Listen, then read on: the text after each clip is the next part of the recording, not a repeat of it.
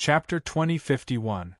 Who, accompanied by a long exhalation sound, a stream of air visible to the naked eye quickly flew out of Ito-Sei's mouth like an arrow.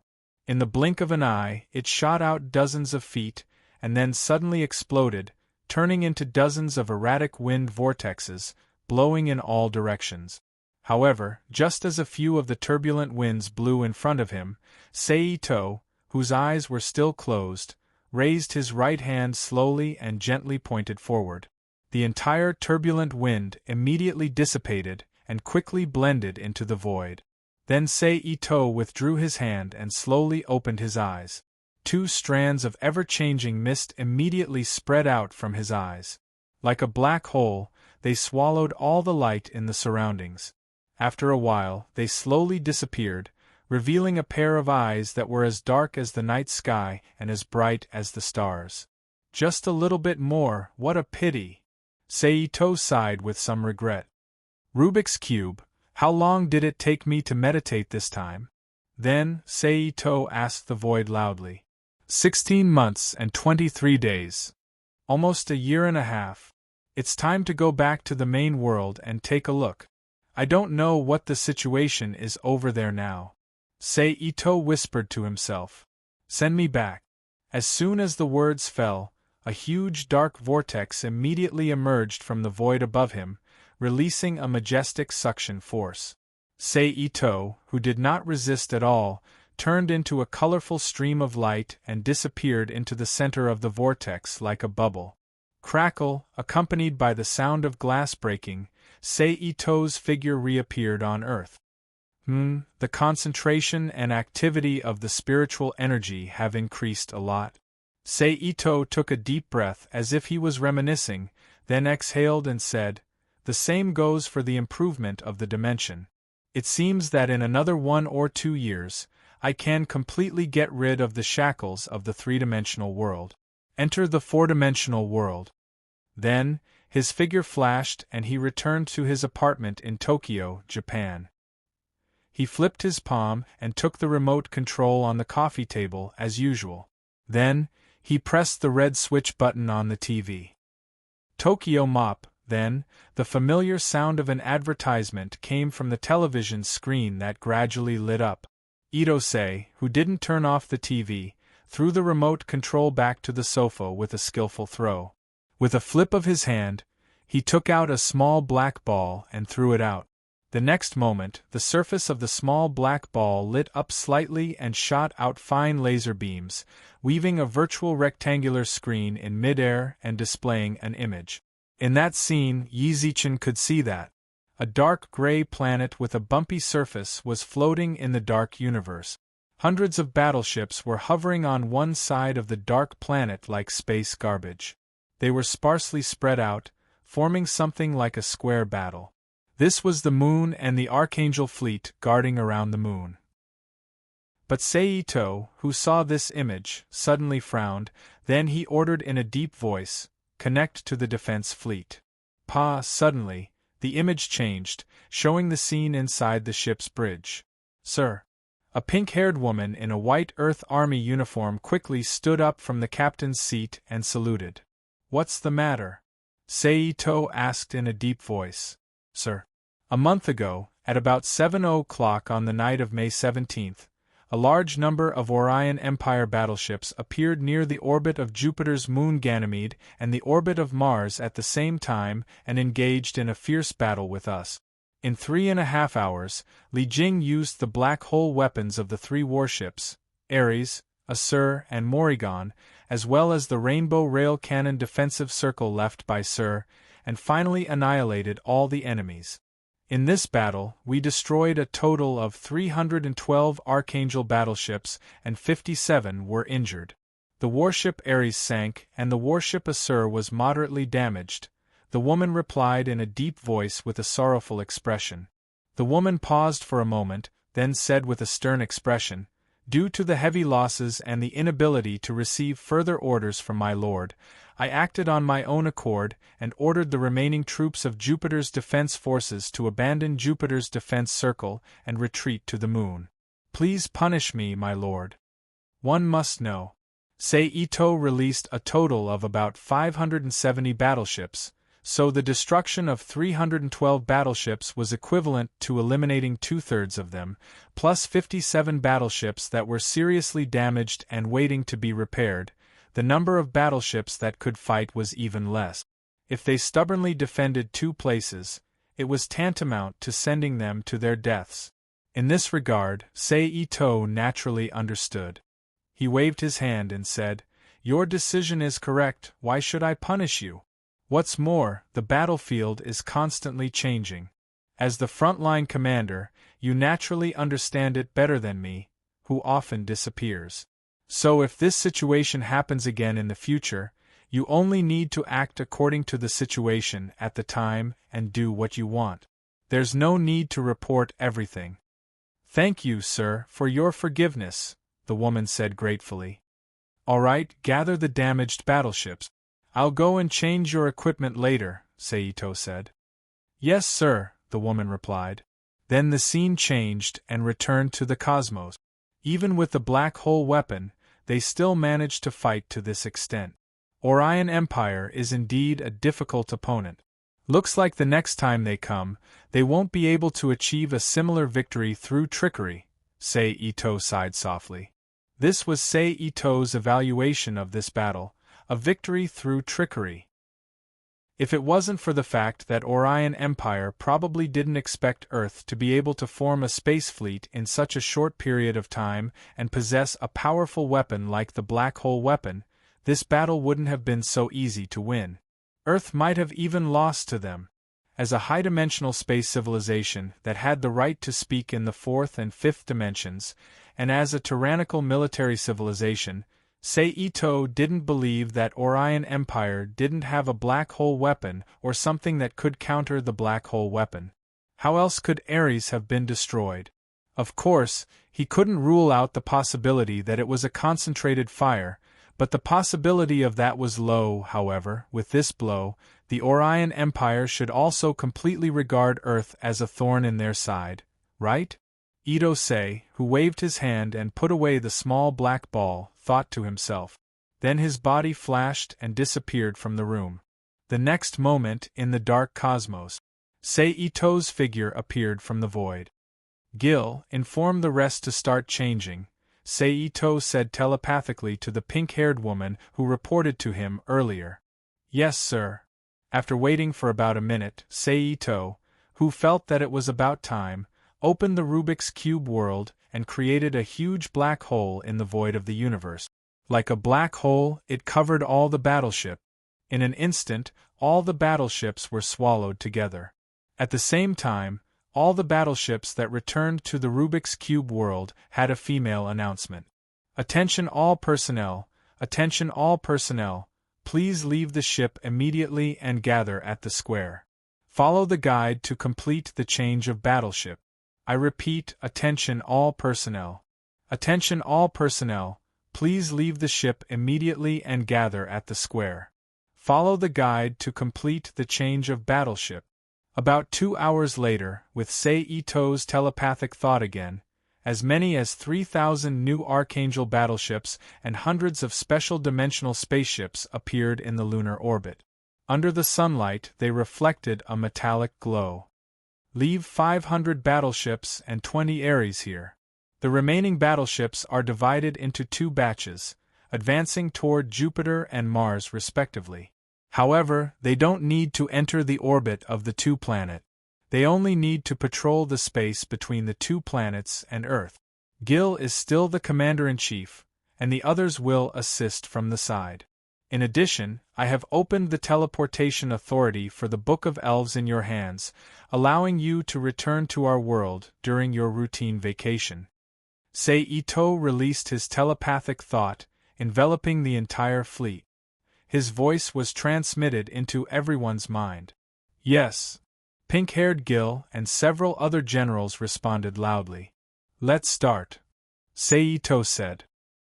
Almost at the next moment, the propellers at the rear of all the battleships lit up at the same time, blooming bright light outward, pushing the battleships slowly into 3 batches and scattering according to Ito's instructions. I hope it's enough, otherwise, I can only take the risk of going to a useless world and use Thunder Tree technology as a base. Looking at the two battleships that were gradually disappearing, Seito couldn't help but sigh. Then his figure flashed, and he returned to his apartment in Tokyo, Japan. Then he didn't stay in the house for long. After turning off the TV with the remote control, he launched the space ability again and flashed to the ice crack in the Himalayas.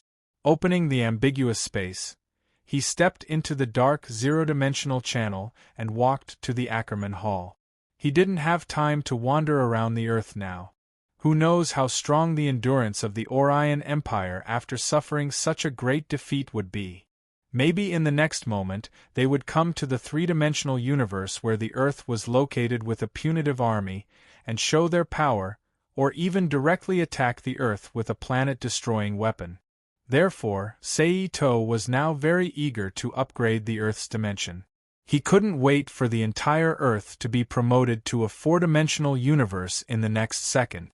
With the Akasha system's authority greatly increased, it used the planetary authority granted by the universe to shield the surrounding space, making it difficult for the Orion Empire to come over.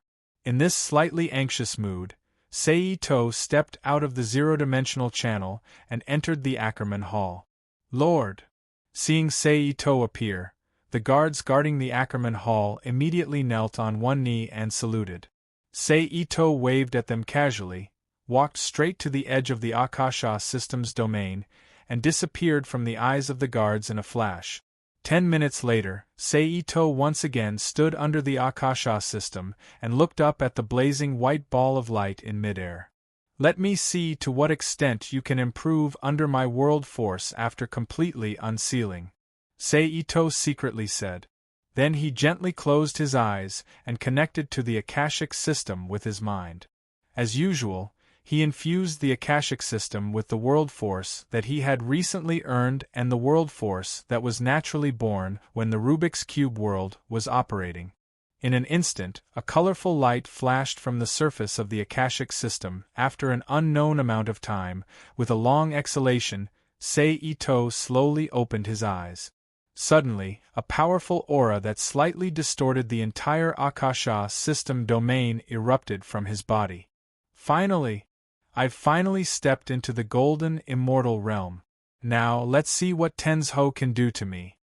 The corners of Seito's mouth curled up slightly, and he softly sneered with a biting cold expression. In the Akasha system's feedback of the universe as usual, Seito finally broke through the barrier of the golden immortal realm that he encountered after absorbing Kied's soul. He officially became a golden immortal who could touch the laws with his soul and grasp the surface of the true laws. However, after reaching the golden immortal realm, because the future promotion had to be done through comprehending the laws to condense the Tao fruit, the feedback of the Akasha system was not as effective as before. Therefore, although he still obtained a lot of benefits, it only stabilized Seito's golden immortal realm, and did not directly push his realm to a certain edge like before. Of course, the price he paid was also high. That was, under the scouring of the world's power, his body and the power in his body were once again poisoned by the assimilation of the world's power. He needed a certain amount of time to recuperate and adjust before he could recover. However, Seito was already prepared for this, so he was not surprised and calmly accepted it. Then he raised his head and looked at the Akasha system that had turned back into a white ball of light. He narrowed his eyes slightly and thought to himself, I still need at least 2 more infusions of this level, as long as there is a number. Then Seito did not stay any longer. He withdrew his mind, turned around, and left the Akasha domain. He returned to the Ackerman Hall and stepped straight into the ambiguous space under the gaze of many guards. He passed through the zero-dimensional channel and returned to Earth. Speaking of which, I forgot to go back to Shenangjia to take a look. I don't know what happened there after I left. Seito, who was suspended in the blue sky, turned his head and looked in the direction of Shenangjia.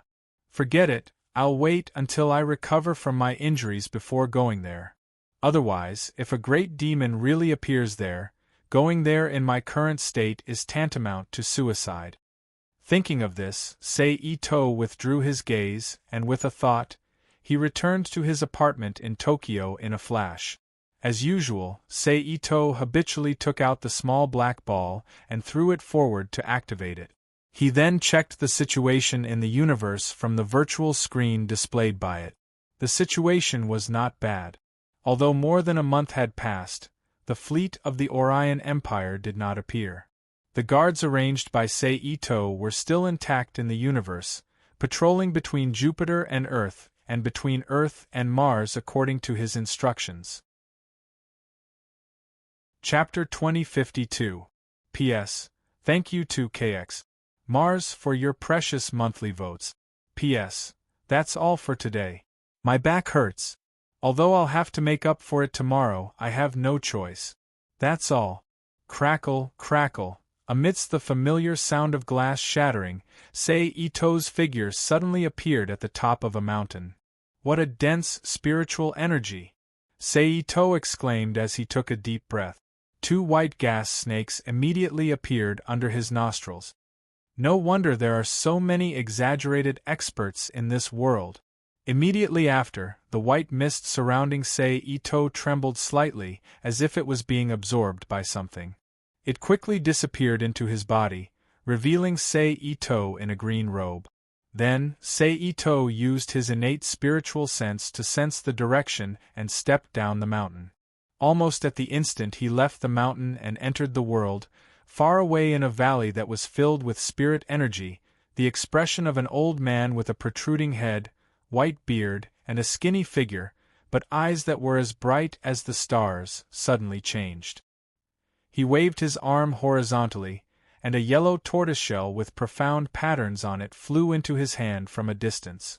The 5 fingers of his right hand touched together, and he seemed to be calculating something in ink like a street fortune teller. After a moment, the old man's face turned pale. He suddenly opened his mouth and spat out an arrow of blood. His expression turned ashen. I can't calculate it? The old man's expression changed as he muttered to himself. It seems that my great Shang is really going to enter the autumn of many generations. With a sigh, the old man threw the tortoise shell aside and sat down cross-legged. He circulated his energy through his eyes to recover the damage caused by the backfire of the factoring method. Was I discovered just like that? I've underestimated the experts of this world. At the same time, Sei-Ito, who was walking in the forest, paused and looked up at the blue sky. Then, he retracted his gaze and continued down the mountain. With Sei-Ito's speed, a wilderness appeared in front of him in about 20 minutes. Then, Sei-Ito casually sensed the direction and chose a direction. He strode forward. When night fell, Sei-Ito found himself in a bustling city. However, just as Sei-Ito was about to find a place to rest and ask where he was, a violent yuan-chi fluctuation came from afar. Sei-Ito raised his eyebrows when he sensed the yuan-chi fluctuation. In a flash, he disappeared from the street and rushed towards the center of the yuan-chi fluctuation. Half a minute later, the top of a mountain was covered in snow. However, Sei-Ito was able to see the black smoke rising from the top of the mountain. The core of the yuan-chi turbulence was in the belly of the mountain near the top. Sei-Ito looked up at the sky and thought to himself, "Don't tell me I just happened to run into that?" In the sky, a huge round moon that looked like a golden plate was hanging high in the sky, emitting a gentle and cold light. As expected, of course that was just a thought. However, his feet did not stop at all. His body moved like a wisp of smoke towards the mountain. On the platform near the top of the mountain, several villains with strange figures, clothes, and appearances could be seen at a glance. They were clearly not good people. Their figures were nimbly shuttling through the surrounding armored soldiers. They waved the sharp blades in their hands and killed the soldiers who squeezed forward one by one as if they were chopping vegetables. How could their arrogant and invincible appearance be described with the word arrogant? However, it was not as if there was no one who could stop them. Among the many soldiers, there were also several old and young men and women wearing armor. They were either holding a hard bow, a bamboo tube, or thin needles and simple books. They were fighting with the villains to prevent more soldiers from dying. Even so, there were still a large number of soldiers who died in the hands of the villains. Their corpses littered the ground and their blood soaked the earth. Among them, there was a tall and sturdy man. However, the color of his skin was different from that of humans. It was a coquettish sky blue. His upper body was naked, and he wore a pair of cloth pants that were almost the same color as his skin. His feet were wrapped in iron gold boot. His skin was red, and his hair was scattered like that of a savage. There was a headband and a fang-like yellow menace embedded on his forehead and lips. His face was ferocious like an evil spirit. The guy who waved the mace in his hand could always bring out a bloody wind. Clang! At this moment, the blue-skinned man who had just turned around and forced the man and woman to attack suddenly slammed the mace in his hand on the ground. He raised his hands high and slapped them on the top of his head. He opened his mouth and let out a shocking roar. Ah! In an instant, a coquettish dark green light visible to the naked eye flew out from the heads of the surrounding dead soldiers. As if attracted by something, it quickly flew towards the blue-skinned man's hands that were pressed on the ground. As he straightened his body, it gathered into a ball and rolled between his hands. From time to time, there would be terrifying skeleton-like scenes emerging from the ball of air, causing the onlookers to tremble in fear. Of course, the blue-skinned man's loud roar did not only create this terrifying ball of air that had a shocking visual effect. Similarly, it also caused the man and woman in front of him to turn pale. Their minds were in a mess, and they looked as if their hearts were palpitating. Then, the blue-skinned man shouted again. He turned around and blasted the dark green ball of air in his hand at the stone door behind him. Ha! In an instant there was a thunderous boom. The huge stone door seemed to have been struck by a thunderbolt. It exploded fiercely. Rubble flew in all directions, and an irregular hole that was big enough for two people to walk side by side appeared. As soon as this happened, the expressions of the old men and women who were fighting the enemy immediately changed drastically. But in the next moment, before the blue-skinned man who had just retrieved his wolf-toothed club could move again, several arrows wrapped in sharp chi shot towards him like lightning, flying towards him. The blue-skinned man spread his arms and used his hands to cover his face. His legs were half bent, and a surge of vigorous yuan chi surged around him. He ignored the attack of the arrows and rushed through the door. It was as if the arrows had hit an iron rock. They broke apart one after another and fell to the ground with a ding-ding-dang-dang sound. At this moment, a middle-aged man in green robes and a tall crown on his head flew in front of the blue-skinned man with a zither in his hands. The end of the zither was like a hammer, smashing towards the blue-skinned man's head. Seeing this, the blue-skinned man did not panic. He reached out with one hand and blocked the end of the zither with a bang. However, just as he was about to swing his arm and destroy the zither, a crisp sound of the zither suddenly rang out. The sound pierced his ears like a sharp sword, causing the blue-skinned man to be stunned. Then, there was the sound of the air being torn apart. Another arrow made of fine iron flew in front of the blue-skinned man. In just a moment, it would have shot into the blue-skinned man's eyes. Good! The bald youth, who thought that his arrow would definitely succeed, shouted excitedly. But in the next second there was a crisp clang. The sharp arrow was blocked by the blue-skinned man's closed eyes. This situation was really unbelievable, but they had no choice but to believe it. They could only sigh at the fact that the other party was not human. Then, the blue-skinned man tightened his grip on the zither and pulled it out of the green-robed man's arms. He injected yuan chi and whipped it at the other party. The green-robed man was shocked. He hurriedly twisted his body in midair, forcefully dodging the fierce blow. But just as the blue-skinned man was about to follow up with another attack, a new wave of Yuan Qi suddenly appeared. It exuded a surging aura that shocked him as it rapidly bombarded him. The blue-skinned man did not dare hesitate. He quickly changed his target to the other party. He waved his arm and used the zither in his hand to meet the attack. Bang! The large palm landed, causing a dull sound to ring out. But in the next second, the sturdy zither made of precious hardwood exploded. The other party's palm continued to land on the blue-skinned man without slowing down, forcing his body to crash heavily into the stone statue behind him. Boom!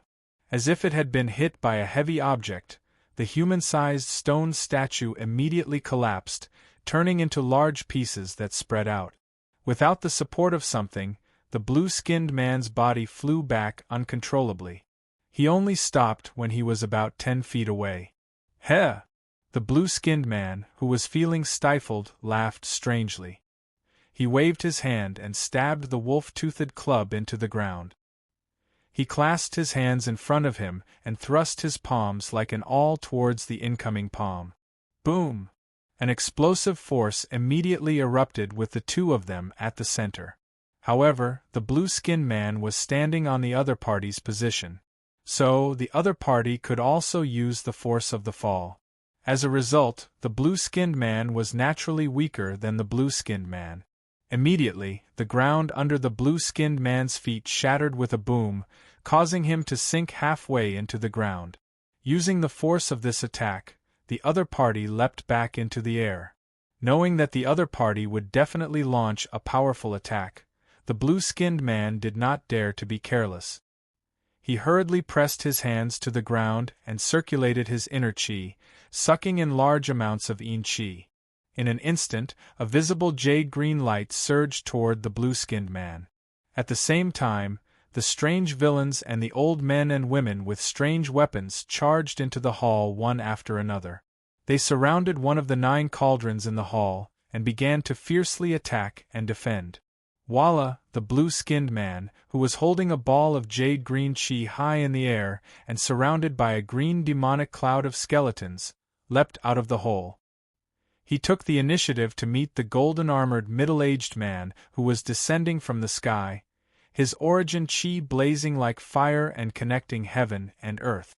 The blue-skinned man activated his demonic art and slammed his palms together with the other party. Boom! Although it was just a clash of palms, a thunderous sound rang out from between the two. Then, a loud sound that was not as loud as the two of them, but still shook the hearts of everyone present, rang out in the stone hall. Clang! The cauldron shattered, the gold-like brass fragments shooting out in all directions like arrows filled with power. Haha, you've broken a cauldron. Let's see if you can still use the 9 cauldrons' wondrous technique. The monk wearing a kasaya and holding a staff laughed loudly. Despicable bald donkey, I'll take your dog life. The green-robed youth holding a brush flew behind the monk and thrusted the brush forward as he roared. Chapter 2053. P.S. Thank you to Bloody Battles in the 3 Realms for your precious monthly vote. A weak scholar like you? You're more like helping me roll my shoes. The monk spun and stepped on the ground with one foot.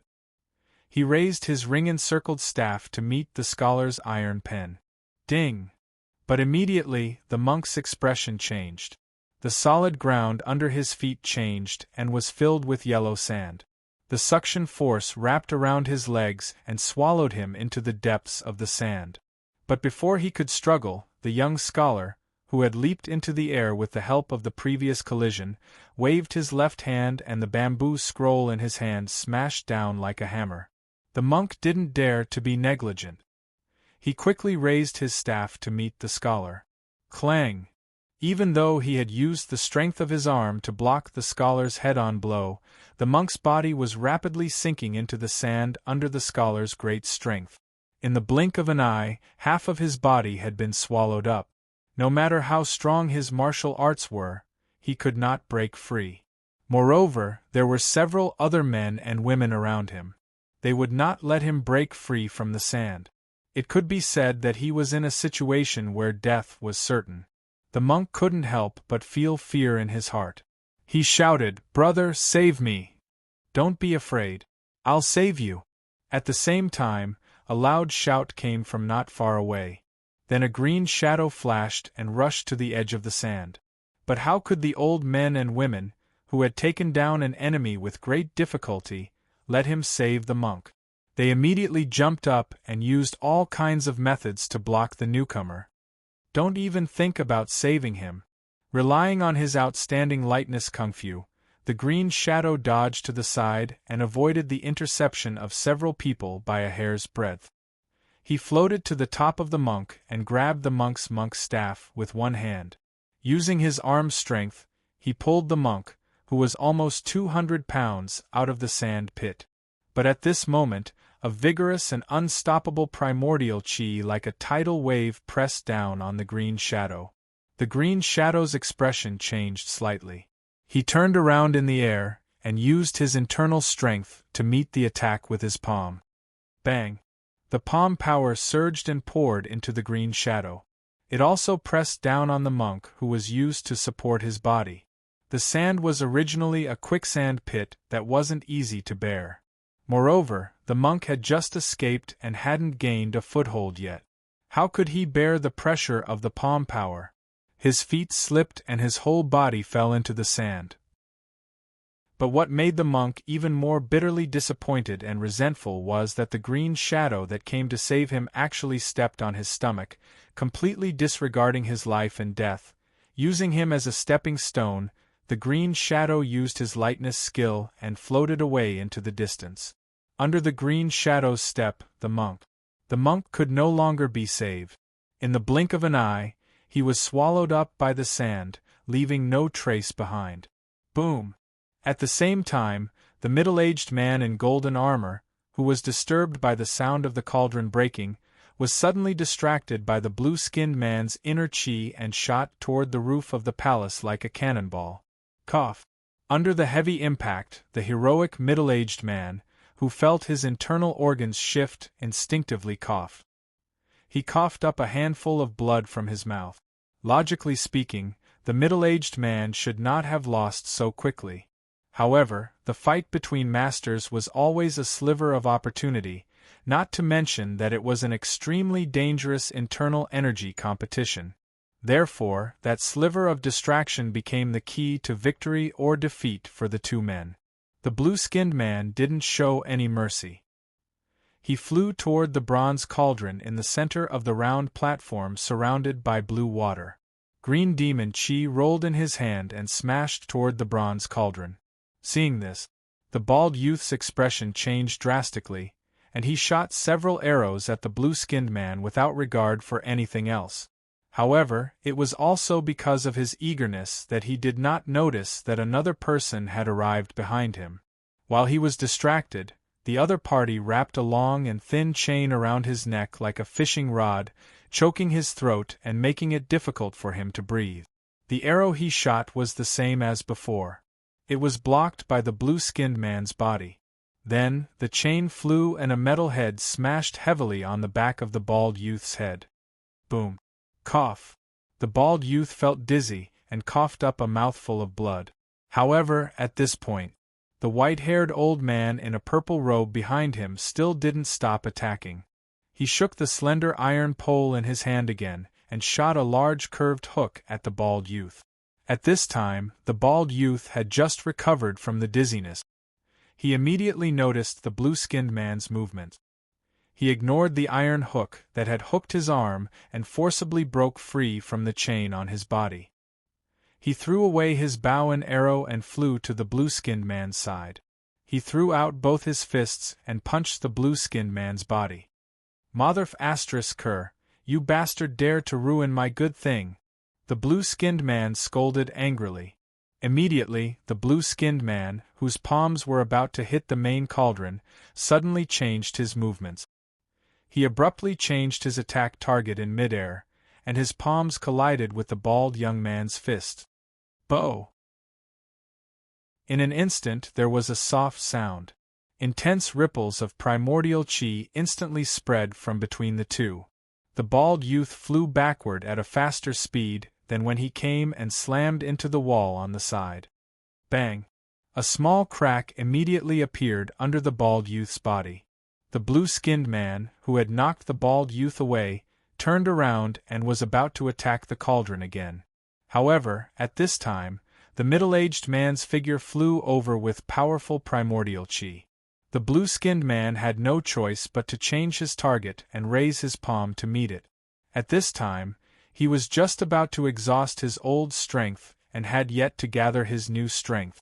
Therefore, with a muffled bang, the blue-skinned man flew back from the side of the cauldron like the bald youth.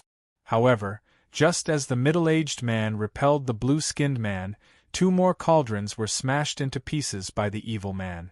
But at the same time, because of the efforts of the middle-aged man and the old men and women, the so-called 9-cauldron wonder technique was finally activated. 5 primordial chi dragons of different colors immediately flew out from the remaining 5 cauldrons, except for the main cauldron, and circled around the entire stone room.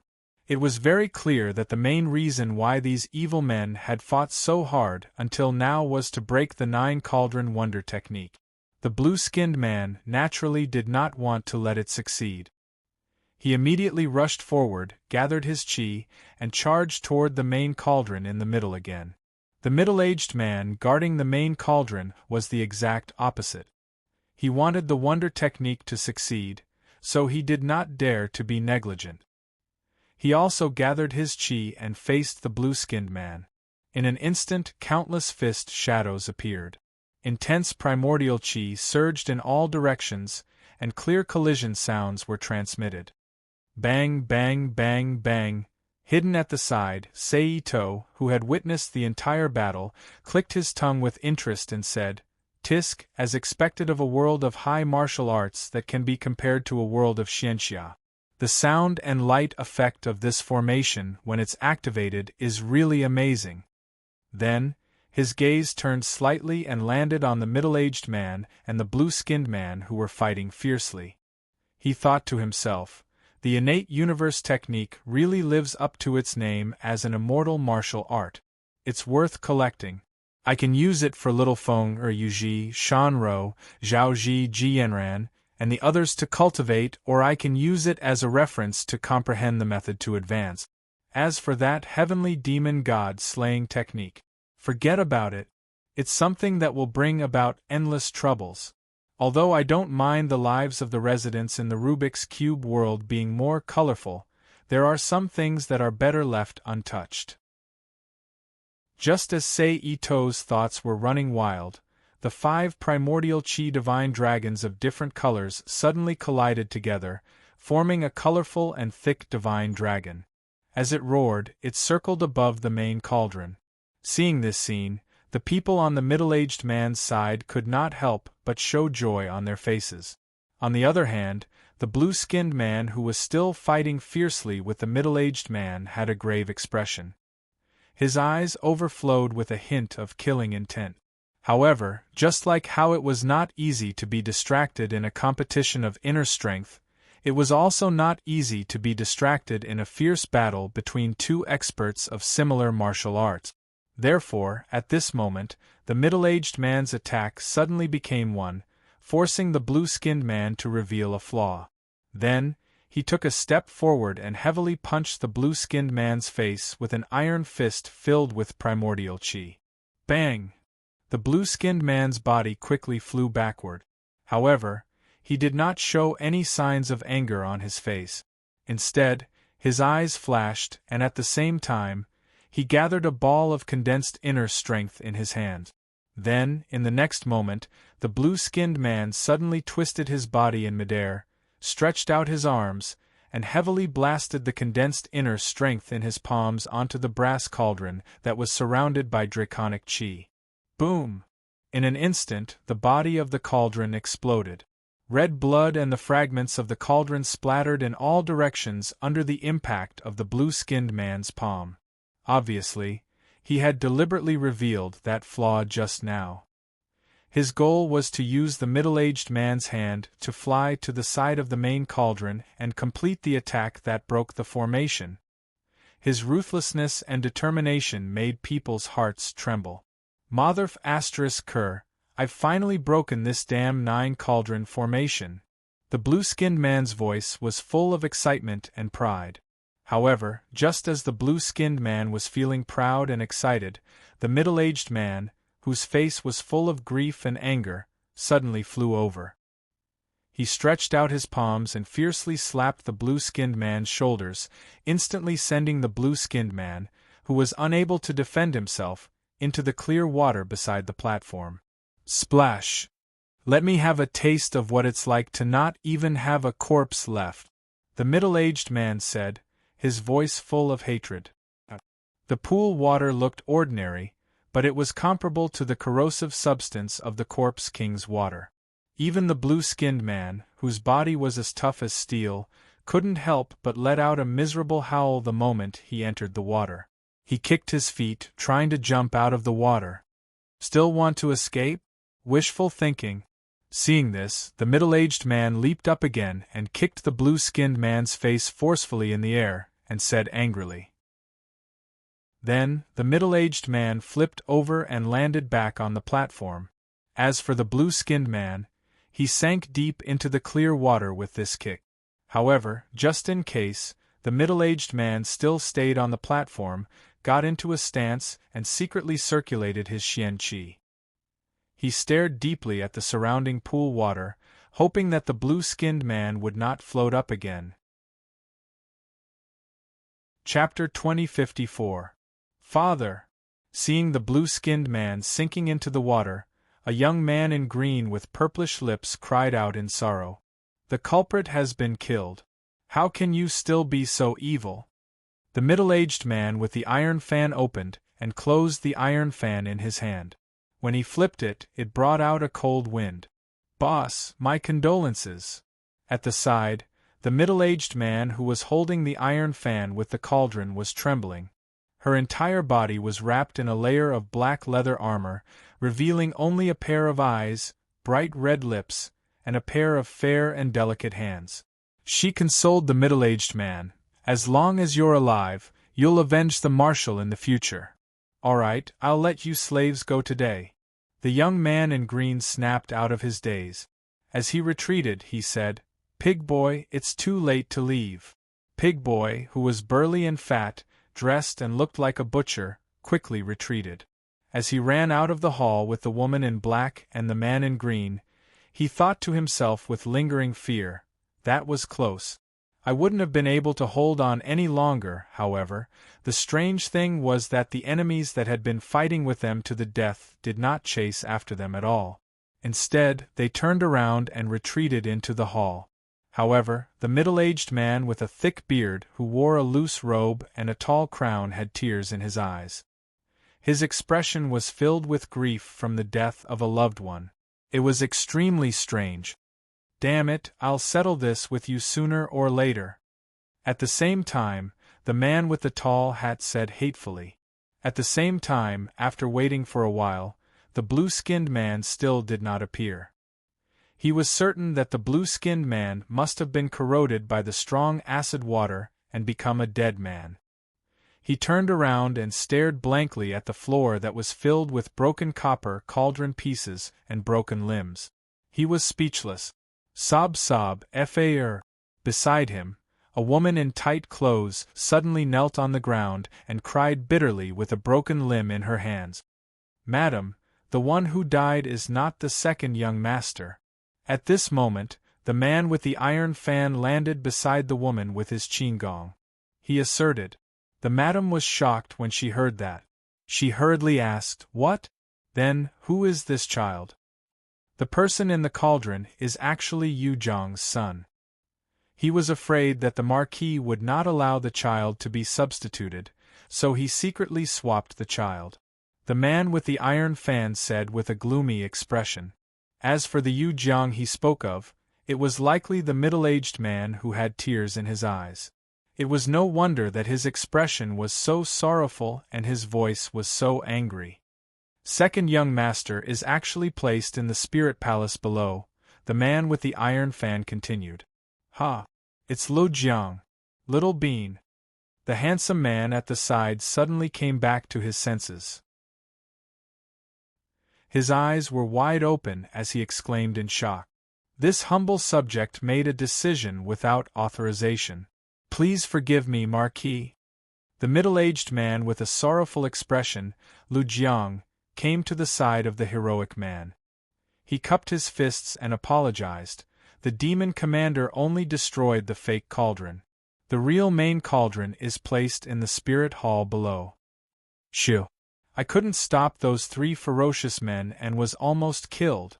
At this moment, along with the sound of panting, a slightly plump bald man wearing a yellow brocade robe with some wrinkles on his round face appeared. An old man with a long gray beard ran over and said. Then he hurriedly urged, "Quickly open the mechanism and see if the main cauldron and the second young master are safe." Hearing the words of the person who came, Lu Jiang hurriedly walked to the side of the giant stone elephant. He stretched out his hands and twisted the hind legs of the giant elephant. In an instant there was a series of kacha sounds, and a circular hole with a diameter of more than 1 meter was exposed from the yin-yang fish pattern in the middle of the platform. Lu Qing's great kindness. This Marquis, the heroic man, who was full of gratitude to Lu Jiang, who used his own child to save his son, disregarded the difference between the monarch and his minister. He rushed to Lu Jiang's side and bowed down. "Marquis, as a minister, I should do my best until my death. It is my son's honor to be able to save second young master." Lu Jiang saw the situation. He hurriedly knelt down before the heroic man and said sincerely. Even Ito-sei, who was watching from the side, couldn't help but feel a faint admiration for his loyalty, but more than that, he was speechless. What kind of kindness and loyalty could make him willing to go against the principles of the natural order? Using his own child to exchange for other people's child? Perhaps it is also for the hundreds of thousands of people in Shichi. Seito sighed in a low voice.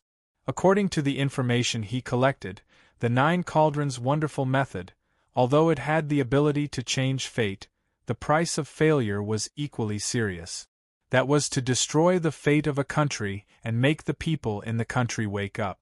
From then on, they would suffer from the disaster of war, natural disasters, homeless and miserable, and suffer the pain of the troubled world. It was also because of this reason that Seito still chose to stand aside and wait for the development of the matter, even though he knew that he could definitely earn a lot of worlds if he acted now. Of course, in addition to this, there was another existence that made him choose not to act now, but that was a matter for the future and had nothing to do with the present. The heroic man, the Marquis of the West, Ji Chang, quickly reached out to help Lu Jiang up and held his hand tightly. For a moment, he and Lu Jiang fell silent. Fortunately, it did not last long, and then they were interrupted by the bald old man. "There's no time to lose, let's go down quickly." So they did not hesitate and used their lightness skills to fall down from the hole. It was still a large hall, but it was different from the crude hall above. Not only was this hall exquisitely built, with a round dome and intricately carved stone dragons on the stone walls, there were also some simple decorations. 4 large red lacquer pillars with golden divine dragons and black dragon cloud patterns engraved on the surface stood in 4 directions. Exquisite stone figures that looked like terracotta warriors and horses and square stone pedestals that looked like nunneries stood around the hall at intervals. Several stone steps were slanted to the center to form a connection. In the center of the arc-shaped pit in the center of the hall, a dark copper cauldron that was more than 2 meters tall stood in the middle. Its ears were raised to the sky, its mouth was open, and its surface was intertwined with 2 dragon scales. It was unknown if it had not been opened for a long time or for some other reason, but a gust of cold air surged the moment everyone landed, enveloping the Marquis of the West and the others. They could not help but feel shocked. Among them, the female guard in embroidered gown shivered under the stimulation of the cold air because her inner strength was not high. At the same time, The 5 different colored dragons that were originally scattered also seemed to have found their way home. They flew down from the hole with everyone and hit the big cauldron below. The cold air is so powerful. Will Fa be frozen inside? The madam asked worriedly when she saw how powerful the cold air was. As for the main character she was worried about, GFA, he sat cross-legged in the big cauldron with a calm expression. Under the protection of the blazing energy emitted by the red gem that was born with him at his waist, he said to himself proudly, I GFA am not afraid of the cold. However, at this moment, a large amount of blazing flames spewed out from the many holes in the ground below the big cauldron and burned towards the big cauldron. Everyone, open it too late. The extreme Yin Qi of the 9 cauldron wonder technique has triggered the extreme Yang Qi of the underground. The earth fire. The fat old man's expression changed when he saw this. He used his qigong to retreat while reminding everyone loudly. The others did not dare to hesitate when they heard this. They also used their qigong to retreat from the cauldron. Almost at the same time that everyone retreated, more flames spewed out, burning the copper cauldron in the center like a big pot. Not long after, the hall, which was originally as cold as an ice room, became steaming hot. The combination of yin and yang is the highest realm of the 9 cauldron wonder technique. The power of the universe is enough to move fortune and misfortune, the fat old man said in a resigned tone. Fa is in the cauldron. How can he withstand the cold and heat? The madam looked at GFA and asked anxiously. Madam, whether the child has the fortune to live in this world or not depends on whether he can withstand this ordeal. Although he was also worried about losing the child in the cauldron, as a man and the person in charge, he naturally had to bear the burden. Therefore, Ji Chang's expression did not change as he comforted her. Madam, the second young master is blessed. He will definitely be able to withstand it. Don't worry too much, the female guard comforted. Now is the most important time. As long as he can withstand this 15 minutes, the 9 cauldron wonder technique will succeed. The fat old man said with a solemn expression. I hope that the ancestors will bless Fa and the 100,000 people and let them escape from this calamity. Ji Chang raised his head and looked at the 5 dragon cauldron in front of him. He prayed. However, not long after his voice fell, a burst of wild and complacent laughter echoed in the quiet hall. Ha ha ha, you bunch of idiots, do you think you can fool me? I'll beat you at your own game and expose your tricks. Watch me smash this cauldron into pieces. The blue-skinned man, the demon commander, who was supposed to be dead, suddenly appeared at the entrance of the cauldron. He gathered his strength and quickly slammed it down on the cauldron below. Everyone was completely unprepared for this unforeseen event. By the time they wanted to stop it, it was already too late. They could only watch helplessly as the demon commander's palms landed on the cauldron. Boom! In an instant there was a loud sound and a large number of deep and terrifying pitch-black cracks appeared on the cauldron's body. Fortunately, the cauldron was not shattered in one blow. The cauldron still managed to maintain its basic form. The energy overflowed and blew away the earth fire below the cauldron. How could Ji Chang endure seeing the demon commander so arrogant? He immediately ignored the earth fire and rushed to the side of the cauldron, slamming his palm at the demon commander. The demon commander used his strength and stepped on the air, nimbly dodging Ji Chang's thunderous attack as if he was stepping on clouds. In a while it will succeed. We can't let the demon commander destroy it, the fat old man said loudly. At the same time, he used his qigong to leap up and attack the demon commander in midair. Yu Jiang and the man with the iron fan did not hesitate either. They both channeled energy into their palms and attacked. The demon commander lived up to his name. He completely lived up to the word demon in his name. He ignored the 3 ministers' attacks and roared. Once again, he slammed his powerful inner energy onto the cauldron that was about to shatter. Boom! Bang bang bang! At the same time, The three ministers' attacks also landed on the demon commander's body without missing a beat. The cauldron was indeed the main cauldron created by the 9 cauldrons wonder technique. Its body was abnormally sturdy. After receiving 2 ferocious attacks from the demon commander, the cauldron's body still managed to maintain its complete form and did not shatter like the outer cauldron. At the same time, Ji Chang turned around and counterattacked. Due to the interaction of his inner energy and vitality, his palms transformed into an image of an elephant and slammed towards the demon commander with a powerful force. Motherf Ker, are you relying on your advantage in numbers? The demon commander said disdainfully. However, he had made up his mind. Even if he was seriously injured, he would borrow the strength of Ji Chang's palm to destroy the cauldron. This would cause the wonder technique to fail and complete the king's mission. Then, he held the cauldron with his right hand and swung his left arm to meet GFA. In a split second, there was a muffled bang. The demon commander's body shook. The cauldron under his right palm finally could not withstand the powerful attacks and completely shattered. The fragments turned into arrows and shot out in all directions. Then, raging flames spurted out and merged with the cold dragon in the air, enveloping the young man, GFA, who was exposed from the cauldron. Oh my God! Did the 9 cauldrons wonder technique succeed?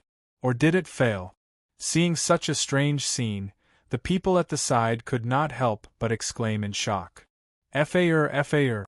On the other hand, the madam was worried about her son's safety.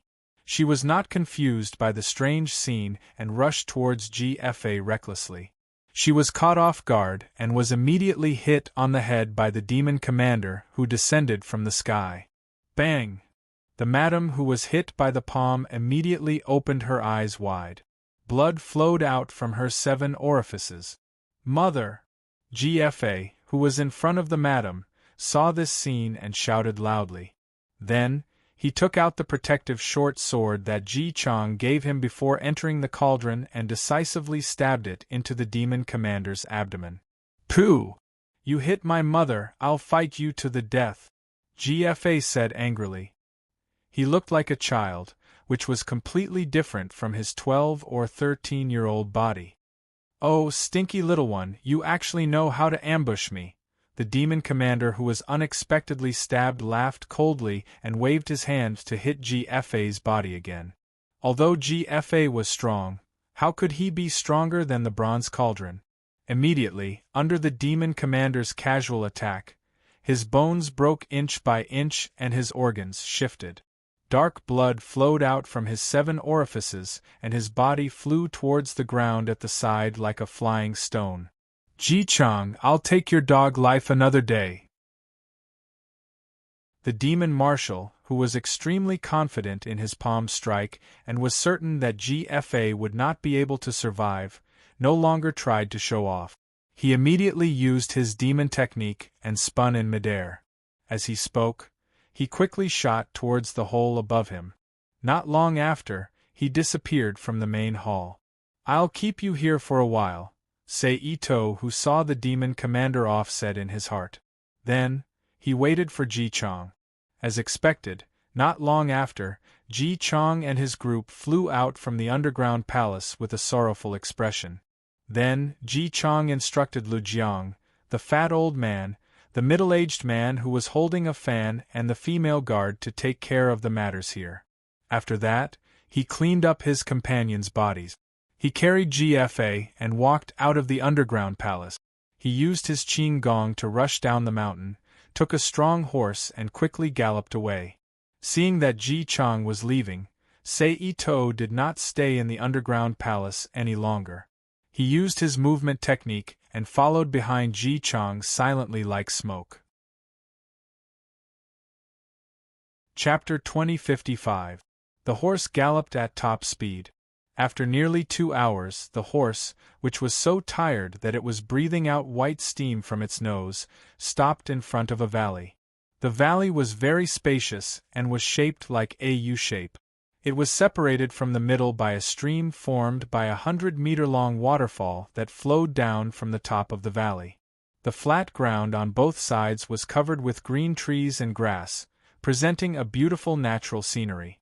"Senior, Ji Chang requests to see you." Ji Chang jumped off the horse, carried GFA and walked quickly to a tall rock beside the stream. He then put GFA down and knelt on one knee beside him. He faced the direction of the waterfall and cupped his fist to salute. In a moment, the waterfall suddenly split in the middle. A person wearing a green robe with a Tai Chi pattern flew and landed in front of Ji Chang. The newcomer was a fat man. His belly was protruding like a pregnant woman's belly. His stature was not short, about the same height as Ji Chang, about 1.7 meters or so. His face was round, his eyebrows and the mustache above his lips were curled upward, very much like Lu Xiaofeng's 4 eyebrows. His hair was loose, combed very tightly, and finally tied up on his head with a slender golden hoop. "What are you doing here again?" the person said impatiently. "Senior, please save FA." GFA, who was already used to the person's temper, was not angry.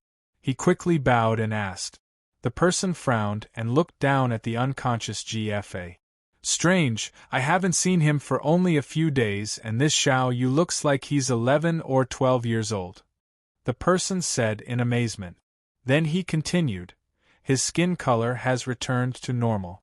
The 9 cauldrons technique has taken effect. The heart-protecting jade I gave him could protect his heart, but it couldn't protect his limbs and bones. The demon commander's palm injured him like mud. It seems that only by using the Great Rebirth technique can he save his little life. Senior brother, please give me some pointers on how to carry out the Great Rebirth technique." Hearing what the person said, Ji Chang anxiously asked. "Forget it, your internal injuries are very serious. How can you use the technique? Leave it to me." The person waved his hand and said. It seemed that although his attitude towards Ji Chang was a bit bad, however, he was a man with a cold face but a warm heart. He had a sharp tongue but a soft heart. "Senior, using this technique, I lost 30 years of cultivation and delayed your ascension," Ji Chang said emotionally. "Sigh. When I'm worried about my son, I don't have anything to worry about. I'm only worried that I can't become an immortal. Originally, I would have been able to ascend after cultivating for another 20 years. The heavens are looking out for Xiao Yu. I can't just stand by and watch. Alas, I can only delay my ascension to immortality by 30 years."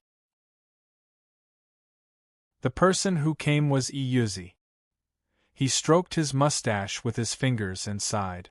"Thank you, senior brother, for your kindness. Chang will never forget it." Ji Chang was overjoyed. He hurriedly knelt down again and thanked sincerely. "Bah! Don't try this. In 49 days I'll return you a fierce son." Iyuzi's expression changed, and he spoke with a disgusted tone. "Senior brother's lifelong wish is to become an immortal, to stay away from women and the mortal world. Now that he's willing to sacrifice 30 years of cultivation, Fa is truly blessed." Ji Chang exclaimed. "Touch the father and son. Consider me unlucky." Iyuzi scratched his broad forehead and curled his lips as he spoke. Afterwards, Ji Chang and Iyuzi chatted for a bit more before they parted ways. They rode their horses back to the capital city. The descendants of those loyal imperial bodyguards who died in battle for him and GFA, Iyuzi used his internal energy to lift GFA's body. He used his qigong to fly to the top of the valley like a crane, and took several huge lotus leaves to make a soft cushion. He placed GFA on top of it and sat down cross-legged beside GFA. Time passed, the moon set and the clouds rose. Brilliant golden light shone from the horizon in all directions. At this moment, Iyuzi suddenly jumped up and stood at the edge of the cliff with his hands raised high. He put his palms together above his head, and immortal chi surrounded his body as he swallowed the sun essence in large mouthfuls. In the process of swallowing, a ball of red cloud that emitted a blazing aura gradually appeared in his palms. An hour later, A magical ball of light that looked like a small sun appeared in Iyuzi's palms. Then, Iyuzi leaped up and sent the magical ball of light into GFA's body with his head down and feet up. Bo! The energy overflowed and blew up light smoke all over the sky. During this process, Iyuzi's figure expanded. He changed from the fat man who looked like a profiteer to a majestic middle-aged man who was more than 6 feet tall and had a handsome face. It seems to be similar to the shrinking body and condensing chi technique used by Zhen Yi. Using the earth escape technique to hide his body in the soil, he used the biological machine to monitor Iyuzi and GFA. Seito thought to himself. For the next 7 days, Iyuzi used his cultivation technique to absorb the essence of the rising sun and poured it into GFA's body, helping him recuperate and heal his injuries. As a result, GFA's face gradually regained its color, and he finally woke up from his long coma. "Yes, Martial Uncle," GFA said in surprise. "Brat, you woke up on time. My 7 days of hard work were not in vain." Seeing that GFA woke up, Iyuzi, who was happy but still had to pretend to be happy, said faintly, "I can't move my limbs. What's going on?" GFA didn't listen much and was about to struggle to get up. However, he was immediately stopped by the intense pain that came from his limbs. "You're lucky to be able to keep your life. You still want to jump around?" Iyuzi sneered. "Martial Uncle, please save me. I want to avenge my mother." GFA's face was filled with hatred as tears flowed down his face. "Bah! How could a man shed tears so easily? Ridiculous!" Iyuzi glared and reprimanded angrily. "Martial Uncle, heroes don't cry easily because they haven't been hurt. I hurt my mother. What's wrong with that?" GFA retorted. Seito, who knew his real age, was speechless when he heard him say such mature words. He sighed, as expected of the son of the world, the protagonist of destiny. He even knows how to use knowledge without learning. "Ah, you're actually throwing a book bag? What kind of hero are you? Why are you crying?" Iyuzi said sarcastically, "Let me ask you, which is more important than the safety of the country and personal grudges?" "Of course the country is more important. The safety of the millions of lives is 10,000 times more important than personal grudges," GFA answered without thinking. "That's right. You know how to judge the severity of the matter. You're worth saving." Iyuzi nodded and praised. Then he asked, "If you can recover, what will your ambition be?" "To protect the country and the people. Today, the war will end and the people will live in peace." GFA thought for a while and answered. "As expected, you have the benevolence of the Emperor.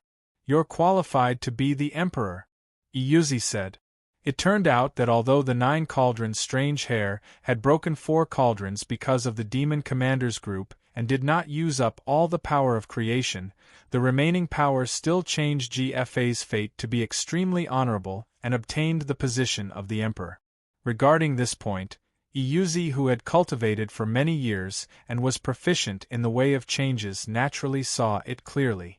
That was why he asked and answered the question. He wanted to see if GFA's character was worth his 30 years of cultivation and the price of delaying his ascension to immortality to save him, and the result naturally made him very satisfied. "Uncle has already stabilized your pulse. Now I'll teach you the inner strength mental cultivation method. Practicing diligently can help you recover faster," Iyuzi said again.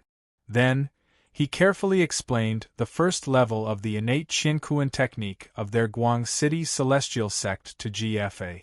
At the same time, Seito, who was hiding underground and using the biological machine to monitor the two of them, also silently recorded it down.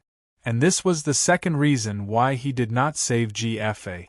It was because he wanted to use GFA's injury to eavesdrop on the complete version of the innate Shinkuan techniques inner strength mental cultivation method and the 7 unique Shinkuan techniques cultivation method from Iyuzi.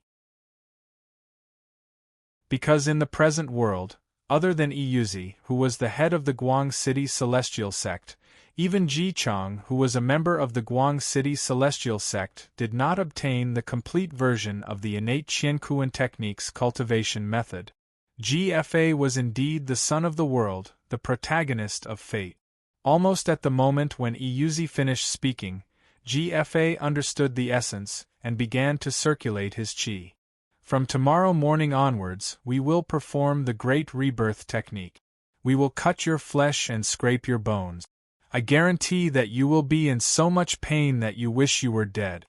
Iyuzi reminded. No matter how painful it is, I can endure it. But, I'm thirsty and hungry now. GFA, who did not know how painful it was to cut his flesh and scrape his bones, said sincerely. I'll let you drink something to fill your stomach. At this time, Iyuzi took out a small bronze pot and placed the pot's mouth next to GFA's mouth. Drink slowly, don't choke your throat. Don't let a single drop leak out. Ugh! It's so bitter. What's it from? GFA frowned after drinking the pots out. Stinky brat, you don't know what's good for you. This is stalactite. Iyuzi said disdainfully. There's only one pot per month. I can't even bear to drink it. I'm sorry, it's not bitter, it's not bitter. Thank you, Martial Uncle. GFA quickly said. This stalactite can strengthen your foundation and strengthen your physique. Circulate your qi properly and bring out the effects of the stalactite. After feeding GFA all the stalactite in the pot, Iyuzi stood up and said. Then, he looked up at the sky and realized that the sun was very strong. Iyuzi was afraid that GFA would not be able to endure it, so he quickly took out a few lotus leaves and covered GFA's head and body to prevent him from being exposed to the sun. Lie down properly, I'll be back soon, Iyuzi said again. Then, he leaped down the cliff. GFA listened to Iyuzi's words and began to circulate his qi. Then, while Iyuzi was busy, a day passed in the blink of an eye. It was already 10 o'clock in the morning of the second day. These celestial lotus seeds are very precious and have a miraculous effect. Chew them properly. Iyuzi put a handful of lotus seeds into GFA's mouth and reminded him. However, as the person who ate it, GFA's face frowned, and an extremely uncomfortable expression appeared on his face. I don't know how many lifetimes you've cultivated your fortune to be able to obtain celestial fruits so easily. Iyuzi did not care about GFA's bitter expression. He took out a knife from the side and said, I'm going to cut your flesh, hang in there. With a raise of his hand, the knife fell down. A cold light flashed, and the flesh on GFA's arm fell down like withered leaves. The pain came from a distance, and it was so painful that GFA felt as if his soul was going to scatter. However, just like what he said before, he really did not make a sound and endured it. Iyuzi, who was at the side, secretly praised. He hurriedly took out a section of the lotus and cut it open with a knife. He wrapped it carefully around GFA's exposed bones and wrapped it tightly with bandages. Chapter 2056. P.S. Thanks to Crimson Moon Lily and Rose Emperor Wu for their precious monthly votes. Coincidentally, the sun was rising from the east. Iyuzi quickly stood up, gathered his power in his arms, and began to absorb the essence of the morning sun. After another half an hour, the essence was transferred into GFA's body again. However, this time, the main location was the arm that was just bandaged not long ago. Shoo, I'm so tired. It's even more tiring than practicing by myself. After doing all this, Iyuzi sat down on the ground and let out a long sigh. Ah, it's so itchy. It's itchy and painful. It's so uncomfortable. GFA, whose right arm was extremely uncomfortable, shouted. Why are you so noisy? The wound is starting to heal. Of course it's itchy and painful. Iyuzi said impatiently. Sorry, it's not itchy anymore. Martial Uncle, can you teach me more techniques? GFA clenched his teeth and endured the strange feeling in his arm, and changed the topic. Seeing that GFA was so eager to learn, Iyuzi was also very happy. He began to carefully teach GFA even more profound cultivation methods and chant. Naturally, all of this was heard by Sei Ito, who was constantly monitoring their movements and recorded it. In a moment, GFA memorized the technique and recited it out loud without missing a word. Iyuzi couldn't help but be stunned. What's the use of memorizing it? You have to understand how to use it to be considered a master. After a moment, Iyuzi, who came back to his senses, lectured. With GFA's young temperament, he naturally didn't want to be looked down upon by Iyuzi. Thus, he narrated the various main points of the technique. Iyuzi, who was listening, revealed a happy expression and scratched his head. At least you're smart. I'll teach you more advanced techniques, then I'll teach you martial arts moves. Iyuzi immediately decided. Martial uncle, I'll learn all of your techniques very soon. GFA said sincerely. Arrogant before learning. Iyuzi snorted coldly. Don't be arrogant. If you learn anything wrong, I'll spank you until your butt blossoms. Just like this, one taught with heart and the other learned with heart. They didn't know that the secret of their technique was completely exposed. In the blink of an eye, 48 days had passed. Today was the last day, and the great rebirth technique would be completed. Early in the morning, Iyuzi absorbed the essence of the morning sun as usual and infused it into GFA's body. Shoo, I'm so tired. It's finally over. Iyuzi exhaled and stopped his cultivation. He lay down beside GFA and relaxed. Martial uncle, the itchiness in my left leg has disappeared. It feels so good. GFA said happily. Sigh. I'm so tired that I'm about to die. Iyuzi sighed. Martial uncle, can I get up and move around? GFA, who had been lying on the bed for nearly 50 days, asked impatiently. He felt as though his body was about to grow lice. It should be fine. Get up and give it a try. Iyuzi thought about it and said, Really? GFA exclaimed in surprise. Then, he exerted strength in his limbs and sat up. I can really move. GFA, who stood up from the ground again, shouted happily. At this moment, after going through the rebirth technique, the nourishment of the essence of the morning sun, the stalactite, and the lotus seed, GFA's body had grown a lot.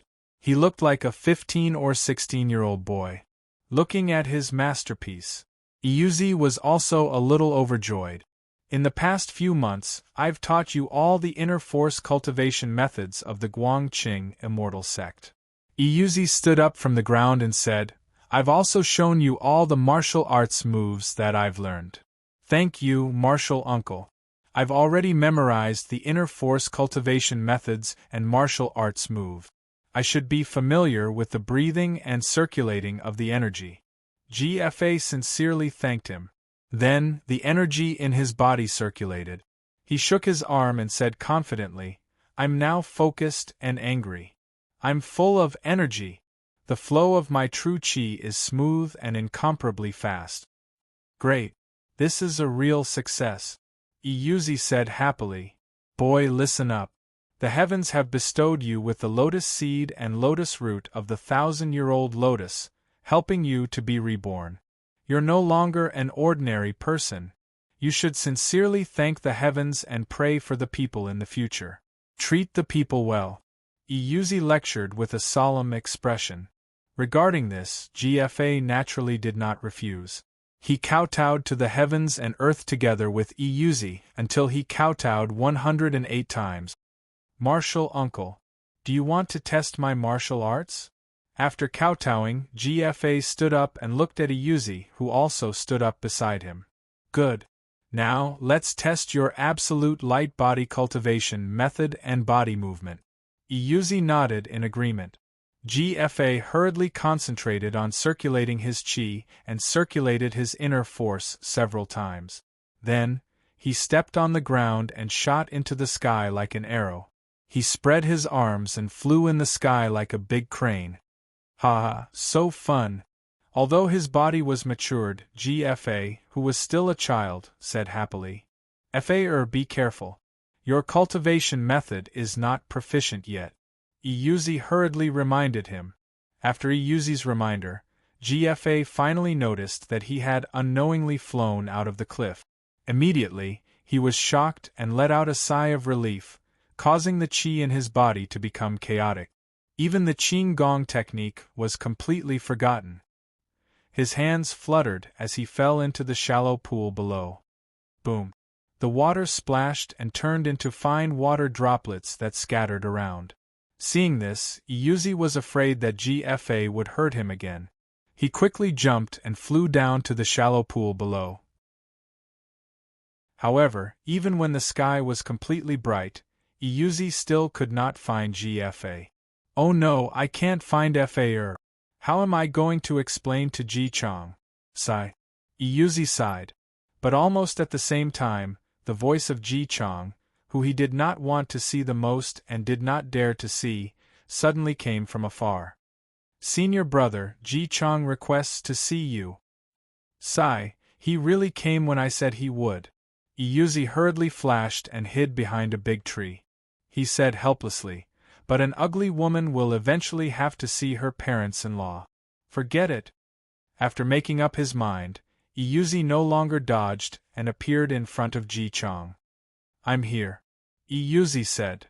"Thank you for your hard work, senior brother. Did you succeed?"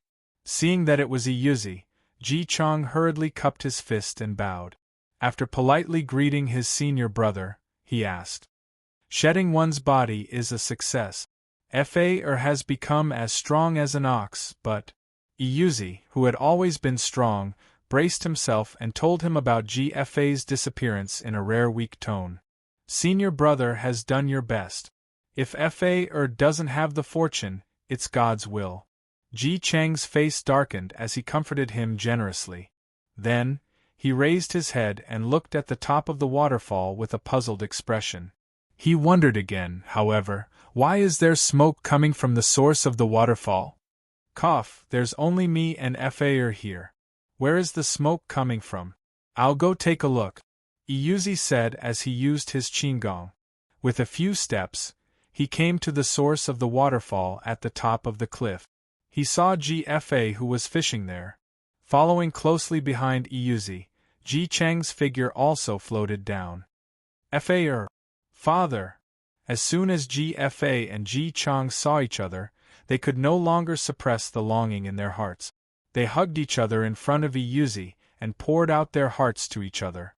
Iyuzi, who suddenly felt a sense of loneliness, felt helpless. He used the excuse of being tired and flew away from the two of them.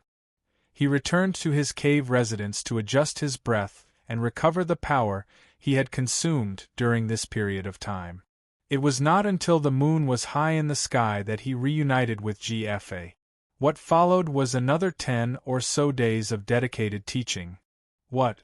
Damn dog, you won't even let a child go." This morning, Iyuzi, who welcomed Ji Chang again, suddenly shouted angrily. Then, he said with some relief, "Fortunately, there are still 3 months. I can still heal in time." "Senior brother, are you injured?" Ji Chang asked with concern. Iyuzi was stunned when he heard this. He had no choice but to tell what happened that day. It turned out that not long after Ji Chang left that day, GFA was attacked by the enemy. Although his life was not in danger, his root was harmed. Fortunately, he was treated in time. Moreover, the reborn half-immortal body was strong enough. It did not hurt his root. He could still use it. He just needed a period of rest. Naturally, Seito, who had been monitoring Iyuzi and GFA, also knew all this. If he was willing, he could even save GFA at that time. However, considering that there was no profit even if he changed this matter, and it might even expose his own relationship, he did not do it in the end. Fortunately, the opponent's martial arts was not too strong, so Fa was saved. Ji Chang rejoiced. "Don't worry, leave everything to me. Even if I have to risk my life, I will protect Fa's safety." Iyuzi patted his chest and promised. Senior brother, Ji Chong will never forget your kindness. Ji Chong quickly cupped his fist and bowed. Ah. Forget it, I want to protect Fa. Not just to help you. Iyuzi sighed. I have always been worried that there is no successor in Guangqing Immortal Sect. It is not easy to find such a good talent like Fa. He is the most suitable candidate. For the future of our sect, I will not allow anyone to hurt him. The determination in his tone was like a sharp blade, making people feel awe-inspiring. A few days had passed since Ji Chang's arrival. On this day, a burst of joyful shouts sounded in the valley. Haha, Marshal Uncle, Fa's P is not painful anymore. GFA jumped and landed beside Iyuzi, and said happily, Little brat, you are making so much noise that you scared all the fish away. Iyuzi, who was fishing, said angrily. Then, he straightened his face and told him that he was going to be sent to Zhaoga City to meet the Emperor. Zhaoga City? Where is that? Is it fun? GFA did not understand. Little brat, you only know how to play. You don't know when a disaster is coming. It is hard to say whether you can survive to Zhaoga City. Iyuzi sighed. This journey is also the beginning of your life's demonic tribulation. Your life is hanging by a thread, so you must not let down your guard. While there is still some time, I must pass on the way to defeat the enemy to you as soon as possible, so that you can protect yourself. After saying that, he grabbed GFA with his palm, and used his Qing Gong to come near the cliff, and started a new round of teaching him 7 unique techniques of Qian Kuan. If you use your legs to attack, the power will be stronger. Especially when you use it with the body of a virgin, it will be invincible and powerful. Chapter 2057. Phew, I finally got my hands on the treasure of Guangqing Immortal Sect. On this day, Seito watched Iyuzi and GFA leave the hidden treasure mountain and used the earth escape technique to get out of the mountain and see the light again. Now it's time to raid the old home of Guangqing Immortal Sect. Speaking of this, Seito smiled and released his psychokinesis to open the waterfall like a curtain from the middle, revealing the hidden cave behind. It should be said that it's worthy of the name of Guangqing Immortal Sect. They even have something like the Water Curtain Cave. Seito whispered as he walked forward step by step in the void toward the cave entrance. Whoosh, the water curtain closed and Seito stood in the middle of the cave hall. The first thing that came into view was a small hall with a diameter of 10 feet. There were no furnishings, only a doorless passage that led directly to the depths of the cave residence. Seito stepped forward and walked into the passage. The passageway was not a straight line. Instead, it seemed to have been formed naturally with some twists and turns. It was not long, only about 10 meters or so. The slanted passageway led to the interior of the mountain. At the end, it suddenly split into 3, leading to 3 different directions. Seito, who was standing in front of the cave entrance, smiled gently. Without seeing him do anything, 2 phantoms suddenly emerged from his body and condensed into a solid body in the blink of an eye. Like 2 ghosts, they rushed into the left and right cave entrances respectively. After that, Seito did not stop and went straight into the middle passage. This passage was still not long, less than 10 meters. After a while it was finished. Then, an empty underground hall came into Seito's sight. The hall was tens of feet wide, in an irregular oval shape, with sharp stones hanging from the ceiling. From time to time, water droplets would drip down along the surface of the stone clock, falling into the ground below or into the pool inside, creating a clear and melodious dee-da sound. A pink flower appeared. The huge blooming lotus flower was growing in the pond deep in the cave. It emitted a soft light, illuminating the dark hall inside the mountain. 1,000-year immortal lotus, Seito said softly while looking at the lotus. This lotus was the most precious treasure of the Guangqing Immortal Sect, the 1,000-year-old immortal lotus. This lotus would bear lotus seeds every 10 years. The number of seeds was uncertain, but all of them had extraordinary effects. Consuming it could increase a person's power by 30 years out of thin air. Using it to heal injuries, it could heal the flesh of life and death, completely healing the bones. It was a rare celestial item in the human world. In addition, the lotus root also had a strange effect. The thing that GFA used to replace his skin and flesh was the lotus root of the immortal lotus. It was a pity. At this time, the lotus seeds and lotus roots were all taken by EUZ to save GFA. If he wanted to get new lotus seeds and lotus roots, he would have to wait for another 10 years. 10 years will pass in the blink of an eye. I can afford to wait. Therefore, Xianlian, why don't you come with me? Perhaps in the future you'll be lucky enough to become an elf, Seito said with a chuckle. At the same time, he had a thought. He took the Xianlian and the pond water into the Rubik's Cube world and planted it in the artificial lake next to the house in the center of the central area, echoing with the world tree that was not too far away.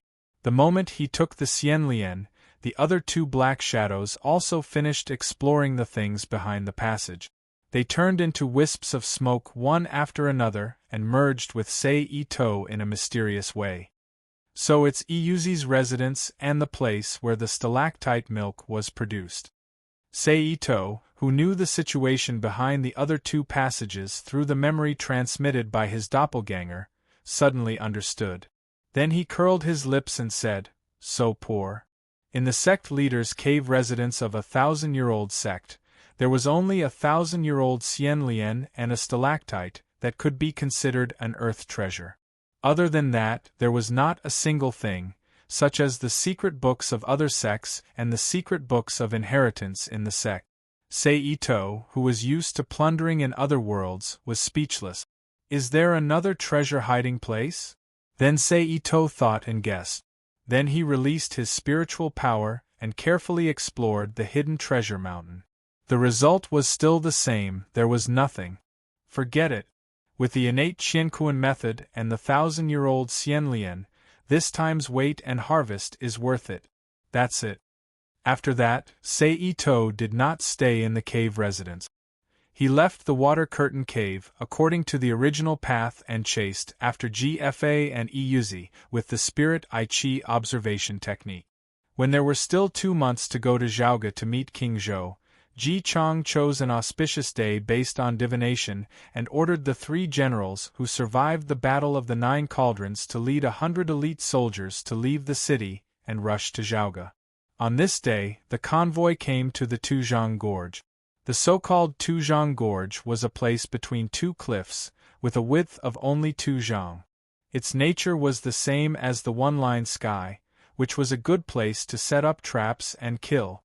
Naturally, as the leaders of the convoy, the ceremonial general and the general were also very clear about it, so they ordered everyone to move forward carefully. Amidst the sound of horse hooves, the convoy entered the Tuzhang Gorge. Just as the group reached a bend, they heard a loud rumbling sound from above their head.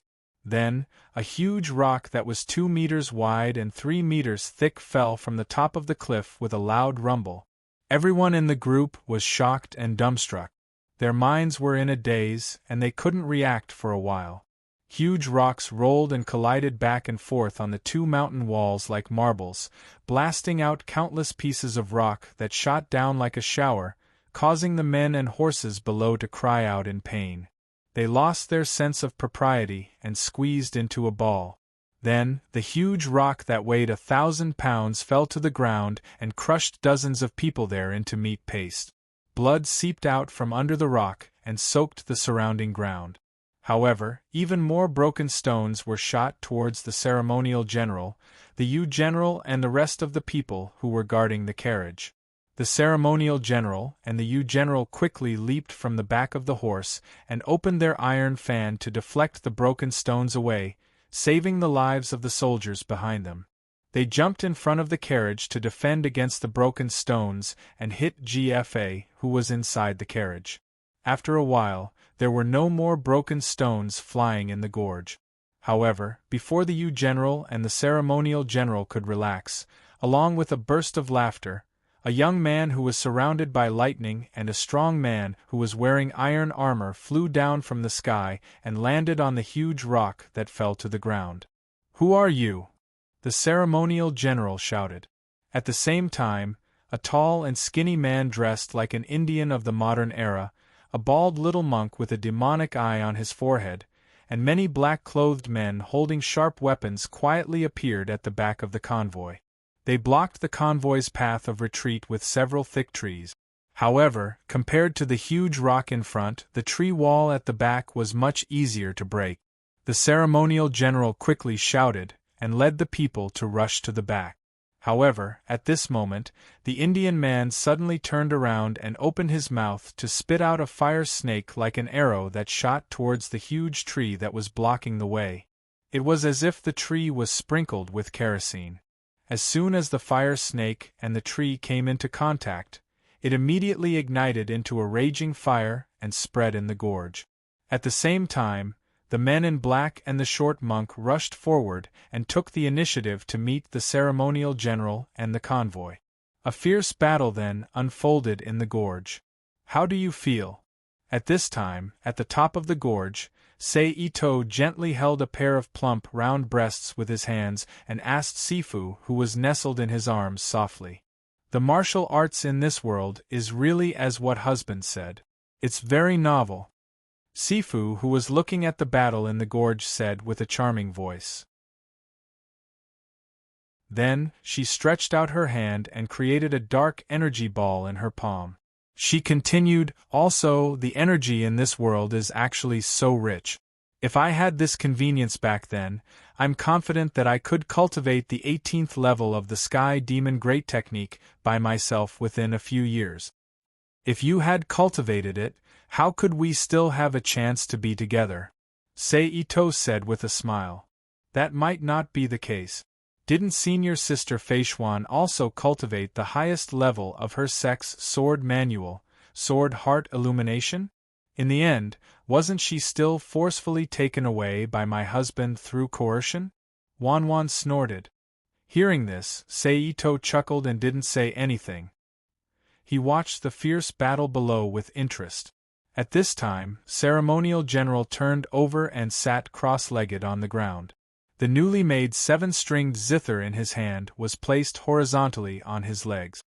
He secretly operated his secret technique, and his 10 fingers gently plucked the strings of the zither. Clang! The zither music was formless, but it was incomparably strange and ear-piercing. Immediately, the Indian man and the short monk, who were listening to the zither music, felt pain in their ears and their minds were in chaos. At the same time, the people within 10 feet of Ceremonial General, regardless of whether they were enemies or allies, all covered their ears and screamed miserably. Clearly, Yu Jiang was displaying an incomparably mysterious sound wave technique there. The Indian man and the short monk didn't dare to hesitate. They immediately sat down and operated their secret technique to resist Ceremonial General's formless sound technique. While Ceremonial General was using the formless sound technique to pin down the enemy, on the other side, the Ceremonial General was somewhat clumsy under the siege of the Electric Man and the Armored Man. He looked like he couldn't resist at all. Then, when they clashed again, the Ceremonial General was finally caught off guard and was sent flying by the Electric Man. He flew and crashed into the soldiers behind him. Bang! The Ceremonial General's face was filled with pain. He was even more vigilant against the Electric Man in his heart. "Haha, take another move of mine." The Electric Man was unforgiving. He took a step and rushed in front of the Ceremonial General. He opened his hands and grabbed the Ceremonial General. The Ceremonial General didn't dare to take it head-on. He flew in front of the soldiers and jumped away. However, in the next moment, the Electric Man's whole body flashed with electric light. Several strange electric lights bloomed and turned into an electric net. The electric net spread out and covered the Ceremonial General, who had just jumped away, again. Zzz. The electric net didn't stop, causing the soldiers around to scream miserably. On the other hand, the armored man had transformed into a god of death. He rushed into the group of soldiers beside him and swung his fists and legs, sending the soldiers flying one by one. His footsteps didn't stop as he moved towards the carriage that was protected by the crowd. Seeing that he was about to reach the front of the carriage. Chapter 2058. P.S. Thank you to Holy Knight, Boring Lord, and Moon Star Feather for your precious monthly votes. It's empty? Cece said in surprise as she looked at the chariot that was destroyed by the Indians' fire. Let's go. Seito loosened his grip on Cece and said calmly. Cece's eyes flashed with suspicion. She silently followed Seito and left the cliff, using her qing gong to travel into the distance. After a while, they finally stopped at a place where they could vaguely see the traces of a road. Not long after the two of them stopped, the sound of hurried horse hooves could be heard from afar. Clatter, clatter, clatter, clatter, clatter. In less than 2 minutes, the electric man and his group of people appeared in front of Seito and Cece. General, look, there's someone, a man in black said as he pointed at the two of them. Sure, the electric young man frowned when he saw the two of them. He pulled the reins with both arms and stopped the horse. The horse raised its front hooves and kicked into the air, almost standing on its hind legs. Clatter! The horse's hooves landed on the ground. General Lightning's eyes flashed coldly as he asked coldly, "Who are you?" At the same time, he couldn't help but glance at Cece, who was beside Seito. His eyes flashed with amazement. What a beautiful woman! She's even better than the Devil Queen. If it weren't for the fact that I'm busy right now, I would really want to press her down and have a good time with her. Noticing the lust in General Lightning's eyes, Seito's eyes flashed coldly. He turned his head and said to Cece, "Hey, this is the opponent I found for you. Go, but remember not to kill him." As soon as he said that, General Lightning and his group's faces immediately became strange. Bastard! Where did this ignorant kid come from? How dare you be so arrogant in front of us? You really don't know how to spell the word death. Let me call you. General Iron, who was wearing armor and had a strong body, shouted angrily. Then, he slapped his horse's back with both hands. Amidst the miserable neigh of the horse, he flew into the air and attacked Seito and Bayan. My husband is so cruel. There are so many enemies. Do you want me to deal with all of them alone? Chunchen acted as if she did not notice General Tai's attack. She pouted and said with a bitter expression, "Of course not." Seito said with a smile.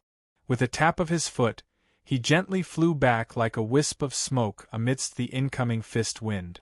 At the same time, a wisp of a bright light flashed in Swanee's eyes, and she lightly raised her flawless bare feet. She bent her right leg halfway and used the tip of her left foot to support herself on the ground. She spun elegantly like a spinning top and dodged Iron General's attack with both palms. Then, she raised her jade-like arm and shot out a pink silk cloth from her wrist. Like a snake, it wrapped around the neck of Iron General as he flew past her. She pulled hard and forcefully pulled General Tai back. At the same time, she moved slightly and moved to the side of General Tai, who was flying towards her. She raised her right hand's index and middle fingers and grabbed at General Tai's eyes. Because she had seen the battle of General Tai and the others at the Tuzhong Gorge, she knew that this guy's horizontal chain kung fu was extremely powerful. It was not an exaggeration to say that he had a golden body and iron body. Ordinary blades could not hurt him at all. Only attacks that were similar to acupoint techniques, joint techniques, and soft spots could hurt him. Therefore, Wanwan did not hesitate at all when she attacked. She immediately attacked General Iron's eyes according to her thoughts. She wanted to destroy his eyes in one strike. It could be said that she was extremely ruthless. showing the nature of the devil sex demonis. Although General Tai practiced the iron armor kung fu, his body was like a steel body. However, there were some parts that were difficult to practice. One of them was his eyes. Therefore, the moment he saw Swanee's fingers approaching, his expression changed. His expression immediately changed, and he closed his eyes without thinking. At the same time, he raised his arms to block in front of his eyes. Unexpectedly, the moment he closed his eyes to protect his eyes, Swanee suddenly retracted her middle finger and moved her hand halfway to General Tai's ear. Her index finger pierced into General Tai's ear like an arrow. The pitch-black heavenly demonic energy shot out and broke General Tion's eardrums. Ah! Under the immense pain, General Tai could not help but let out a miserable howl. The speed of this exchange was extremely fast. It was like a flash of lightning, and everything was completed in the blink of an eye. When they heard General Tai's miserable howl, the expressions of General Lightning and the others immediately changed. They shouted, "You're courting death!" Then, like General Tai, they leaped off their horses and attacked the barefoot Swanee, who was smiling like a flower and looking like a fairy in the human world. However, before they could get close, several figures quickly flew up from behind Swanee. They respectively blocked General Lightning, General Fire, and the short monk, General Soul Hooker. Their opponents were still extremely beautiful women. Among them, the one who blocked General Lightning was a swordswoman who was wearing a red dress. Her black hair was tied up high, and she had a strong figure. She was full of heroic spirit. The one who blocked General Fire was also using a long sword.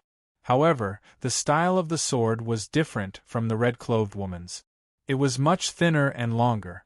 Moreover, she was wearing a white dress. Her eyes were piercingly cold like stars, and her black hair was like a waterfall. There was a small black mole at the corner of her mouth. Together with her cold face, she had a different kind of beauty. As for the last soul capturer, he was stopped by a tall and voluptuous woman. She was wearing a pair of blue trousers and a white robe. She wore a string of walnut-sized sandalwood beads on her chest. Her long black hair was naturally draped over her shoulders. The three women were none other than the martial arts addict Little Phoenix Dugufeng, the Goryeo swordswoman Fu Junzuo, and the demon fist girl Sutan Meiyun, who was seeking an environment for martial artists to survive. In order to feel the aura of martial artists, she did not hesitate to instigate an eternal sunset in the strongest world in history. She almost led the world to war. Just as Dugufeng, Fu Junzuo, Sutan Meiyun, and Swanee were blocking General Lightning, General Fire, General Soul Hooker, and General Tai, a series of black arrows flew past them with slight air-piercing sounds.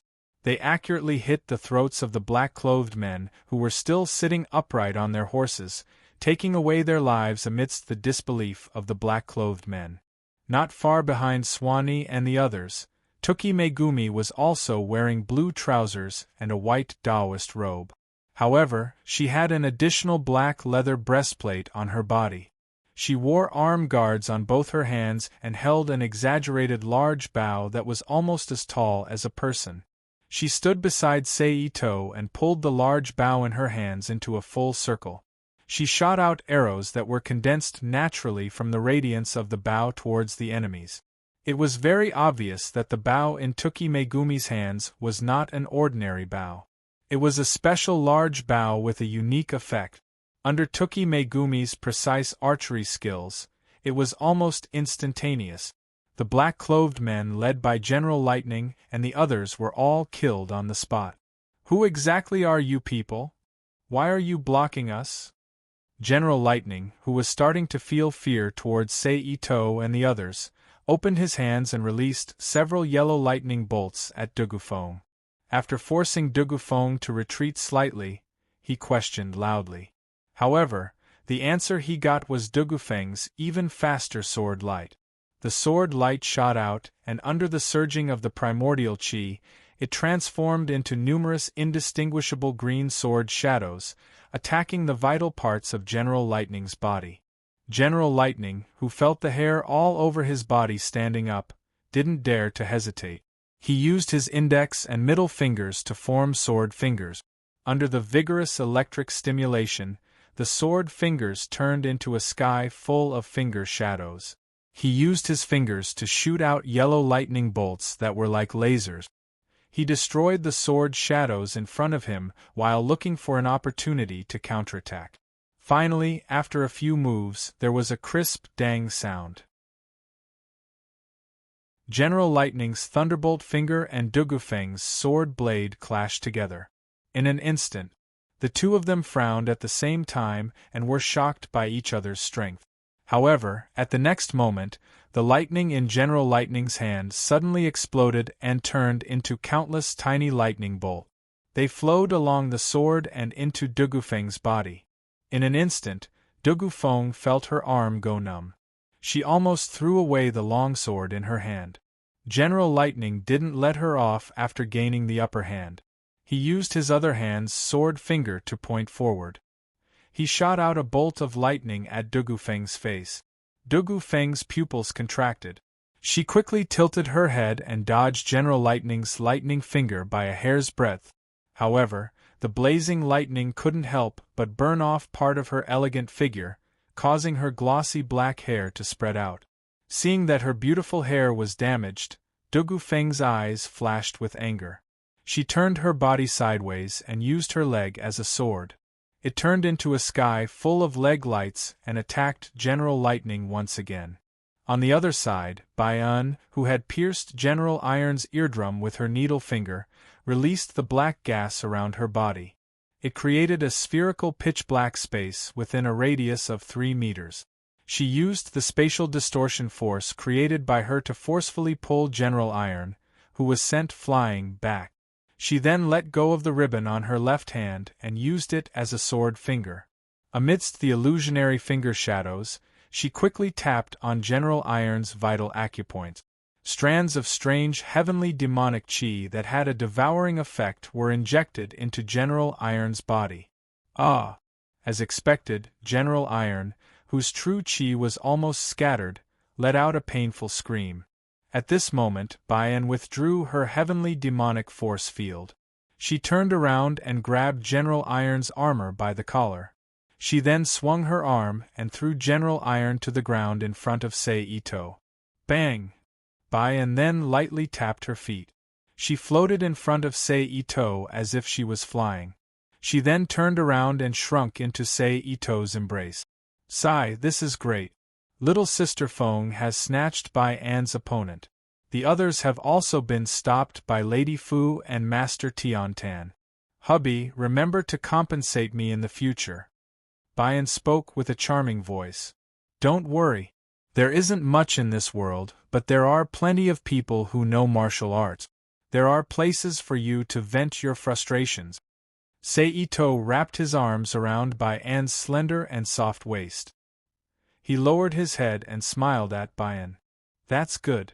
You know, Bayan has been bored for a long time. Bayan laughed crisply. Who told you to come to the arena? You can't blame anyone. Sei Ito shook his head. I can't help it. The arena is full of people who use powers and magic. It's so hard to meet people who practice martial arts. Bayan doesn't want to fight those people anymore. It's too annoying. Bayan pouted her little mouth and complained. Stupid. Can't you set up a martial arts arena? Sei Ito lightly patted Bayan's Xiao Tun. Bayan curled her lips and didn't say anything. Knowing why, Sei Ito helplessly smiled.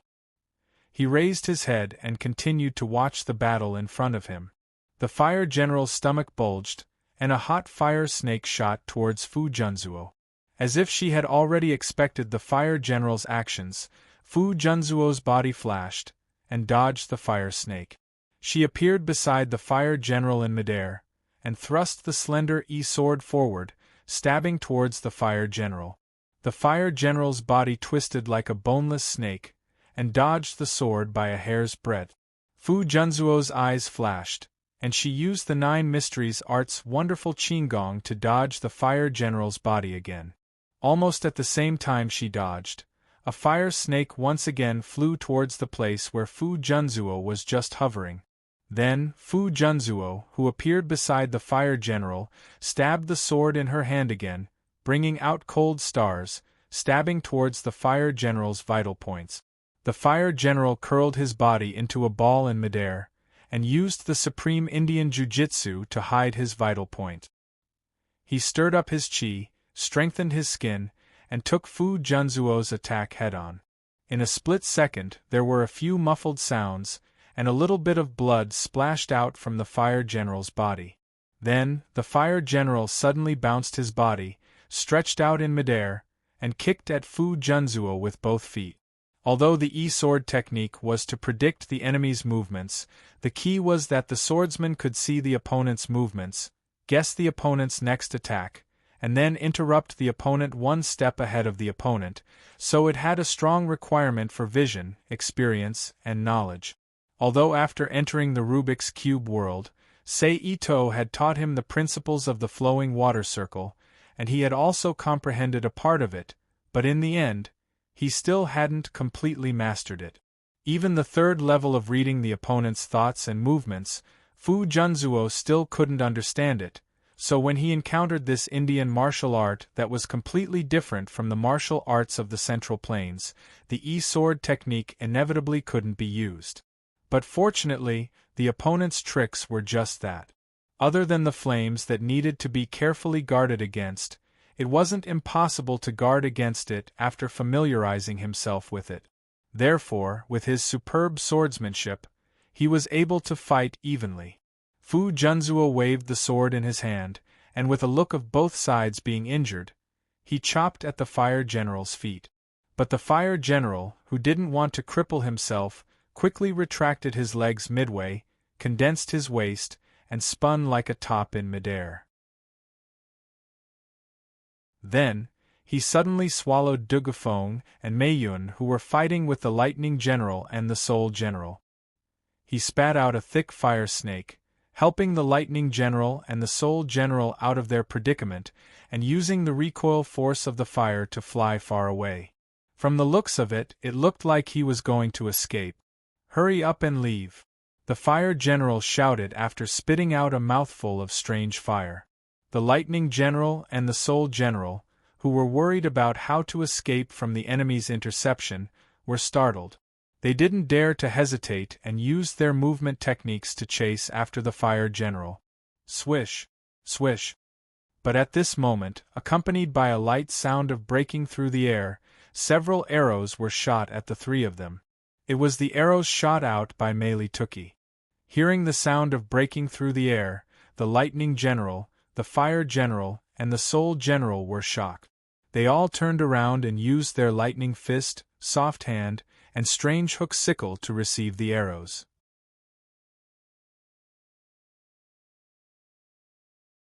Chapter 2059. Boom! The moment the three people's hands and weapons touched the arrows exploded like gunpowder.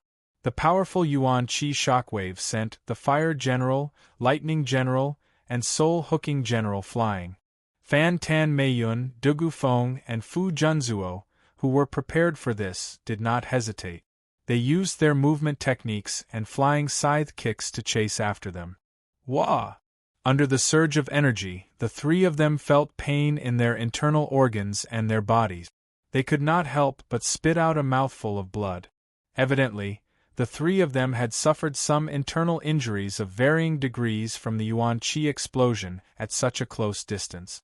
Even so, the three of them did not dare to stay any longer. They hurriedly used their cultivation techniques to suppress the injuries in their bodies. At the same time, they used their movement techniques to escape. "The three of you should stay behind." At this moment, a voice that they felt vaguely familiar, as if they had heard it somewhere before, rang out above their heads. The expressions of the three of them changed as they subconsciously looked up. Above their heads, Ito-sei, dressed in a green robe, was suspended in midair, looking at the three with a smile on his face. General Lightning's eyes flashed fiercely. He stomped his feet and shot into the air. Yellow lightning danced in his hands as he punched towards Saito. You should go down and be my woman's training partner. As he spoke, Saito's arm waved forward as though he was sweeping away dust. An indescribable wave of energy instantly descended on General Lightning's body. General Lightning's body was like a cannonball as he shot down at an even faster speed. Boom! A circular crater with a diameter of nearly 3 meters appeared on the ground. Cough! General Lightning, who was lying in the center of the crater, trembled and coughed out a large mouthful of blood. Seeing this, the Fire General and Soul Hooking General's expressions changed.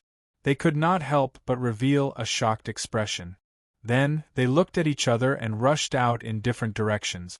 It was obvious that they had the thought of escaping as long as they could. In midair, Itose chuckled when he saw the Fire General and Soul General's choices. He pointed at the two of them, and the Fire General and the Soul General immediately froze like a still picture. It was time freeze. Swish swish then, there was the sound of air being torn apart as by Ndugufeng, Fu Junzuo, Chantenmune, and Tuki Hui Meili appeared beside General Lightning. Who the hell are you people? General Lightning, who was pale and weak, asked Bayan and the others at the edge of the pit. You don't need to know that. Plop! Saito said as he threw the Fire General and Soul General to General Tai, who was carried over by Tsuki Megumi. Hand over the limitless lightning art that you're cultivating, and I'll give you a quick death, Saito said again. So it turns out that he wants my cultivation method. General Lightning's eyes flashed and he thought to himself. As long as you swear. Let me go after you obtain my limitless lightning art, and I'll give you my cultivation technique, General Lightning bargained. It was obvious that between the so-called sex inheritance and his own life, General Lightning valued his own life more. You don't have the right to bargain, Saito said indifferently as he made a grabbing motion with one hand. He pulled the Soul General, whose body and mind were restrained by time freeze, back into his hand and pulled it in front of him. His eyes shot out radiance as he pierced his powerful mental energy into the Soul General's mind. After a moment, Saito let go of his hand, and the Soul General, who had regained his freedom, immediately flipped over and landed on the ground. He knelt down and kowtowed. He kowtowed and greeted, Sir. General Lightning, who saw the changes in the Soul General, narrowed his eyes and had an ugly expression. In this world where there was no lack of divine arts that could control others, General Lightning knew what was happening to the Soul General. Naturally, he also knew what the consequences would be if he persisted. I'm willing to submit to you and hand over the limitless lightning art. I only ask that you don't control my consciousness, General Lightning said nervously. At the same time, General Lightning comforted himself in his heart. As long as my consciousness is still mine, I'll definitely have a chance to escape from this guy's hands and regain my freedom, all right. Saito chuckled. He agreed. With a flip of his hand, a single pill appeared. With a flick of his finger, he shot it into the arms of General Lightning, who had just sat up. But for your own good, my good, and everyone's good, eat this pill.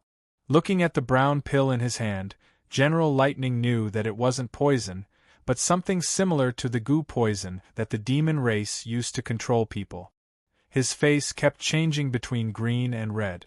However, he also knew that he had no other choice. After comforting himself in his heart, he gritted his teeth and swallowed the pill in his hand. The pill that you ate is called the Concealing Truth Pill. It is a poison. The concealment period is 1 year. After 1 year, if you don't obtain the antidote, I don't think I need to explain the consequences. Saito smiled when he saw that General Lightning had swallowed the pill. Yes. General Lightning lowered his head and replied.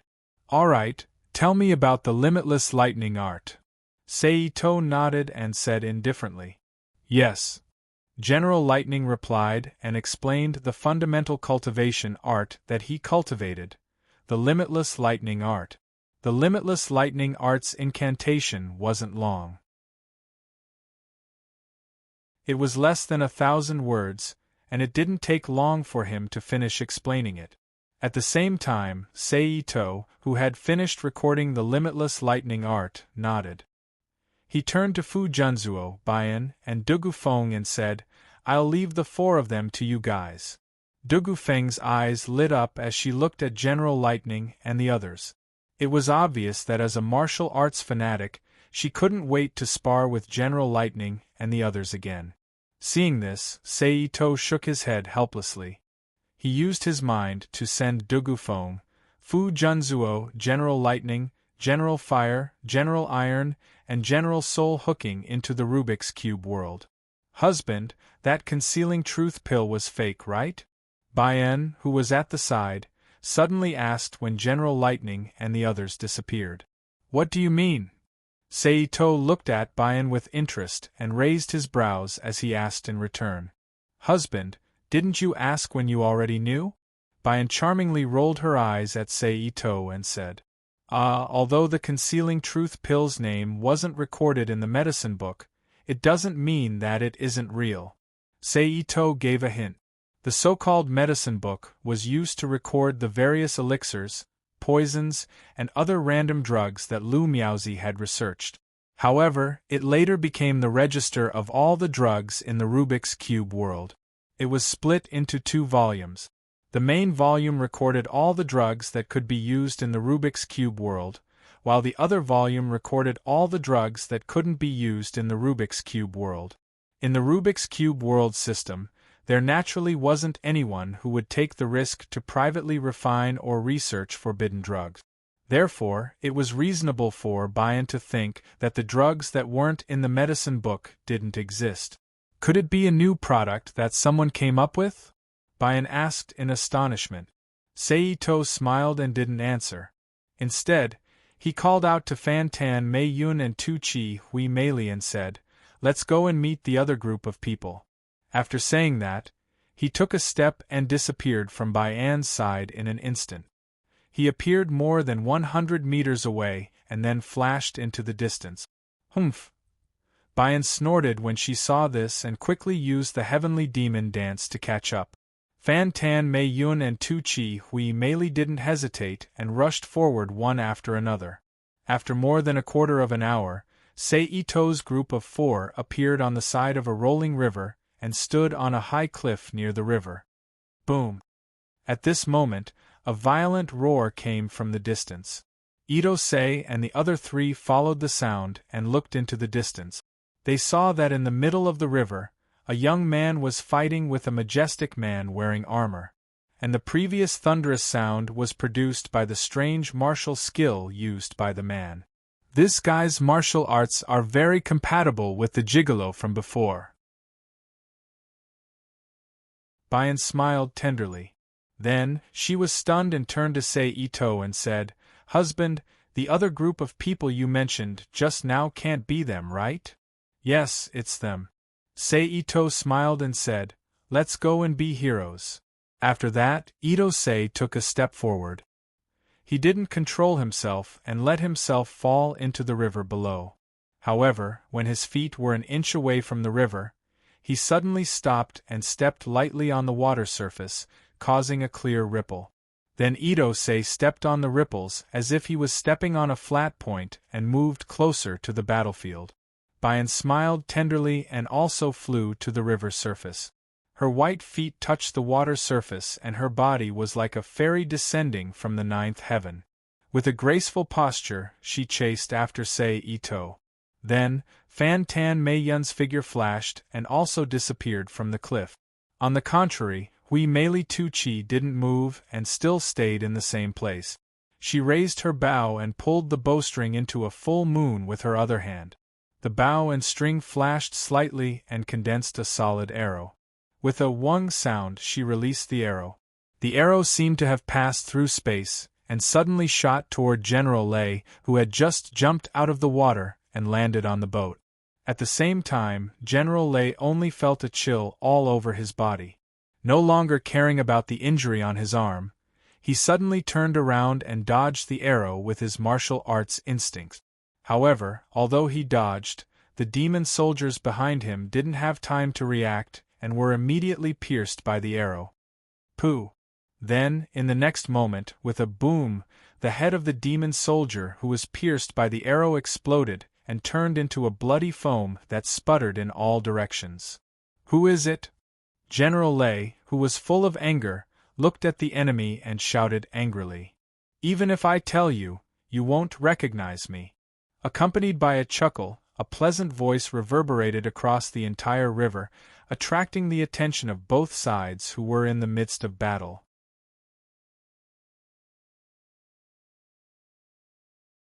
Chapter 2060. In a split second, a man and a woman appeared in front of General Lei, the demon soldiers, as well as Yuzi and Xiao Wei, who had returned to their original appearances. They were Sei-To and Bian. What a great lightness skill! General Lei's heart sank as he watched the two people walking on water.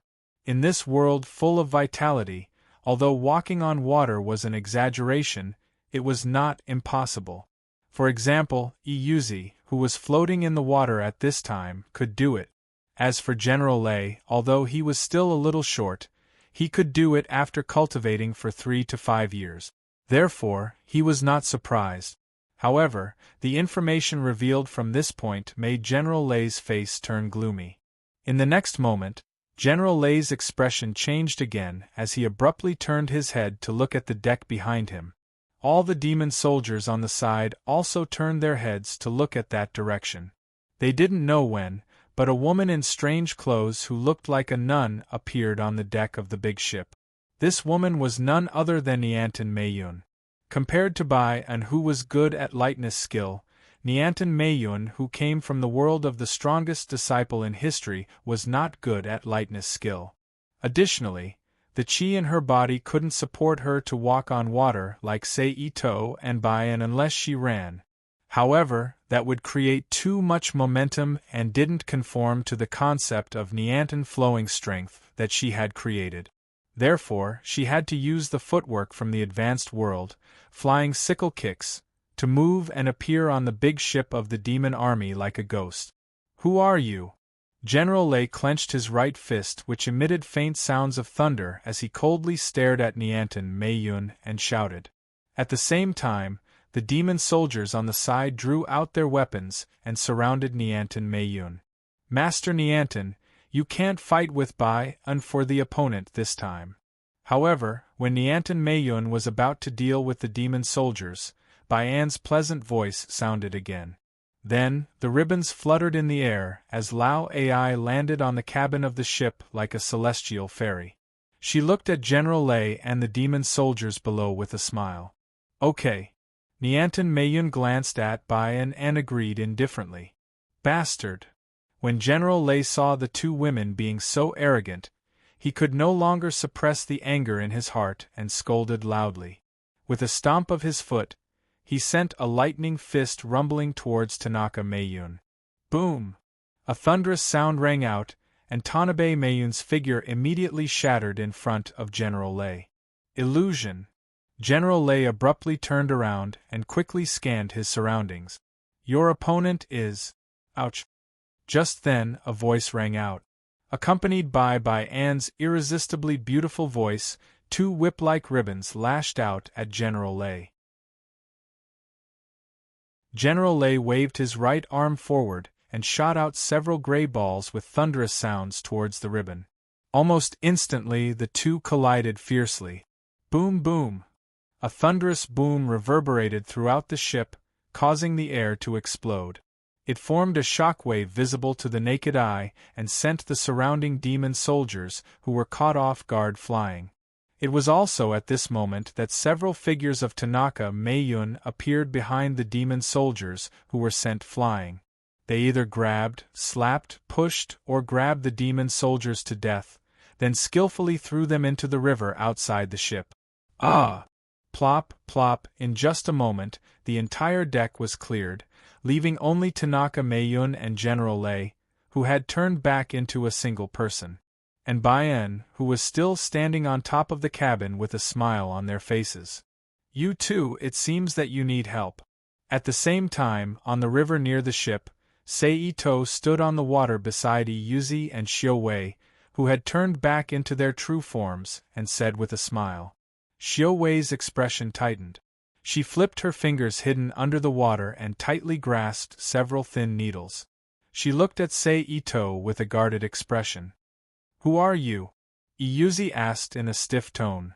You've already become like this. You're still so tough. Aren't you afraid of angering me and killing you? Seito raised his eyebrows and asked with a spurious smile. As soon as this was said, the embroidered captain became even more nervous. She was really afraid that Itose would kill Iyuzi, as he said. This wasn't because she was moved by Iyuzi's heroic appearance, but because her second young master was still in danger. She still needed Iyuzi's powerful existence. Not to mention, Iyuzi was her superior's senior brother. She couldn't just watch him be killed.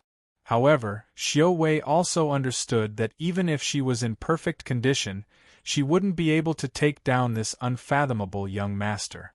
She might not be able to take down this young master who gave her an unfathomable feeling. She could only pray that he was not an enemy and would not hurt the second young master. If you want to kill me, then kill me. Why are you talking so much nonsense? Iyuzi said unyieldingly. Seito chuckled and turned to look at Xiao. He said softly, You should be Xiao, one of the 6 captains under the Marquis of the West. Then let me guess, why are you here? Oh right, I heard that King Zhou ordered the Marquis of the West to send his second son, Ji, to Zhaoga. You're not the team to send him off, are you? Xiao and Iyuzi's expressions changed at the same time, showing that their hearts were not calm. In other words, the young man who used Taoist martial arts just now was GFA, right? Seito ignored their expressions and continued, as expected of the Marquis of the West's son. Not only does he not look handsome, but his skills are also so high. He's almost at the top of the world. After a pause, Seito seemed to suggest, but also seemed to make a decision as he said, Perhaps I should capture him and exchange him for some money with the Marquis of the West, or give him to them in exchange for some useful things. When he said them, Seito turned to look at General Lei on the ship. Don't even think about harming second young master. At this moment, the embroidered guard shouted and shot out a long and thin steel needle. However, just as the steel needle was about to hit Seito, and even the Xiao couldn't help but show joy in her eyes, Seito's figure suddenly flashed and appeared behind the Xiao. Be careful, Iyuzi warned loudly. Then, ignoring the injuries in his body, he hurriedly activated his Xian Qi and slapped Seito with his palm. A Xian Qi image immediately shot in front of Seito. Seito pointed his finger forward and pressed it against the Xian Qi image. Suddenly, there was a cracking sound and the entire Xian Qi image shattered. It was no longer able to stop Seito's finger and allowed it to pierce Iyuzi's forehead. At this moment, the embroidered lieutenant at the side raised his hand again and threw out a handful of steel needles. It was clear that she wanted to use the method of attacking Wei to save Zhao to save Wei. Freeze! In an instant, there was a light shout from Seito's mouth. The steel needle that flew in front of him immediately stopped next to Seito's face. Then, the finger moved forward and pressed against Iyuzi's forehead. Don't, the Xiao said in shock. Yes, but you need to pay a price, Seito said with a smile as his finger stopped in front of Iyuzi's forehead. As his voice fell, a trace of blood flowed down from Iyuzi's forehead. It split into 2 at the bridge of his nose and flowed down the 2 sides of his nose. Beep. The blood dripped down and dyed a small part of the river water. However, it was immediately diluted and did not leave any trace. What do you want? The Xiao quickly asked. What can you give me? Seito retracted his body and looked down at Iyuzi and the Xiao. I can write a letter. You can take him to Shichi to find the Marquis. I believe that the Marquis will give you a satisfactory explanation. The Xiao quickly said. Very good. But it's not enough, Seito said indifferently. Ah? The Shiowei exclaimed in shock. Her eyes flashed with anger. It was clear that in her heart, Sei Ito had become an insatiable person. Iyuzi, what are you prepared to pay for your life? Sei Ito asked with a chuckle. I can also write a letter for you to give to GFA in exchange for the benefits you want. Iyuzi's expression did not change as he replied. A letter is enough. So you should change to another one, Sei Ito said indifferently. Then he turned his head and looked at the bottom of the river as if he could see through it. He said again, It's best if you quickly think of something because I can't help but want to go down and take GFA. Let's not beat around the bush. What do you want from me? Iyuzi's expression changed and he said in a deep voice. I heard that your Guangqing immortal sect was first passed down by the Yellow Emperor? Sei Ito looked away and asked in a somewhat ethereal voice. That's right. Iyuzi, who was filled with pride towards his sect's inheritance, said proudly. Also, I heard that your sect is from the same sect as the Kunlun sect. It's just that your lineage is different. Hearing this, Iyuzi's eyes began to flicker. He could faintly sense Sei Ito's goal. Among them, your sect is the River Diagram sect, which cultivates the innate Qiankuan technique. The Kunlun sect is the Book of Luo, which cultivates the Chimen Duanjia technique. Then I wonder if Taoist priest Iyuzi can take out your sect's river diagram for me to take a look? Don't even think about it. Iyuzi resolutely refused without even thinking. Then there's no other way. I can only go and take GFA to exchange for something, Sei Ito said with a regretful expression. Then his expression became serious and he stretched his hand forward. At the same time, GFA and Sasori, who were fighting at the bottom of the river, suddenly felt their bodies tighten. Then, a huge whirlpool of water suddenly appeared beside them. It quickly swallowed GFA and Sasori as it twisted and rushed towards the surface of the river.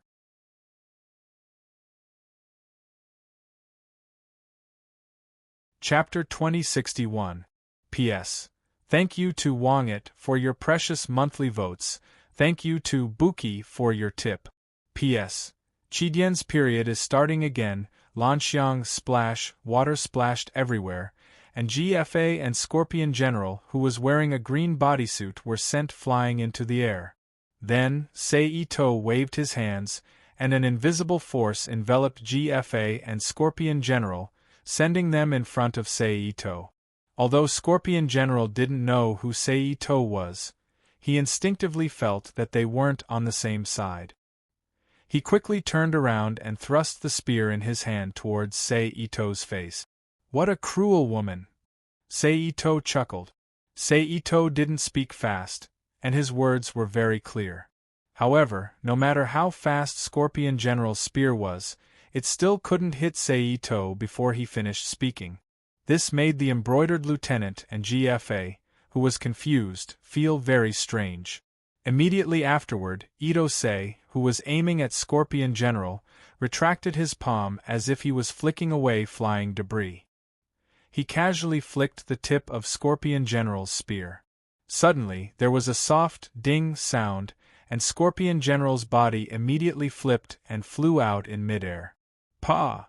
Itosei, who had temporarily sent Sasori flying, reached out his hand and grabbed GFA's arm. GFA's limbs were flailing wildly. Itosei circulated the power in his body and forcibly invaded GFA's meridians through GFA's arm, forcing his internal chi back to his dantian. Instantly, GFA felt his body stiffen, and he became powerless. Then, Sei Ito shook his arm and pulled GFA in front of him. He used his free left hand like a knife and slashed GFA's neck, knocking him out. Second young master! F.A.R. Seeing this, Iyuzi and the embroidered lieutenant hurriedly called out. Taoist Iyuzi, have you changed your mind? Ito Sei asked with a smile as he looked at Iyuzi, who was floating in the river. Despicable! A dignified expert had actually committed such a despicable act. Are you not afraid of being ridiculed by the world? Iyuzi scolded loudly. What does the laughter of the world have to do with me? Saito sneered. Then, he reached out and grabbed the scorpion general that was in the air and pulled it back to his side. He did the same thing to the scorpion general and held it with his other hand. Seeing this, the embroidered lieutenant's eyes lit up. With a splash, he raised his hands from the river and spread them open. Slender steel needles filled the sky and pierced Ito-sei's face. In the dark, a thin thread that was hard to see with the naked eye quickly wrapped around Saito's arm that was holding GFA. Petty tricks, Saito sneered. In the next moment, without seeing him make any movements, a water curtain suddenly flew out from under his feet, knocking the steel needle and the silk thread into the air. Iyuzi, I'm taking this girl with me. If you want her and your FA to be safe, then use the Hichu to exchange for her. As Saito's words left his mouth, a gigantic palm that was completely made of river water suddenly appeared.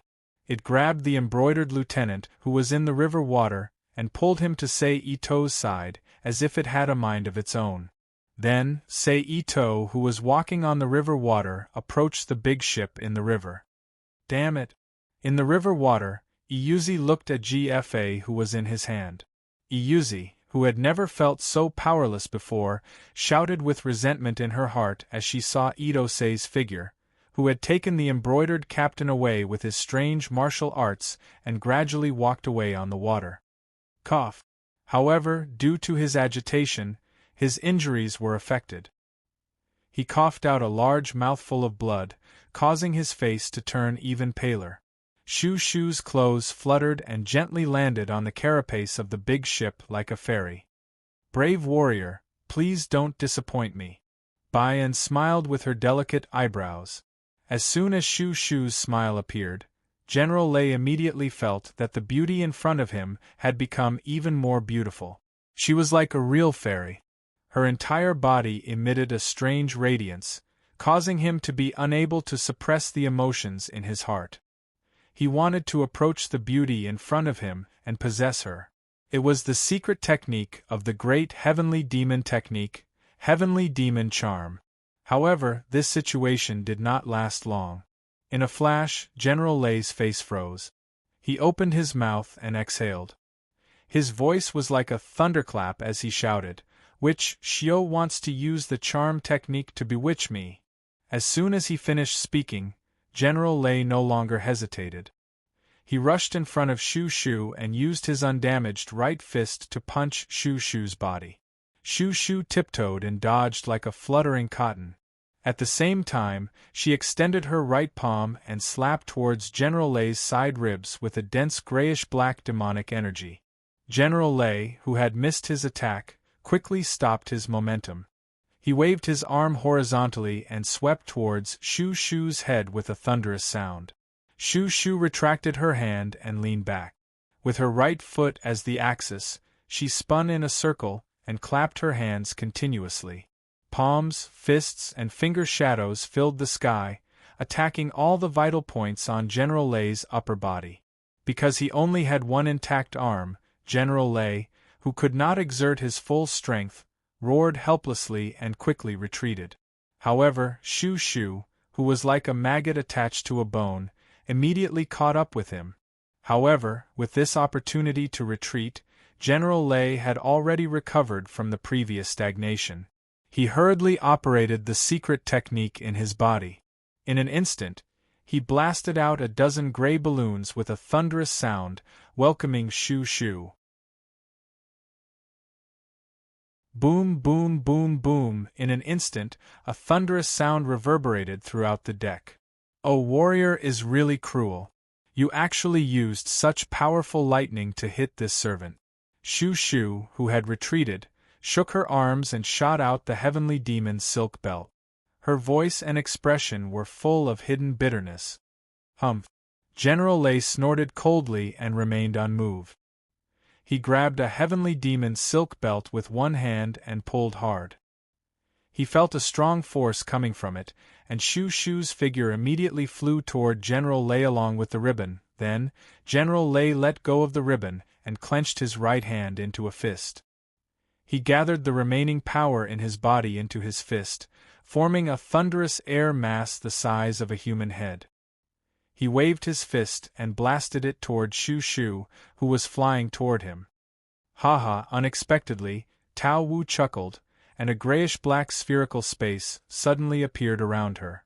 Her body slid in a strange arc, and she dodged General Lei's attack by a hair's breadth. She came to his side, and with a half-twist of her body, she used the double wind piercing General Lei's ears with a cold look in her eyes. Pa! General Lei, who was under attack, only felt dizzy.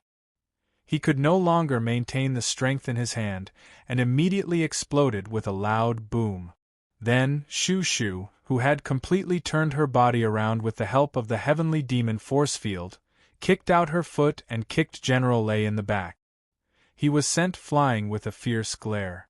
Oh, I can't let you escape like this. After completing this attack, Shu Shu seemed to have thought of something.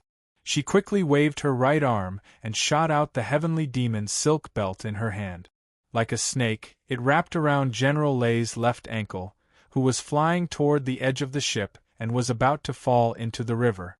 She then pulled hard. Once again, she pulled General Lei back. Under the pull of the tough heavenly demon's silk belt, General Lei's body flew backward at an even faster speed. In the blink of an eye, he hit the wall of the cabin on the side.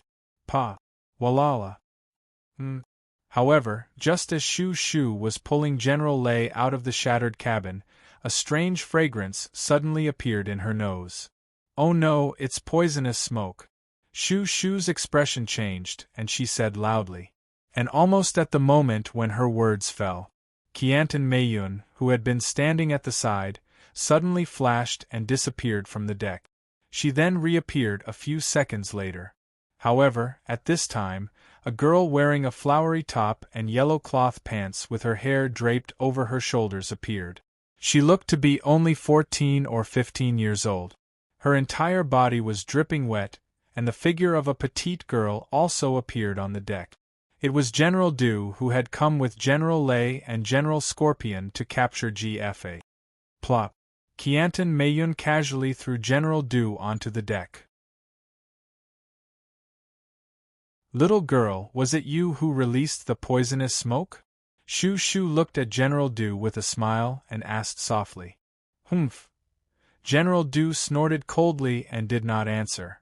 You don't want to answer? It doesn't matter. After all, the enemy has been dealt with. I have plenty of time to deal with you. Shu Shu did not care about General Du's attitude and continued to smile sweetly. After saying that, she ignored General Du and turned to look at the shattered cabin. I know you're in there. Come out, or don't blame me for being rude. It would be a pity if such a beautiful little girl's face was scratched. As soon as she said that, General Du, who was being watched by Qiantan Meiyun, immediately paled. His eyes could not help but reveal an expression of fear. At the same time, in the cabin, a series of heavy breathing also reached Shu Shu's ears. I'll count to 3.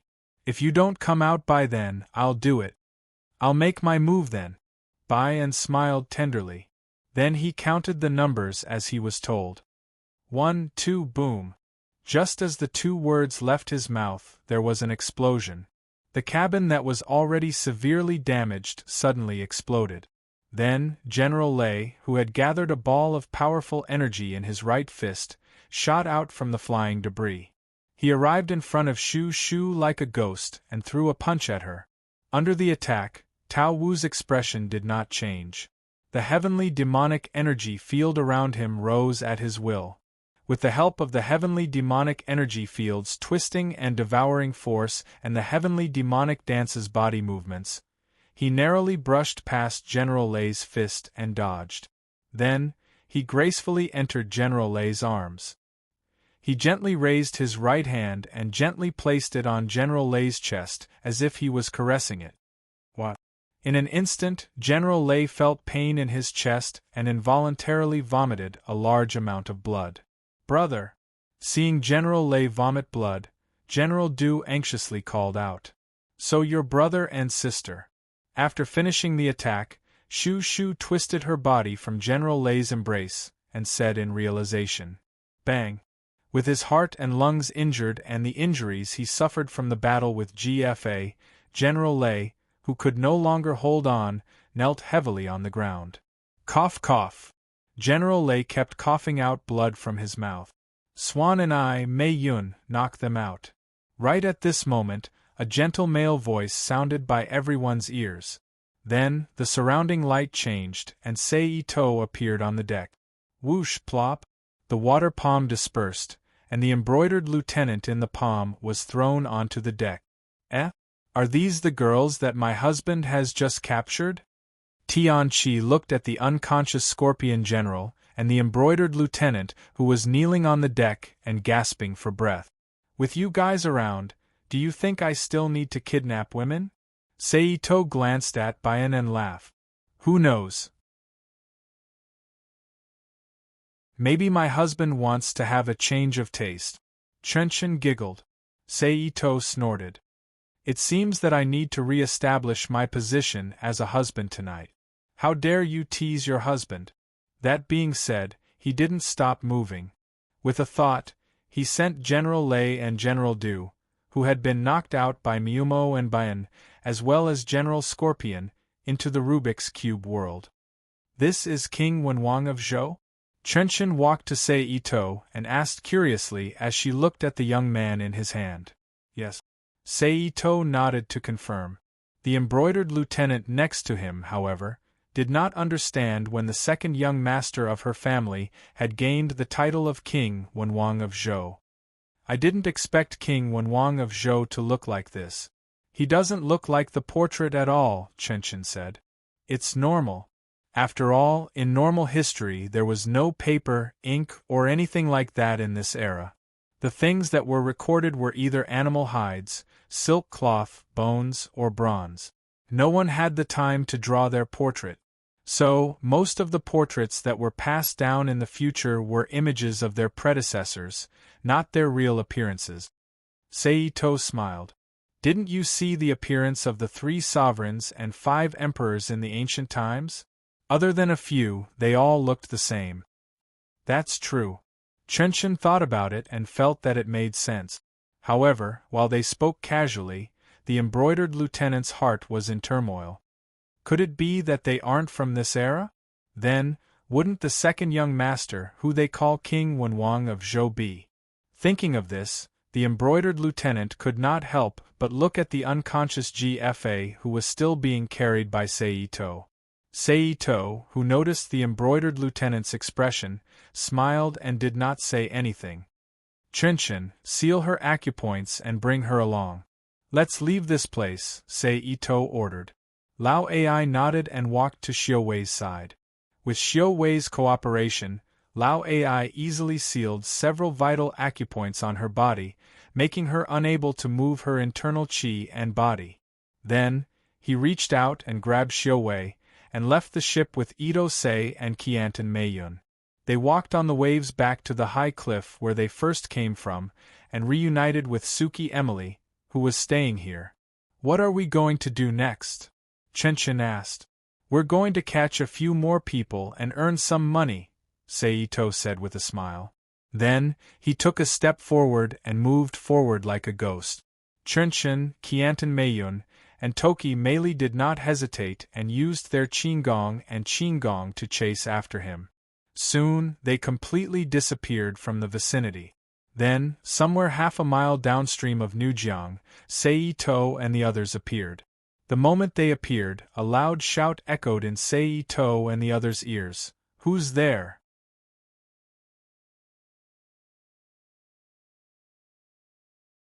Chapter 2062. We're here to rob you. Seito chuckled. Heh! How dare you rob me? You must have a death wish. Brother Yao sneered. He was dressed in green, and his hair was sticking up. His lips were purple. GFA. Yen Jiumei, the girl in a pink robe next to him, immediately noticed GFA in Ito Sei's hand. Her beautiful face turned pale as she exclaimed, Hand GFA over and I'll leave your corpses intact. The blue-skinned devil commander with a red cloak on his back said coldly. Husband, they're so scary. I'm so scared. Tao Wu hugged Seito's arm tightly as if she was frightened. Seeing Cici's beautiful face, Brother Yao's eyes flashed with lust as he gasped, "Wow, what a beautiful woman!" However, because of Tao Wu's charm, Brother Yao neglected Miuntan, Meili Tuki, and Xiao Wei, who were also pretty. "Don't be afraid. They're just a bunch of useless people. I'll get rid of them." Itose, who was also happy to play along with Momo, put one hand around Momo's waist, stroked her gently, and comforted her softly, as if he didn't take them seriously at all. However, to be honest, with Seito's current strength, unless the great celestial demon was born or the celestial emperor was born, nothing in this world was worthy of his attention. Shameless boasting. The devil commander said coldly with a gloomy face. "You'll know soon enough whether I'm boasting or not." Seito chuckled. Then, he turned his head and said to Miuntan and Meili Tuki, "I'll leave it to you two." Miyumo Tanaton and Meili Tsukiki didn't waste any time and began to use their own method. Among them, Tanabe Meiyun's figure flashed and appeared before the demon commander. Her right hand formed a blade and stabbed towards the demon commander's throat. "You're courting death." The devil commander shouted angrily and blocked his throat with his left hand.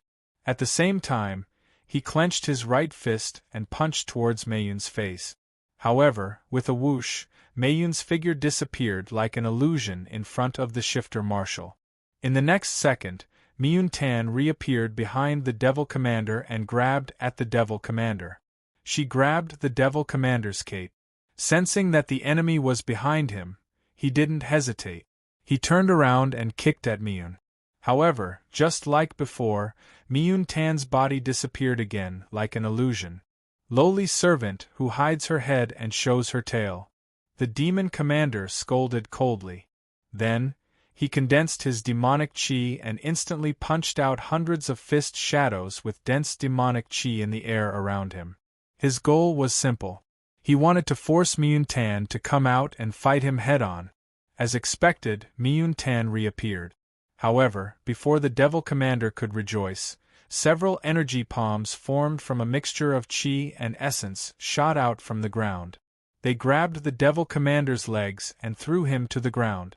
Miuntan earth toss. Seeing that he was about to make contact with the ground, the devil commander stretched out his hands. He supported himself against the ground to avoid the pain of contact. Then, he circulated his aura and scattered the strange palms around him. He jumped up from the ground. However, before he could land, Miuntan appeared behind him again and slapped him on the back. Slap. Miuntan's hand seemed soft and powerless. However, as the recipient, the demon commander, suddenly felt a majestic force that could shatter stone acting on his body, causing him to involuntarily fly into the distance.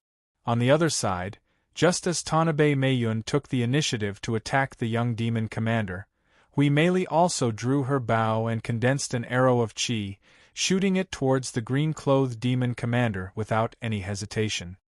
"You're courting death." Brother Yao sneered, and his body crossed the distance between the two like a ghost. He instantly appeared in front of Hui Meili. His right hand transformed into a tiger's claw and grabbed at Hui Meili's head. Hui Meili leaned back and dodged Brother Yao's attack.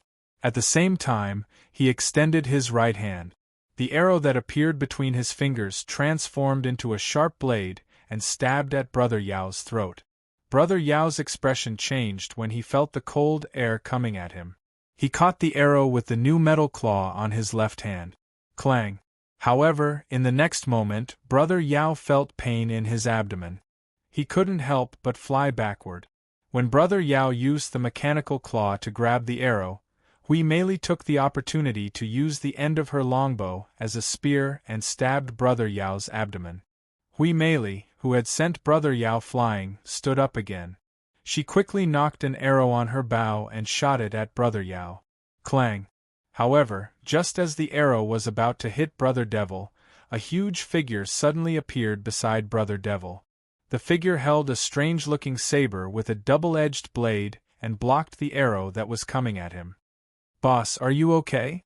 the giant figure that looked like a butcher asked with a snoring voice. "I'm fine," Brother Yao said as he covered his abdomen with one hand. At the same time, Yen Jiumei and B-Demon, who was wearing a black leather jacket and a helmet, only showing her eyes, nose, and mouth, flew forward respectively. They attacked Terry Meili and Ito Sei, who was carrying GFA, with dense poisonous needles and sharp short swords. "GFA, I'm coming to save you," Yen Jiumei said to herself as she attacked Sei Ito.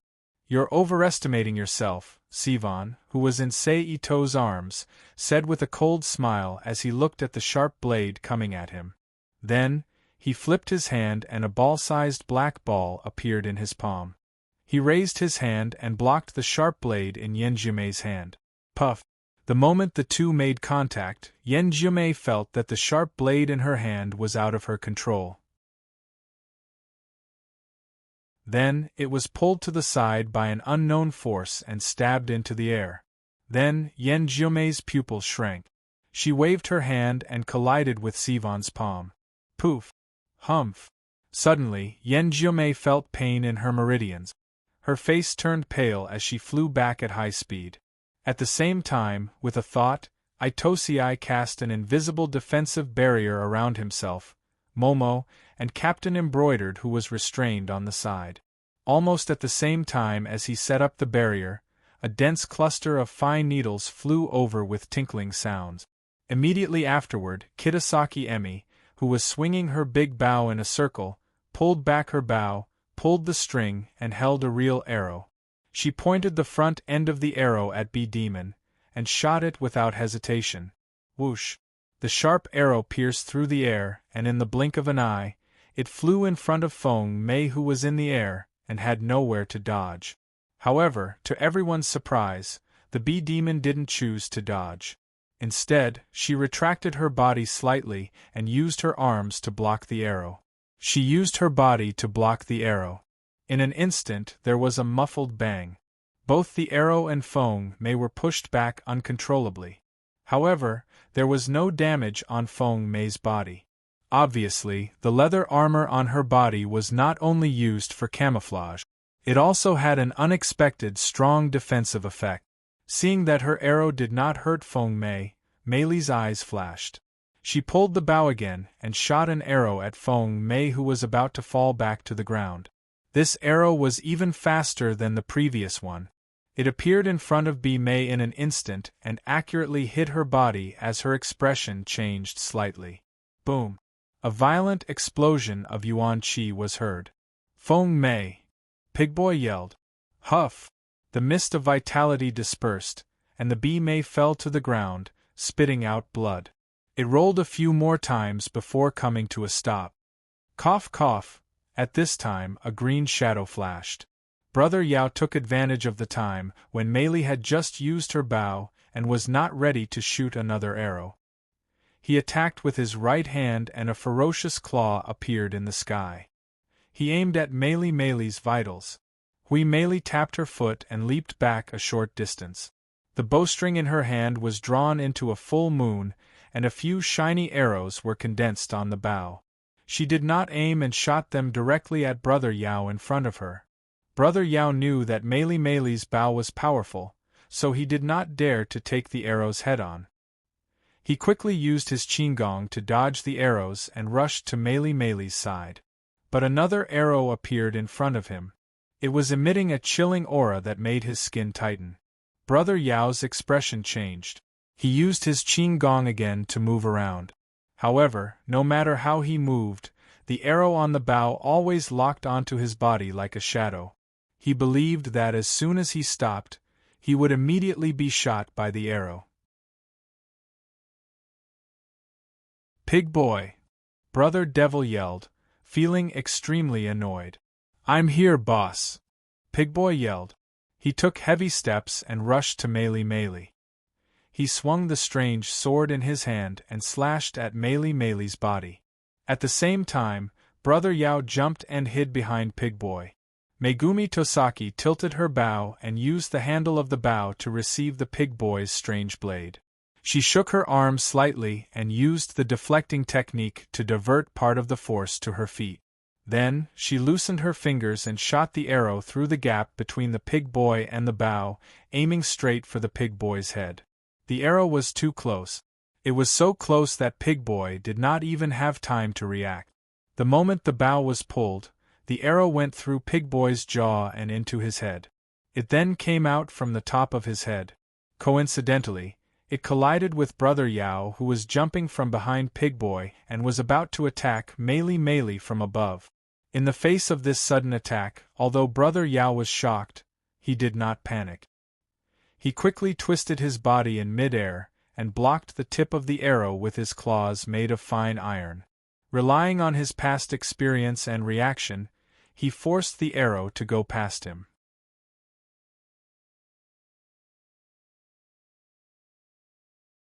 Chapter 2063. Although he managed to dodge the first arrow with the reflexes he had honed in the past, he couldn't dodge the second arrow no matter how hard he tried. With a "pu" sound, the arrow created a finger-wide wound on his body. Blood flowed out uncontrollably from the wound. This was also a reaction that had been honed through years of killing. Otherwise, it wouldn't have been a simple wound that could have ended the battle. It was very likely that his heart would have been pierced through, and he would have become a corpse just like the pig boy below. Damn it! Where did this woman come from? She actually mastered archery to such an extent. She is so difficult to deal with. Brother Yao, who had landed back on the ground, glared at Hui Meili, who had knocked another arrow on her exaggeratedly large bow, with a ruthless expression. This woman who uses a bow is so strong.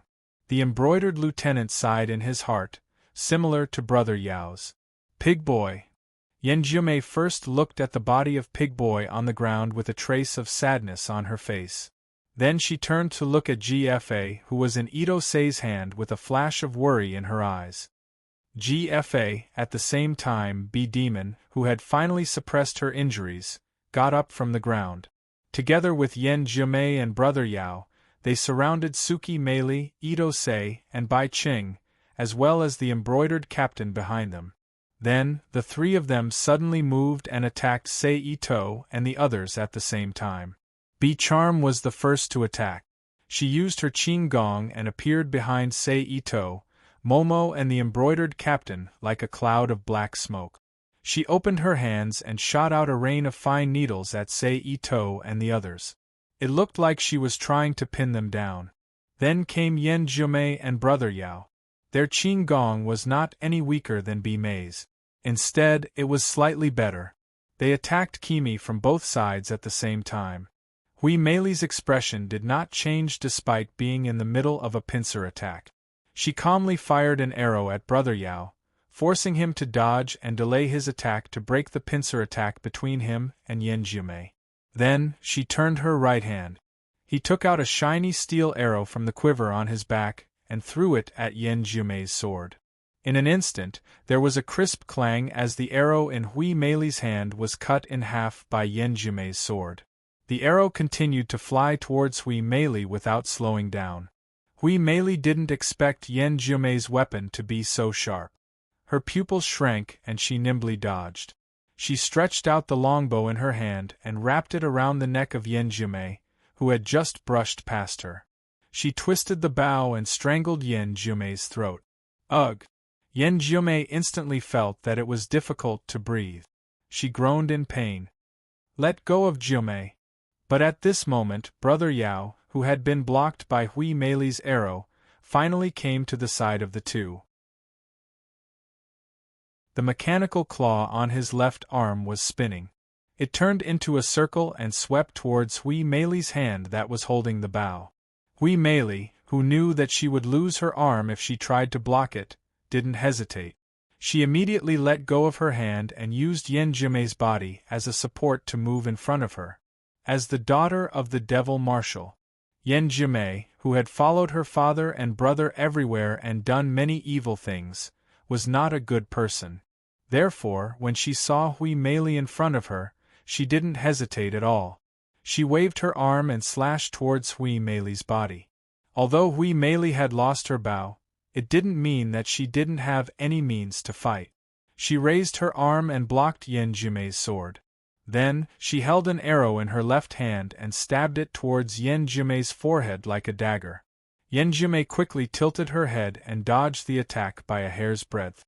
However, a thin wound still appeared on her cheek. Fortunately, the wound was very shallow.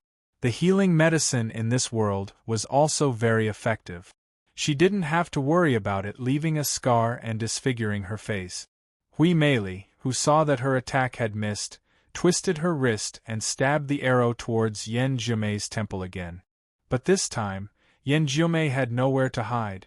Fortunately, when the arrow was about to hit Yan Jumei, a pale hand grabbed Hui Mei's wrist and stopped her movement. It was Brother Yao's hand. Then, a big foot kicked out from Yan Jumei's side and landed on Hui Mei's abdomen. Bang! She took a few steps back. As a result, Hui Mei had completely lost her weapon, the longbow. Oomph! Yan Jumei, who had Brother Yao's help, snorted coldly. She took the longbow from her neck and threw it on the ground. She didn't feel satisfied and stepped on it a few more times. She didn't stop until the originally clean longbow was dirty. Hui Mei, who had been expressionless all this time, frowned at Yan Jumei's behavior. Her body emitted a strong murderous aura. Clearly, she was really angry. Hui Mei flipped her hands, and an arrow appeared in each of her hands. However, when the three of them were about to fight again, a female scream that Brother Yao and Yan Jumei were very familiar with echoed in the air. Bi Mei. Yan Jumei's expression changed slightly when she heard the scream. She turned her head and looked at Bi Mei. Not far away, Bai-un, who was dressed in a light-colored robe, barefoot, and had a beautiful face like an elf that had fallen into the mortal world, was looking at the bee demon that was struggling to get up from the ground with a smile on her face, but was unable to succeed. Then, he walked to the side of the bee demon with light and beautiful step. He waved his hand and chopped the bee demon's neck.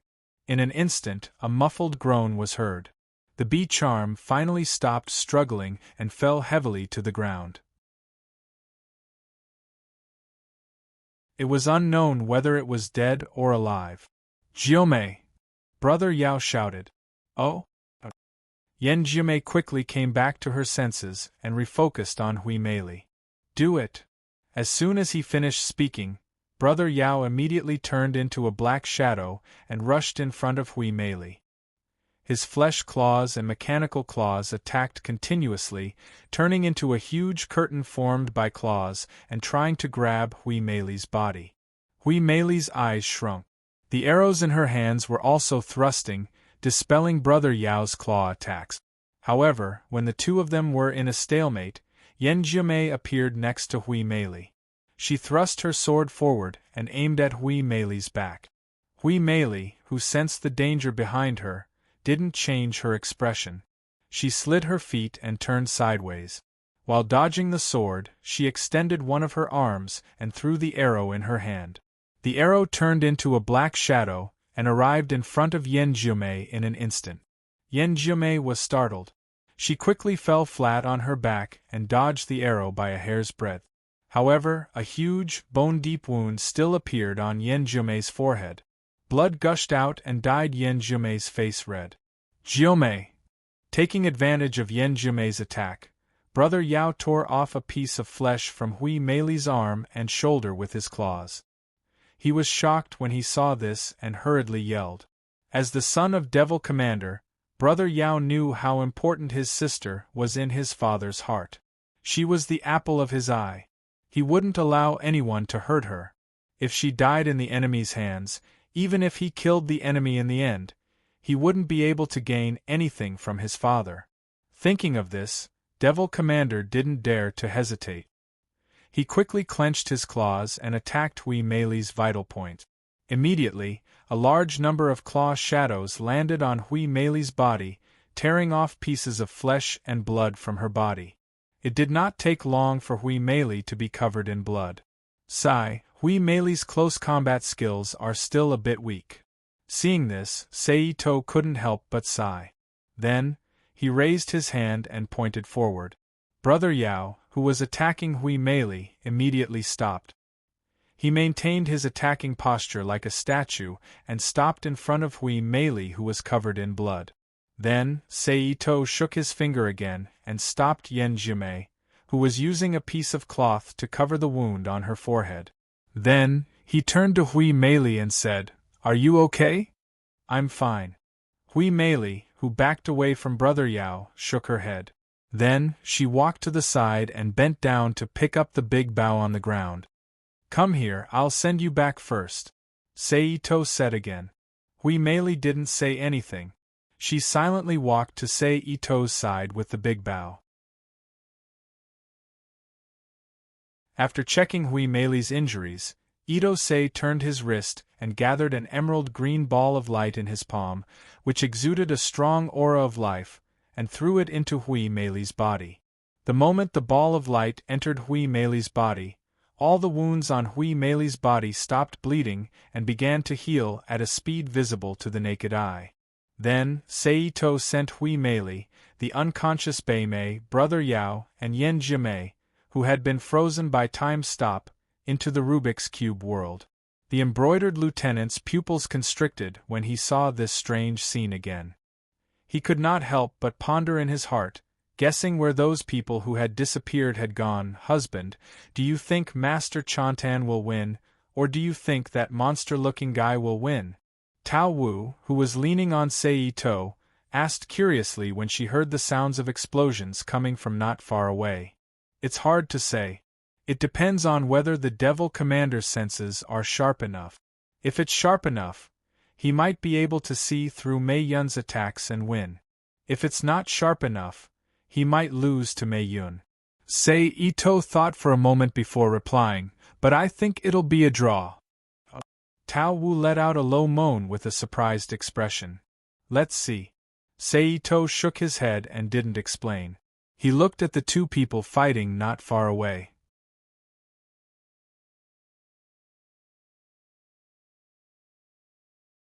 Chapter 2064. The demon commander that was sent flying flipped over and landed on all fours on the ground.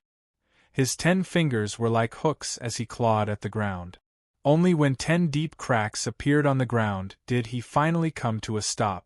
Fortunately, the demon commander's external cultivation had reached a certain level, and his body was tough enough. Otherwise, Tanabe Meiyun's palm wouldn't have just sent him flying.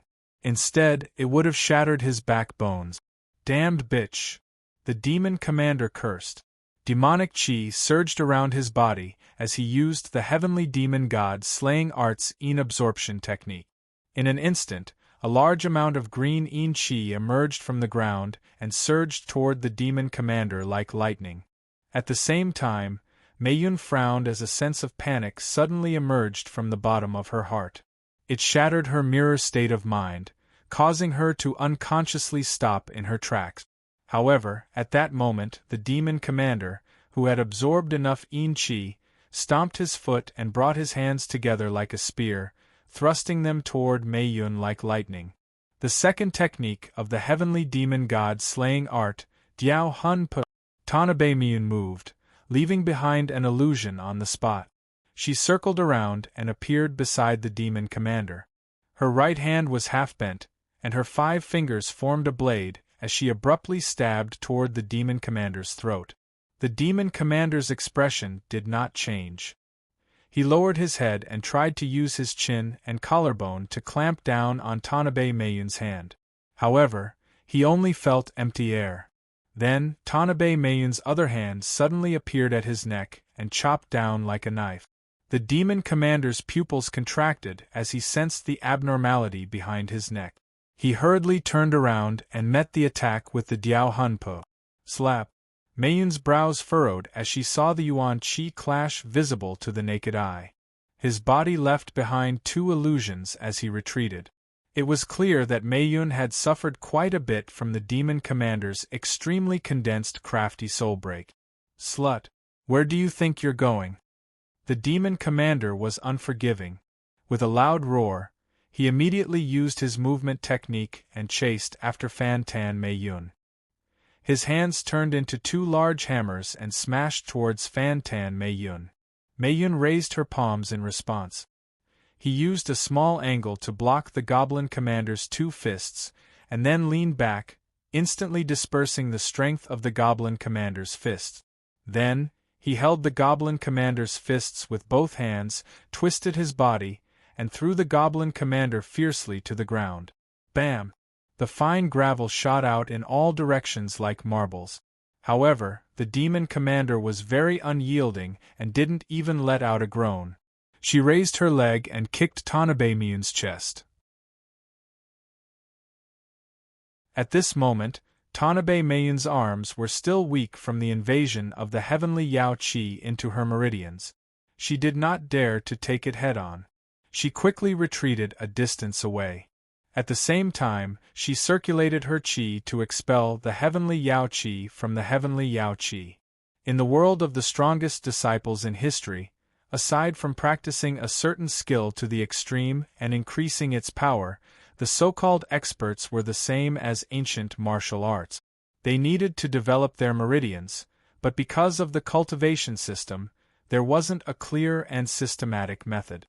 However, this wasn't a problem for Seito and the Rubik's Cube world.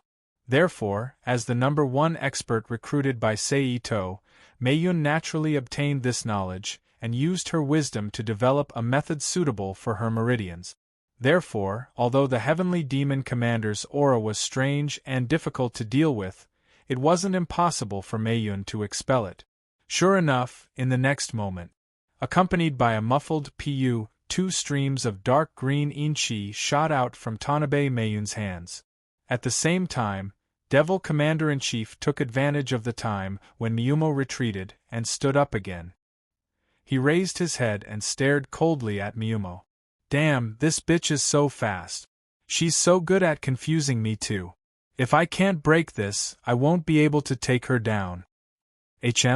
That's right, this slut's Nigong shouldn't be that high. Otherwise, why would I fight her so many times? I also didn't see her use her Nigong to attack me. She only used her strength to fight me. Then, the Demon Commander's eyes lit up. Since that's the case, I'll use my strength to suppress her. After thinking, the Demon Commander's body moved and once again rushed in front of Mei Yun. His Nigong surged with Nigong's Nigong. Mei Yun knew that the Demon Commander's Nigong was powerful, so she didn't take it head-on. She immediately dodged and created several illusions. Boom! The demonic commander's attack missed and landed heavily on the ground, sending a large amount of rocks flying in all directions. Coincidentally, they destroyed the illusion left behind by the beautiful clouds around them. Let's see where you can run. Noticing the effect of the broken rocks, the demon commander roared and swept his leg, creating a gust of demonic wind. Seitan Meiyun, who was about to take advantage of the situation, leaped into the air. Then, he grabbed a handful of broken rocks from the ground and channeled energy into his palms. He raised his hands and threw the broken rocks at Seitan Meiyun in the air. Under the Nigong's Nigong, the gravel turned into sharp arrows and quickly flew in front of Meiyun. Tanabe Meiyun spread open her arms and unleashed a barrage of palm shadows like 100 armed guanyin, knocking away all of the rocks that were flying toward her. However, in the next instant, a beam of dark green demonic chi rose up from the ground and hurtled toward her like a beam of light. It was the third move of the Nigong. Meiyun's pupils shrank when she saw the Nigong. Bright red stripes suddenly appeared on her exposed skin. She crossed her arms in front of her body. Boom! Yuan Qi vibrated violently as Fan Tan Meiyun's figure was pushed a distance into the air. At the same time, Tanabe Meiyun's sleeves were completely torn apart, revealing her fair arms that were covered with strange blood-red stripes. But other than that, there were no other changes. She did not look like she had suffered any serious injuries. The blood-red stripes on her arms were proof that she had activated her blood armor. and from the fact that she was completely unharmed, it was clear that she had activated a defensive equipment that was known for its defensive power, and not an offensive equipment that was known for its offensive power. Humph! Seeing that the lowly servant in his eyes was still uninjured, the demon commander coldly snorted. He used his movement technique and flew to Tanaka Mayun's side like a soaring crane. Demonic chi surged from his body as his hands continuously bombarded Tanaka Mayun. For a moment, a large number of dark green demonic shadows filled the sky. This was the fifth move of the heavenly fiend god slaughtering technique. Thousands of demons massacred the city. Tanabe Mayun didn't dare to be careless. She hurriedly let go of her hands and summoned a sky full of palm images to meet the attack. Bang bang bang bang, an intense muffled sound reverberated in the sky. Half a minute later, the demon commander and Tanabe Mayun fiercely clashed with their palms in the air. Then, they borrowed the strength of each other's palms to flip over and land on the ground. But the demon commander and Tanabe Mayun landed on the ground at the same time. However, the former immediately stabilized himself after landing, while the latter took a step back with a pale face. Obviously, Tanabe Mayun had suffered quite a bit in the fight in the air. However, it was normal if one thought about it carefully. After all, although the blood armor had strong defense, it was mainly used against physical attacks. It wasn't very effective against attacks that directly penetrated the meridians. Tanabe Mayun still needed to use her chi to resist. However, although Tanabe Mayun had mastered the use of meridians, the quality of her chi was still not comparable to the heavenly fiend chi, which was close to the highest level of power in this world. Therefore, it was inevitable that she would suffer some losses in the fight. Seeing this, the demon commander was delighted. He used his movement technique again, and rushed to Tanabe Mayun, who was trying her best to suppress the heavenly fiend chi in her body. He swung his fist at her chest. But chi spread everywhere. A cloud of dust was blown up. The demon commander's pupils shrank.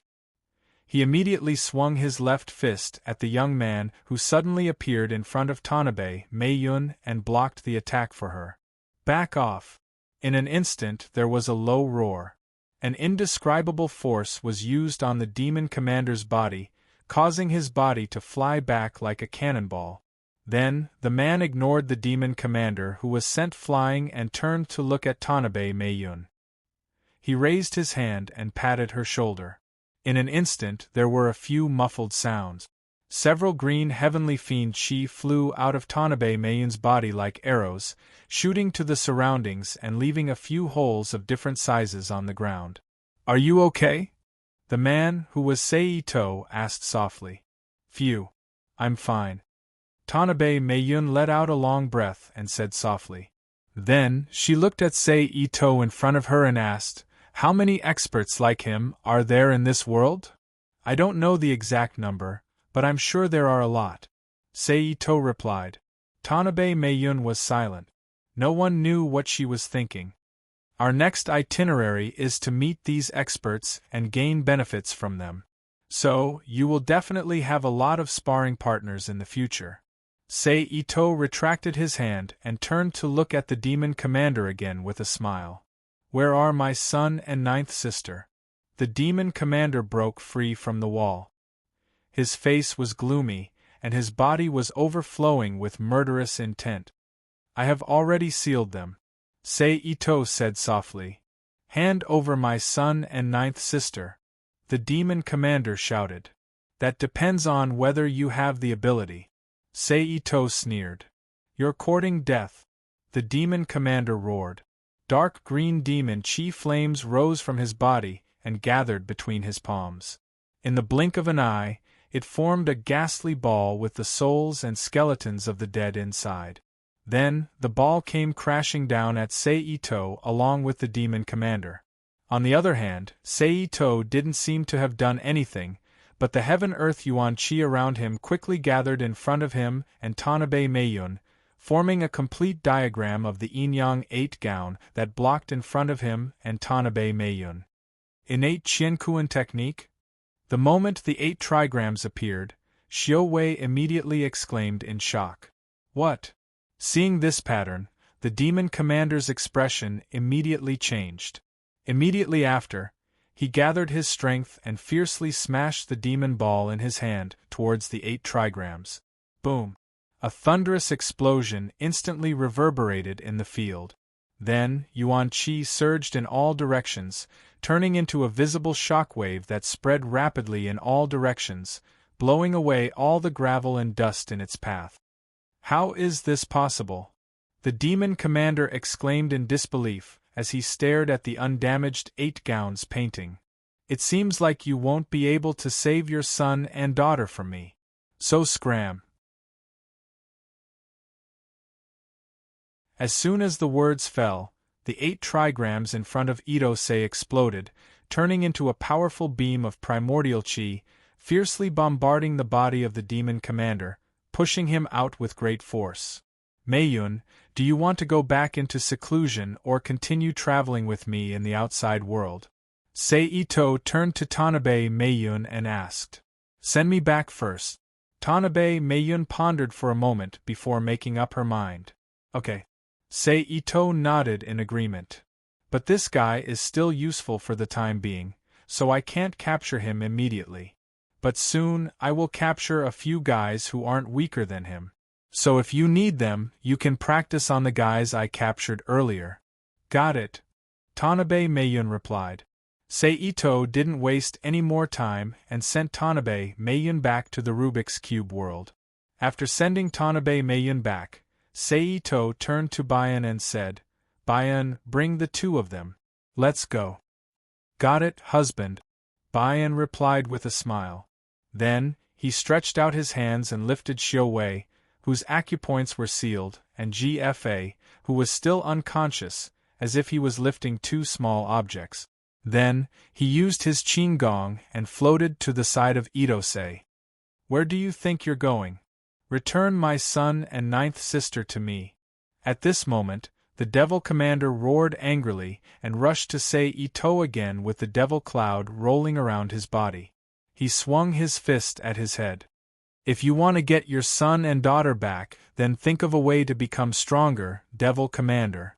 Itose raised his right hand and blocked the demon commander's fist with his index finger, and said softly. Subsequently, the power in his body surged and the demon commander was sent flying again at an even faster speed. As the recipient, the demon commander could feel a weak but domineering power surging into his meridians at the same time. It fought against the sky demon chi from his sky demon god slaughtering technique, making it difficult for him to circulate his strength. Damn it! While flying, the devil commander shouted angrily as he watched Seito and Bayan leave with Tanabe Meiyun and GFA. It was no wonder that he was like this. Perhaps it was because he had killed too many people. Although the demon commander had given birth to many children since he got married, only 3 of them survived. Among them, the demon commander's temperament was the most similar to his, and the one he doted on the most was his 9th sister. Therefore, this time, Itose took both of them away. It was equivalent to directly cutting off his offspring. Coupled with the father-son relationship, it was no wonder that the demon commander was angry and resentful. Bastard! Don't let this daddy find you. Otherwise, this devil commander will tear you to pieces to vent my anger. The devil commander roared at the sky.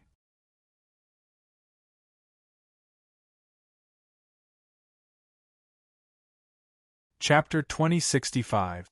On a wide dirt road, an ordinary-looking carriage was moving forward at a normal speed. Where are we going next? In the carriage, Bayan looked at Seito, who was playing with a ruby, and asked. Ethereal City, Seito said calmly. Ethereal City? What a fairy-like name. I wonder how strange this ethereal city is? Bayan asked curiously. The embroidered lieutenant who was looking after the second young master, GFA, also pricked up his ears to eavesdrop. Ethereal City is also known as the City of Evil. It is a power that lies between the Shang dynasty and the western regions. It covers a radius of nearly 100 miles. Itose explained, at first, it was just a small mountain village. It was built by a group of barbarians who escaped from the western region. Because it was located in the middle of a snow mountain covered with snow all year round and was shrouded in mountain fog all year round, it was named Ethereal City. These Hu people were uncivilized and worshipped the law of the jungle. Therefore, they were all fierce and barbaric. They often crossed the border into the Shang dynasty and robbed the nearby merchants. They became bandits. Later on, they became even more ruthless. They directly led the bandits into the border villages of the Shang dynasty, robbed women and treasures, and slaughtered civilians. Everything within a radius of 30 to 40 miles was harmed by them.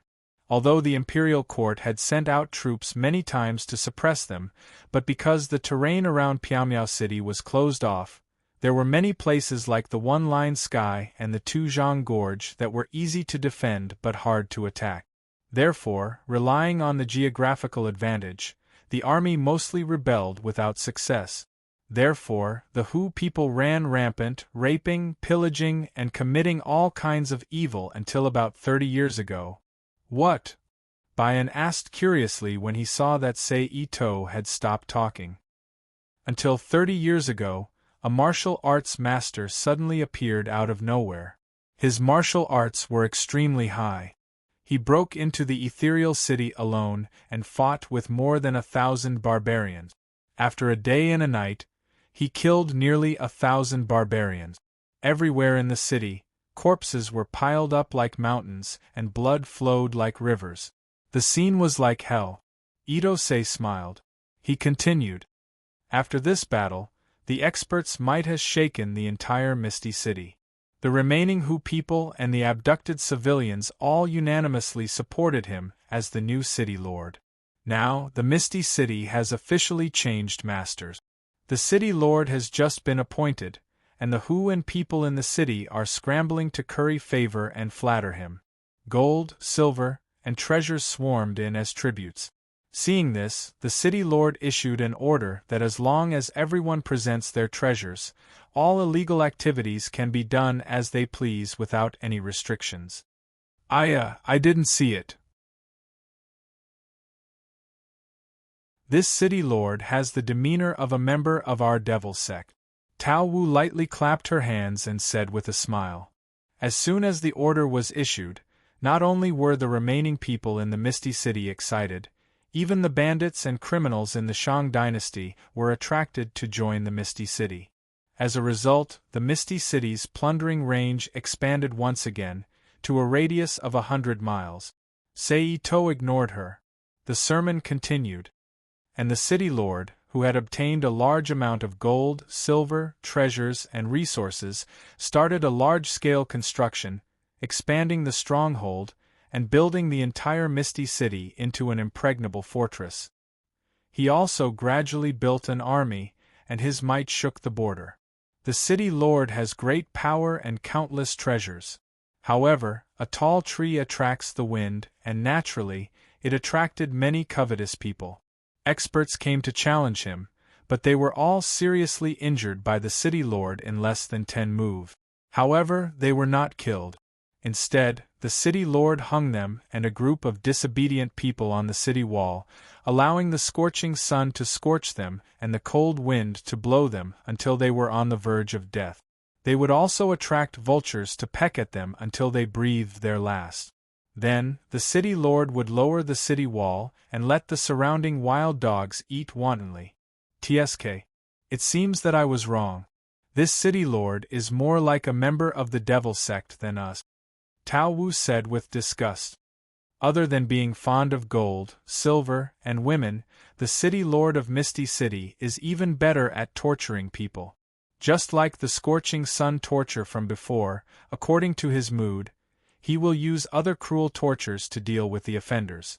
Therefore, other than the city lord of Misty City's name, he is also called the city lord of torture by the outside world. Sei Ito said. After more than 20 years of operation, the city lord of Misty City not only has countless gold, silver, treasures, and a majestic city, he has also nurtured 4 great experts under his command. They are called the Azure Dragon, White Tiger, Vermilion Bird, and Xian Beast, the 4 sacred beasts. They are in charge of 4 major armies, and they intimidate all the people from both the black and white sides within a radius of 100 miles. They can be considered as a feudal lord. Then, our trip this time is, Tao Wu said thoughtfully, to retrieve a treasure and to destroy Misty City. Seito flipped his wrist and took the red divine stone from GFA's belt, and put it away as he said. After that, they did not speak for the rest of the journey. Everyone followed the carriage and went into the distance. After half a day, Seito, who was meditating with his eyes closed, suddenly opened his eyes and looked out of the carriage. Looks like we've already entered the realm. Seito sneered. Yes, but I don't like this welcome method. Tao Wu smiled.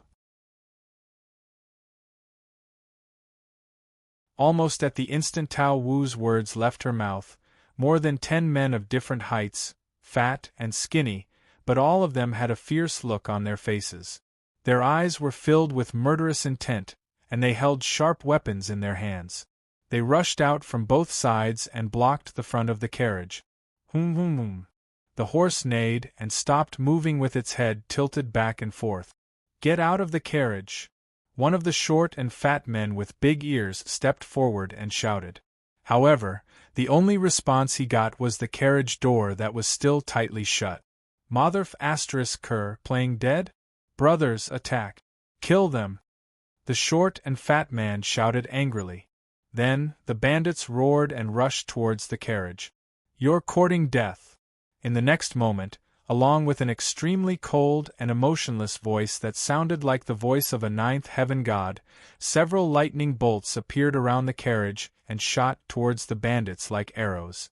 Zap zap, the lightning bolts were so fast that they surpassed the bandits' reaction. They watched helplessly as the lightning bolts pierced their chests and exploded, turning into tiny electric sparks that crawled all over their bodies. Ah! Shrill screams echoed between heaven and earth. Let's go. Soon after, the cold voice sounded again. The horse, which had no one to drive it, raised its hooves again and galloped forward with a clatter. Along the way, Seito and the others encountered 2 more waves of bandit. However, just like the previous ones, they were immediately turned into charred corpses by Seito's lightning. They became decorations in the wilderness, waiting for wild dogs or vultures to eat. At 10 o'clock in the evening, the carriage drove into a small but surprisingly prosperous town and finally stopped in front of a restaurant. Creak, Seito opened the door and stepped out of the carriage, followed by Sichin. But as soon as she got out of the carriage, Momo frowned slightly. She glanced at the crowd around her, and then a soft and beautiful smile appeared on her face again. She stretched out her arm and held the arm of Itose, who had walked out before her, and snuggled up to him. After Sichin, Captain Shio also helped the unconscious GFA out of the carriage. Dear guests, what would you like to eat? The attentive waiter trotted to them and asked with a fawning expression. Just bring out your best dishes, Seito ordered calmly. All right, please take a seat. I'll inform the kitchen. The waiter led Seito and the others to an empty seat and quickly wiped the short table with the linen cloth on his shoulder. He then bowed and invited them. Then, he stepped back from the 4 of them and walked quickly to the kitchen. However, when no one was paying attention, the restaurant owner secretly signaled the waiter with his eyes. The waiter nodded slightly as if he understood.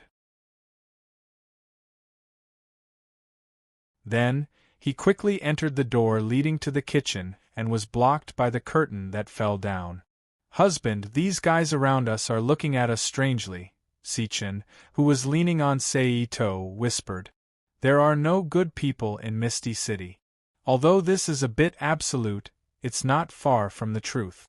These guys around us are treating us as fat sheep and want to get some benefits from us. Especially you, with your beauty, you can be exchanged for a high price, Seito said with a strange smile. I'm so scared. Husband, you have to protect Sierra well later, Sichin said coquettishly, pretending to be scared. While the two of them were talking and laughing, the waiter who had left earlier returned to their side. He put the wine and 1 or 2 cold dishes that could be served immediately on the table and said, "Please enjoy." Seito did not hold back. He grabbed the pot and poured a bowl of wine for himself and Sichin. Then, he put down the pot and picked up the wooden bowl to drink with Sichin. On the other side, the embroidered captain, who was also feeling a bit thirsty, hesitated for a moment before reaching for the pot and pouring a small mouthful of wine for himself. He lifted the bowl and drank. Seeing this, Seito and Sichin looked at each other and saw a slight smile in each other's eyes. They did not say anything and continued to drink mouthful after mouthful. My head is so dizzy. After a moment, Sichin suddenly raised her hand and touched her forehead as if she could not handle the wine. Me too. Seito frowned. Don't. There's me Yao in the wine. Then, Seito's expression changed and he hurriedly said. However, as soon as he finished speaking, he and Sichin both fell on the low table with a bang. The embroidered captain's expression changed and she became alert. However, before she could do anything, a similar feeling of dizziness surged up, causing her vision to become blurry. Do it. At this moment, the somewhat hazy embroidered captain heard someone shout. Then, 7 or 8 burly men rushed out from all over the restaurant and surrounded the table where Seito and the others were sitting. What beautiful beauties! Boss, we've struck it big this time. A man looked at Sichin and the embroidered captain with lustful eyes and said, Don't move your hands and feet, especially the barefoot woman. I'm going to offer her to Misty City and hand her over to Lord Azure Dragon. A fair and plump man who dressed like a rich man walked over and said, Hiss, as expected of the boss. You think more than we do. Another person laughed strangely. As he spoke, he stepped forward and was about to pull Seito up from the table.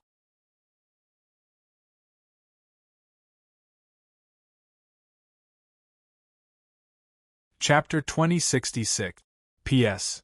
My phone is an old version, so I can't access Chidian's mobile network. That's why I know about the trouble that Chidian's mobile network has caused because of me transferring first and then modifying later. So, I apologize to everyone here. I'm sorry.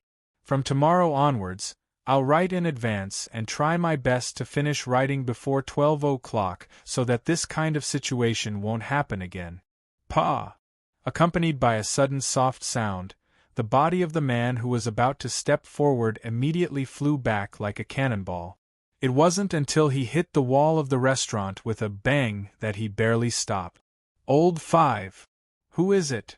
The villains in the restaurant who saw the sudden change of events shouted one after another. However, at this moment, a pink figure flashed and all the villains felt a pain in their chests. The scenery on both sides quickly slid away as their bodies flew backward rapidly like clouds. Bang, bang, bang, bang, with a muffled sound, all the villains crashed into the walls and pillars of the restaurant. Their limbs were spread wide and embedded into the walls. You dare to drug and kidnap people with such little strength? A bunch of lowly things. You really overestimate yourselves. Pa, Baiho said disdainfully as he clapped his hands to get rid of the non-existent dust in his palms. This kind of thing naturally can't be compared to your Een sunflower sect.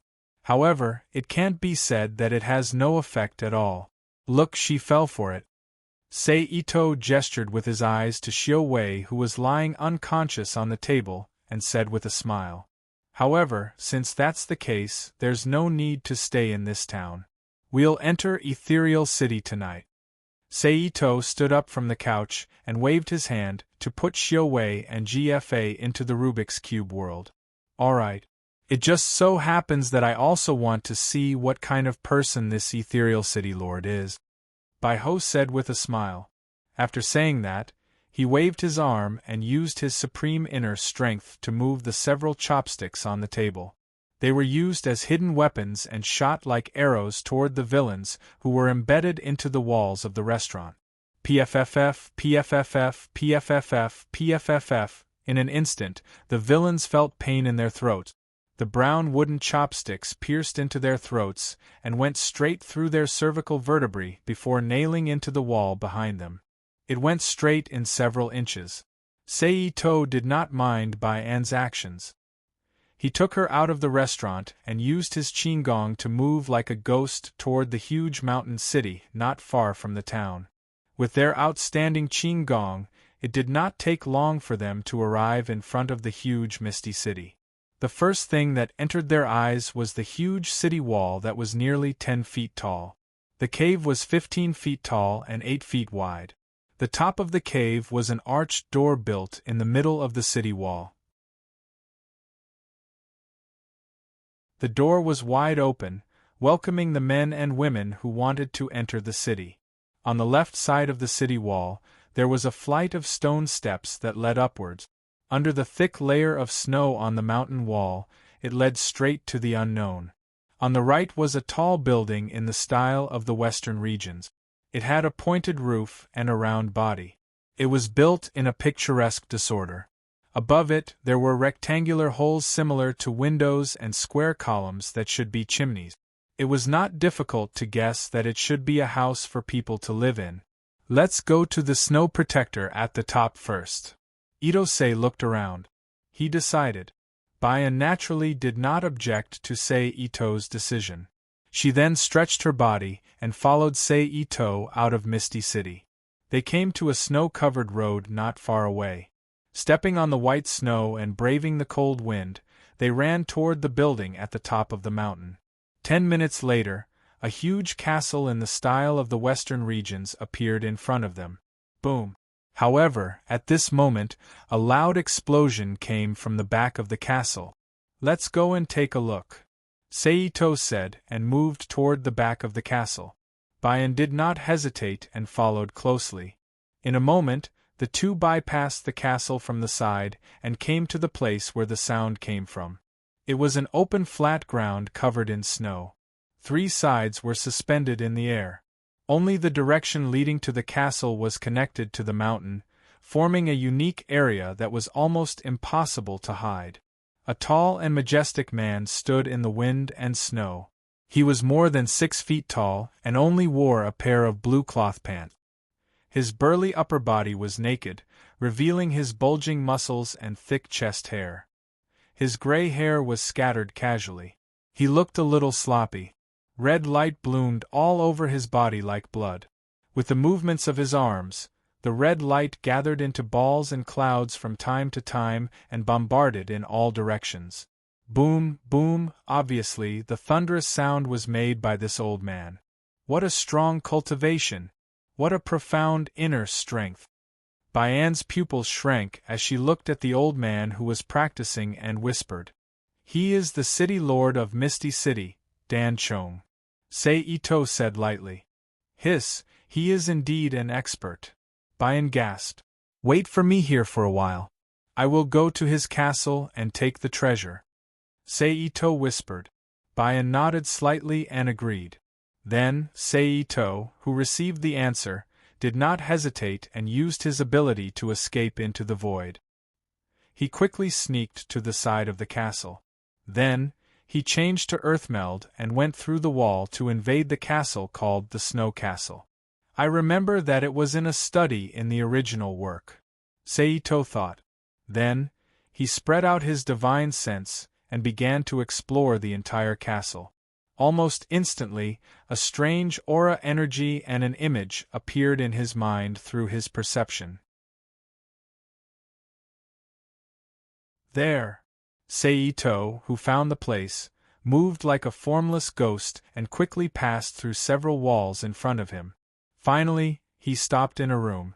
The room was very large, about 60 square meters. There were a pair of bamboo slips and cloth placed against the wall. There were also a dozen white animal bones engraved with words on the surface.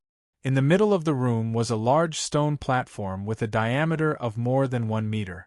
There were 10 pillars of different colors, marked with the number of heavenly stems, and each engraved with a paragraph of secret text. They gave Ito a strange and mysterious feeling in his perception. Under the light emitted from the lamp in the room, they flickered with colorful light and were mesmerizing. These 10 crystals were nothing else. They were the main purpose of Ito's trip.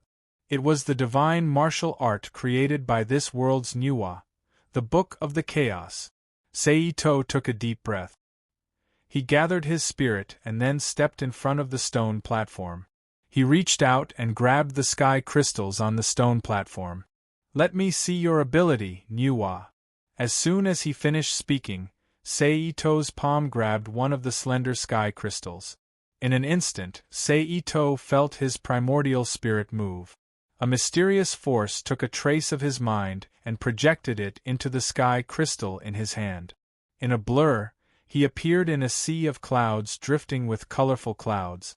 When he came back to his senses, he narrowed his eyes and looked around. In the next moment, the sky moved. Amidst the sound of phoenix cries, a carriage with a refreshing fragrance came from the horizon. The carriage was a kind of single-seater carriage similar to a rickshaw, but it was more exquisite. It was not only inlaid with gold and silver. There were gemstone pendants and beautiful colorful patterns around them. There was a stick at the back of the carriage. There was a golden cloth with a large number of ornaments hanging on it. It swayed slightly as the carriage moved. Pulling the carriage was a big bird with bright green feathers that looked like a peacock. When it flapped its wings, it brought about gusts of light wind. There were several beautiful fairies in silk clothes on both sides of the carriage. They held flower baskets in their hands.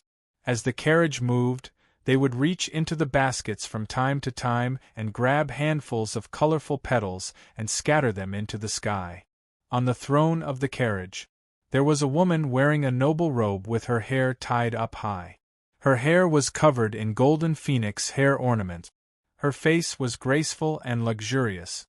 Just a glance at her would make one involuntarily think of one's mother. The beautiful woman sat upright with the corners of her mouth slightly raised. Her bright eyes seemed to be able to see through everything in the world as she calmly looked ahead. Nuwa. Looking at the carriage that was gradually approaching, Ito secretly called out the woman's identity. After a while, the carriage stopped in front of Ito. "You want to take the sky crystal?"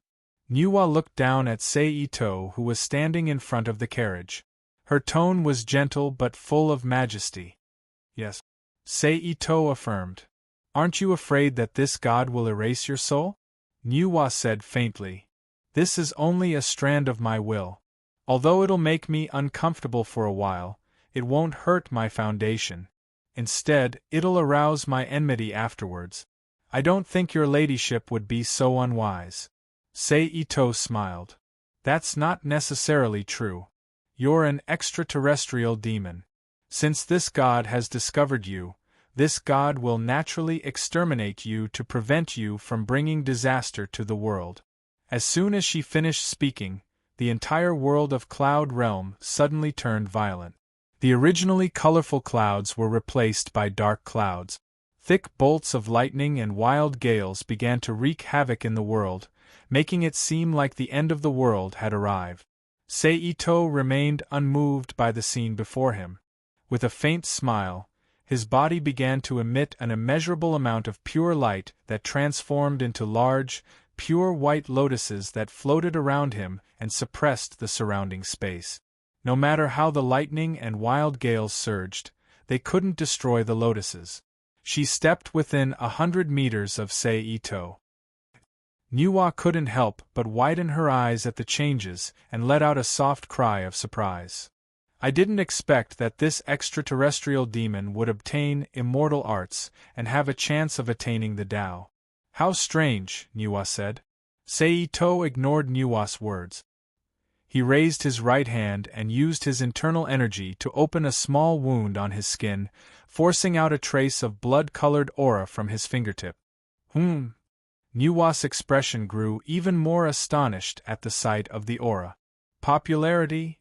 And it's the popularity of the 9 provinces of Huaxia. How do you have such a thing?" Nuwa asked in astonishment. Naturally, it's because I'm also a descendant of Huaxia. Seito chuckled.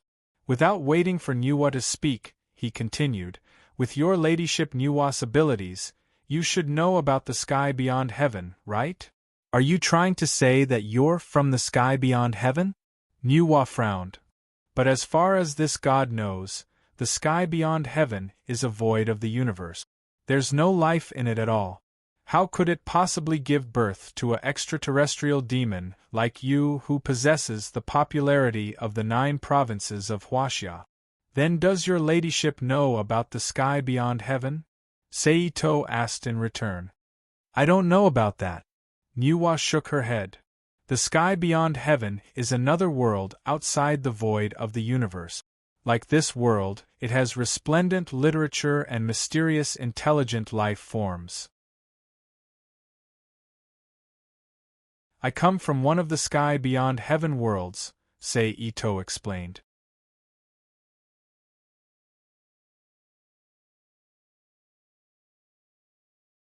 Chapter 2067. P.S. Thank you to Sacred Knight and Isaiah 1 for your precious monthly votes. You're saying that there's a Huaxia and a Jojo human clan outside the Empyrean? Nuwa frowned. Obviously, even with her high realm, she was a little shocked and confused by the content of Itomori's words. Humans are the bell spirits of the heavenly axiom. They can naturally survive in the myriad of worlds. So, why can't there be a Huaxia and a Jojo human clan in other worlds, even? Seito paused for a moment. Then, he looked at Nuwa with a deep gaze and continued, even your majesty Nuwa exists in other worlds. As soon as he said that, Nuwa's expression changed slightly, revealing the shock in her heart. Is that true? Nuwa asked in a deep voice. Of course. Seito confirmed. Nuwa was silent. She frowned and pondered. Seito didn't disturb her. He quietly waited for Nuwa to recover from her thoughts. If that's the case, why do you want to take the sky crystal I left outside? After a while, Nuwa woke up from her thoughts.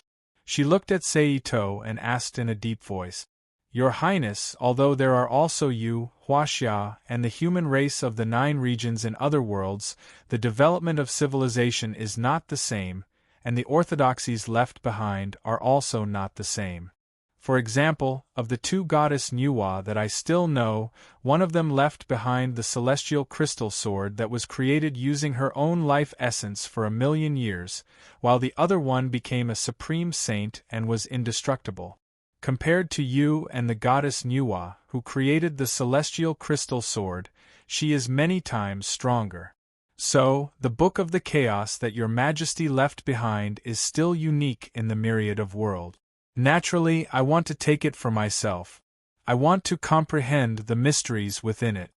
Seito smiled. Sky crystal sword, saint? Nuwa's eyes flashed. Nuwa muttered to herself. All right, you can take the sky crystal away. But you have to promise me one thing. After a dozen seconds, Nuwa regained her senses and said seriously. Please speak, Your Highness. Seito cupped his fist. This item was originally the foundation item I left for the current generation's destined person. Since you've taken it away, I naturally need to leave some compensation. Therefore, I need you to find the destined person after you take the heaven crystal and stay by his side for a year. Teach him the Book of the Chaos with all your heart, Nuwa said. All right. Seito thought for a moment, then agreed. Then he asked, even though he already knew the answer, may I know the name of the person that your highness mentioned? The person who will receive the fortune is surnamed G. He is the second son of the current Marquis of the West. Nuwa replied. This one will remember, Seito said. In that case, you can go now.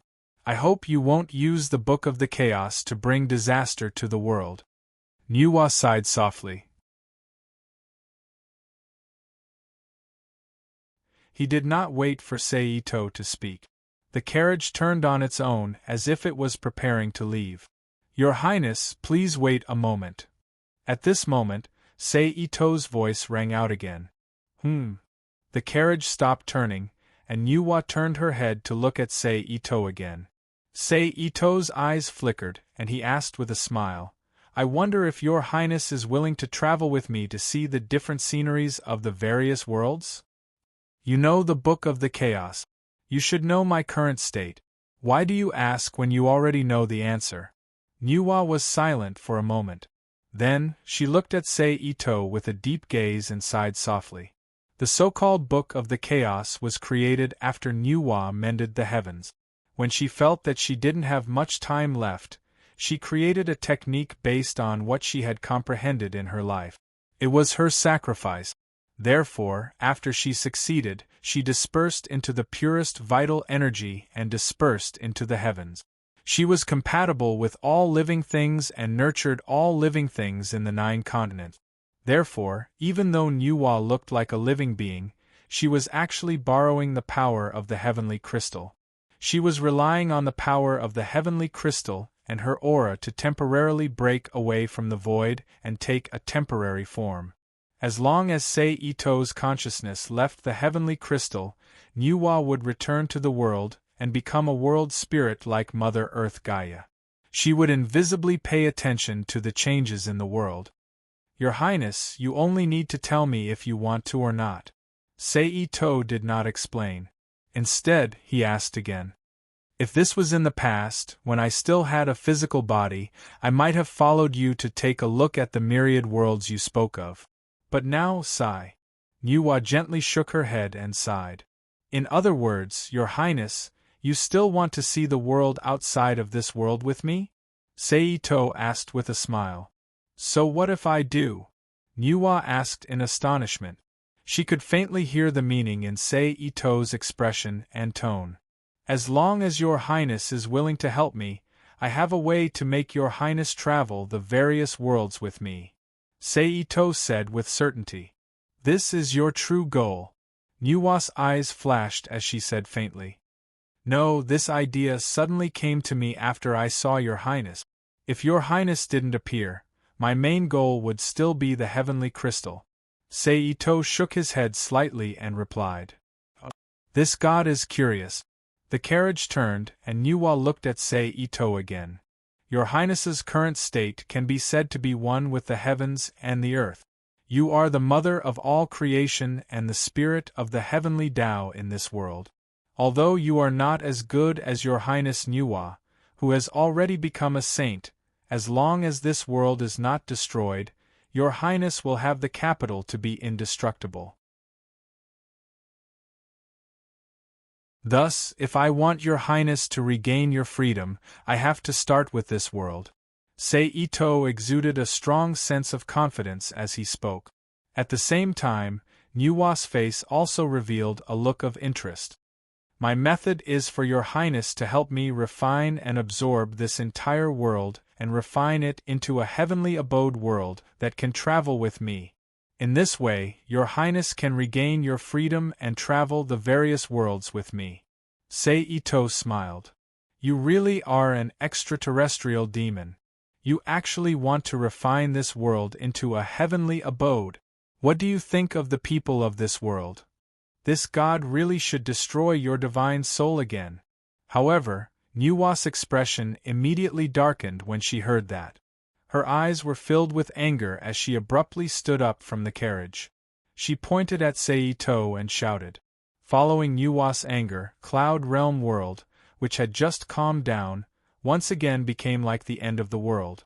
Red lightning filled the sky as hurricanes wreaked havoc, tearing everything around them to pieces. Sei Ito's expression didn't change as his body of consciousness once again blossomed with azure light. Pure white lotus flowers floated out from within and suppressed the space around him, preventing the lightning and hurricanes from approaching him. "Your Highness has misunderstood," Sei Ito said next. "How has this god misunderstood?" Nuwa laughed coldly. "Because of the heavenly abode I speak of. If Your Highness doesn't understand a heavenly abode, it won't harm the people of this world in the slightest when refining it. Moreover, they will remain the same after the refinement. At most, they will have me as their manager. For example, the ancient celestial emperor, Sei-Ito, explained. How can this god believe you? Niwa asked mildly after hearing Sei-Ito's explanation. I can swear an oath with your highness to the heavenly Tao of this world, Sei-Ito replied without hesitation. Cultivators like Sei-Ito and Niwa wouldn't easily swear an oath. Moreover, they were swearing an oath to the heavenly Tao of this world. Thus, Niwa's expression calmed down as she somewhat believed Sei-Ito's words. Allow me to consider this matter, Niwa said in a low voice as she sat back down on the carriage. All right. However, if possible, Your Highness, please give me an answer as soon as possible. This concerns my next decision. After all, my refinement method is different from ordinary heavenly abode. There's a lot of preparation work involved and it'll take a long time, Sei-Ito said. After hearing his words, Niwa's trust in him increased a little. I understand. If there is a decision, please do not hesitate. If you decide, I'll contact you with the sky crystal, Niwa said. Then, Niwa's carriage moved again and made a half-turn. Following that, the giant bird flapped its wings and brought along a strong gust of wind as it flew towards the horizon with Niwa and the flowers scattering fairies. Not long after, they completely disappeared. Then, the space changed and Sei-Ito's consciousness returned to his body. Phew, Sei-Ito, who had regained his senses, gently exhaled. Then, he moved his arm and pulled out the sky crystal he was holding from the stone platform. He casually put it into his clothes. Then, with a thought, he put the remaining 9 sky crystals into the Rubik's Cube world. This way, I won't have to worry about Niwa not being able to contact me. Then, after putting away the sky crystal, Sei-Ito didn't hesitate. With a thought, he moved all the bamboo slips, beast bones, and silk books in the room into the Rubik's Cube world. Almost instantly, the entire room became empty. It's time to deal with the Misty City's City Lord, Sei-Ito muttered softly. After saying that, Sei-Ito's figure flashed and disappeared from the room. In the blink of an eye, he appeared beside Tao Wu, who was hiding in the snow. Husband, Tao Wu called out. How about it? Do you want to fight with this world's top expert? Sei-Ito smiled at Tao Wu and signaled with his eyes to the Misty City's City Lord, who was madly practicing martial arts in the snow. All right, let Tao Wu see the difference between me and this world's top expert. Tao Wu's beautiful eyes flashed as she smiled tenderly. Then, without needing Sei-Ito's instructions, she immediately used the Sky Demon Body technique. Like a fairy descending from the 9 heavens, she flashed out from the snow and flew gracefully to the Misty City's City Lord's side. Then, she threw out a palm strike that contained 80% of her strength. Who's there? The Misty City's City Lord, who was practicing martial arts, suddenly changed his expression and shouted coldly. At the same time, he quickly turned around and used his big hand that was filled with blood-red chi to meet Tao Wu's palm. Bo! With a light sound, the chi exploded and turned into a shock wave that could be seen with the naked eye. With the two of them as the center, it pushed away the thick snow around them and formed a tall snow curtain that faintly wrapped around the two of them. Humph! Then, a tender snort sounded. Tao Wu, whose face was pale and blood was flowing out from the corner of her mouth, flew out from the snow curtain. I didn't expect you to be a beautiful girl. Just nice, I haven't been close to a woman for a long time. Today, I'll use you as an appetizer. After saying that, the Misty City's City Lord immediately rushed forward and caught up with Tao Wu, who was flying backward with his outstanding Qin Gong. At the same time, he stretched out his hands and stimulated a force. In an instant, blood and chi surged and turned into a wave of scarlet chi tide that was like a sea wolf. It quickly covered Tao Wu's body and trapped her.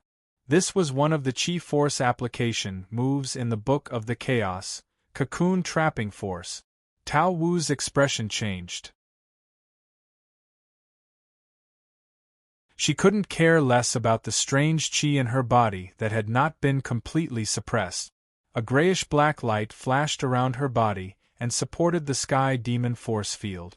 The force field had a shifting force that dissolved the power of the cocoon trapping force. However, Tao Wu, who was fighting with a strange martial art like the Book of the Chaos for the first time, did not know that the cocoon trapping force was best at shifting force. Therefore, it was very difficult to get out of the cocoon trapping force other than using force to destroy it.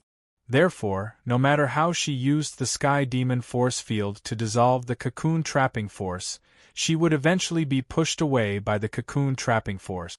She was unable to break free from the cocoon trapping force. Moreover, as the sky demon force field operated, it became more and more difficult for Tao Wu to suppress the strange chi in her body. Blood flowed out from the corner of her mouth involuntarily again. Is this the top expert of this world? The gap is so big. I can't even take a blow. Tao Wu's eyes flickered and her heart was filled with unwillingness. As expected, there's always someone better than you. At this moment, a figure suddenly appeared in the air behind the Misty City's city lord. He kicked out with one leg and the yuan qi under his feet turned into a picture of 8 gowns, pressing down on the Misty City's city lord. It was Seito. So there's still a little bug here. The Misty City's city lord sneered. Then, she condensed the chi in her hand into a ball and threw it towards the picture of 8 gowns. Boom! Amidst the violent explosion, the Misty City's city lord was sent flying backwards like a cannonball. At the same time as the Misty City's city lord was sent flying, the cocoon trapping force field that was pressing down on Tao Wu's body dissipated, allowing Tao Wu to regain her freedom. Wah! Almost at the same moment when she broke free, Tao Wu immediately opened her mouth and spat out a big mouthful of dark blood. Seito, who had just landed on the ground, flashed and came to Tao Wu's side. He stretched out his hand and pressed on her back, sending a surge of pure innate energy into her body to help heal her internal injuries. Are you all right? Seito asked concernedly. I'm fine. It's just that I didn't expect that old man to be so strong. Tao Wu raised her hand to wipe off the blood at the corner of her mouth, and said hatefully, It's good that you're fine. Step aside first and let your husband help you vent your anger. Seeing that Tao Wu's face had regained its color, Seito withdrew his hand and raised his head to look at the Misty City's city lord who was surrounded by blood-red chi. Tao Wu replied softly and obediently stepped aside. Innate universe technique. Who are you? The Misty City's city lord asked coldly. The person who's here to deal with you. Seito sneered. What a boastful brat. You actually dare to talk to me like that. Let's see how I'll deal with you. The Misty City's city lord said loudly. Then, the chi in his body surged and the blood-red chi around him swelled into a ball.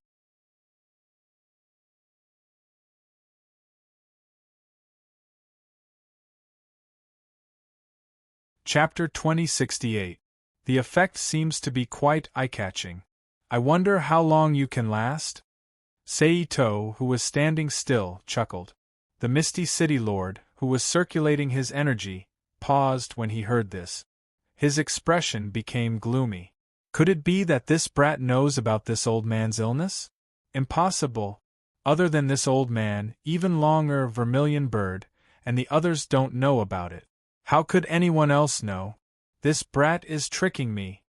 Thinking of this, the Misty City Lord, who thought that he had seen through Seito's scheme, made up his mind. He fiercely circulated the blood-colored energy on his body to his hands, forming 2 blood-colored balloons.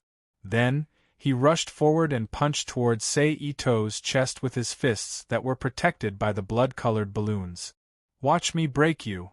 Seeing that the Misty City Lord's fists were about to land, Seito laughed out loud. He fiercely circulated the first technique of the innate universe technique, indefinite universe. He used his hands that appeared like a gown to block the Misty City Lord's fists. Then, He moved his body to the side and took a step closer to the left side of the Misty City Lord's body. Then, his left foot slid out, causing his body to completely rotate and send the Misty City Lord's body out. In an instant, the Misty City's City Lord only felt that the space in front of him was empty. His body involuntarily rushed forward, but before he could regain his footing, he felt an extremely ferocious force blasting towards his back. Not good. The Misty City Lord's expression changed. He hurriedly circulated the blood firmament technique and turned the blood-colored energy around his body into a hard armor. Boom! With a loud explosion, the Misty City Lord's body immediately flew forward. Firmament blood armor, huh? Seeing that his casual attack did not injure the Misty City Lord, Seito raised his eyebrows and said, "Then I'll add more strength." "Forget it." Seito stomped his foot and suddenly appeared behind the Misty City Lord like a ghost. Once again, he sent a palm strike at his back. Sensing the attack from behind, Misty City's City Lord's expression changed. He hurriedly twisted his body in midair and swung his fist, which was still stuck in the blood-colored balloon, towards Seito's face. He looked as if he wanted to injure both of them. However, the Misty City Lord's fist was only halfway through when it was caught by Ito Seiji's other hand with a pause sound. Then, Ito Seiji's palm moved forward and landed on the Misty City Lord's back, without any hindrance. But instantly, the Misty City's City Lord's expression changed.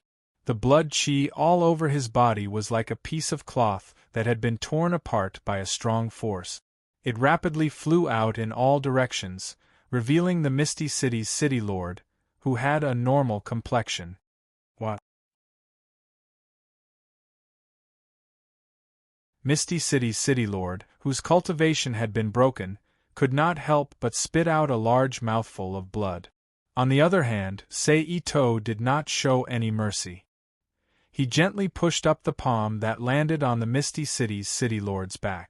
A surge of chi then entered the Misty City's City Lord's body from his palm and quickly flowed through the governing meridian on the Misty City's City Lord's back. It suppressed the power of the Book of the Chaos in the Misty City's City Lord's body back into his dantian. Affected by this, Misty City's City Lord only felt pain in his body. He could no longer exert any strength in his body. Like a soft worm, he fell onto the snow with Seito's arm loosening. Bang! Husband's strength is really getting stronger and stronger. Seeing the Misty City's City Lord defeated, Tao Wu, who was walking over, could not help but sigh. As long as you are willing to train properly and stop being lazy, you can also become very strong. You can also become very strong. Itose stretched out his hand and pulled Bien into his arms, chuckling. When did I slack off? Tao Wu twisted her body slightly and said unwillingly. You really didn't? Then who was the one who reduced your daily training time by 2 hours? Seito asked with a faint smile. Tao Wu's face turned red when she heard this. She turned her head to the side in embarrassment and said coquettishly, Okay. I know I was wrong. I will definitely train hard in the future. I won't slack off anymore. Seito smiled noncommittally and did not say anything. Seeing this, Tao Wu wrinkled her nose playfully and snorted. She buried her head in Seito's chest and did not say anything. Who are you people? At this time, Misty City's City Lord, who had recovered some of his strength, asked in a deep voice. You don't need to know this. You only need to know that from now on you are our captive. Seito said indifferently. After he finished speaking, he did not give Misty City's City Lord a chance to speak. He flicked his finger and hit the back of Misty City's City Lord's head, knocking him out instantly. Then, he waved his hand and put Misty City's City Lord into the Rubik's Cube world. Let's go and deal with the guys in the castle. Then we will stay for the night. Tomorrow we will go down and meet the 4 great generals of Misty City. Seito said as he let go of Tao Wu. As long as my husband makes the decision, Tao Wu said with a smile. Then, the two of them rushed into the snow castle without any concealment. As the private residence of Misty City's city lord, the snow castle's defensive power was not weak. However, that was only relatively speaking. It might be invincible to the outside world, but against Sei Ito and Tao Wu, it was far inferior. Therefore, it did not take long for the hundreds of defensive power similar to Xiao Wei and Yan Jimei to be cleared out. Only the maids and ordinary people in the snow castle remained. Seeing this, Sei Ito did not waste any time. He directly called for the maids and ordinary people in the snow castle, opened the Rubik's Cube, and transferred them into the Rubik's Cube world. He placed them on the Qin continent and handed them over to Zhaoye. As a result, the entire castle immediately became empty. Coupled with the smell of blood in the castle, and the sound made by the whistling cold wind outside the castle, the entire snow castle looked like a ghost town. Forget it, let's go back and live. Looking at the empty castle, Sei Ito said to Tao Wu beside him. That's right. Tao Wu agreed. Then, the two of them flashed and returned to the Rubik's Cube world. After a night of romance, they were incomparably happy. The next morning, Sei Ito's figure reappeared from the void. As for Tao Wu, who was supposed to come out with him, because he was stimulated by the defeat of the Misty City's city lord in the battle, he decided to stay in the palace and cultivate properly. Therefore, he did not come out with him to the outside world. Then, Sei Ito's figure flashed and disappeared from the empty snow castle. The next moment, he appeared in front of the Misty City's gate halfway up the mountain. He moved forward bit by bit with the crowd entering the city. Fortunately, the line was not long. In just over 2 minutes, it was Sei Ito's turn to be checked. "Boy, where's your waist token?" one of the guards shouted. However, the answer he got was a pitch-black fist shadow. Bang! In an instant, the guard's facial bones caved in. As he flew backward, he opened his mouth and let out a miserable howl. F***CK. Someone's causing trouble. Kill him. Stop him. Hearing his companions scream, the other guards hurriedly ran over and shouted angrily.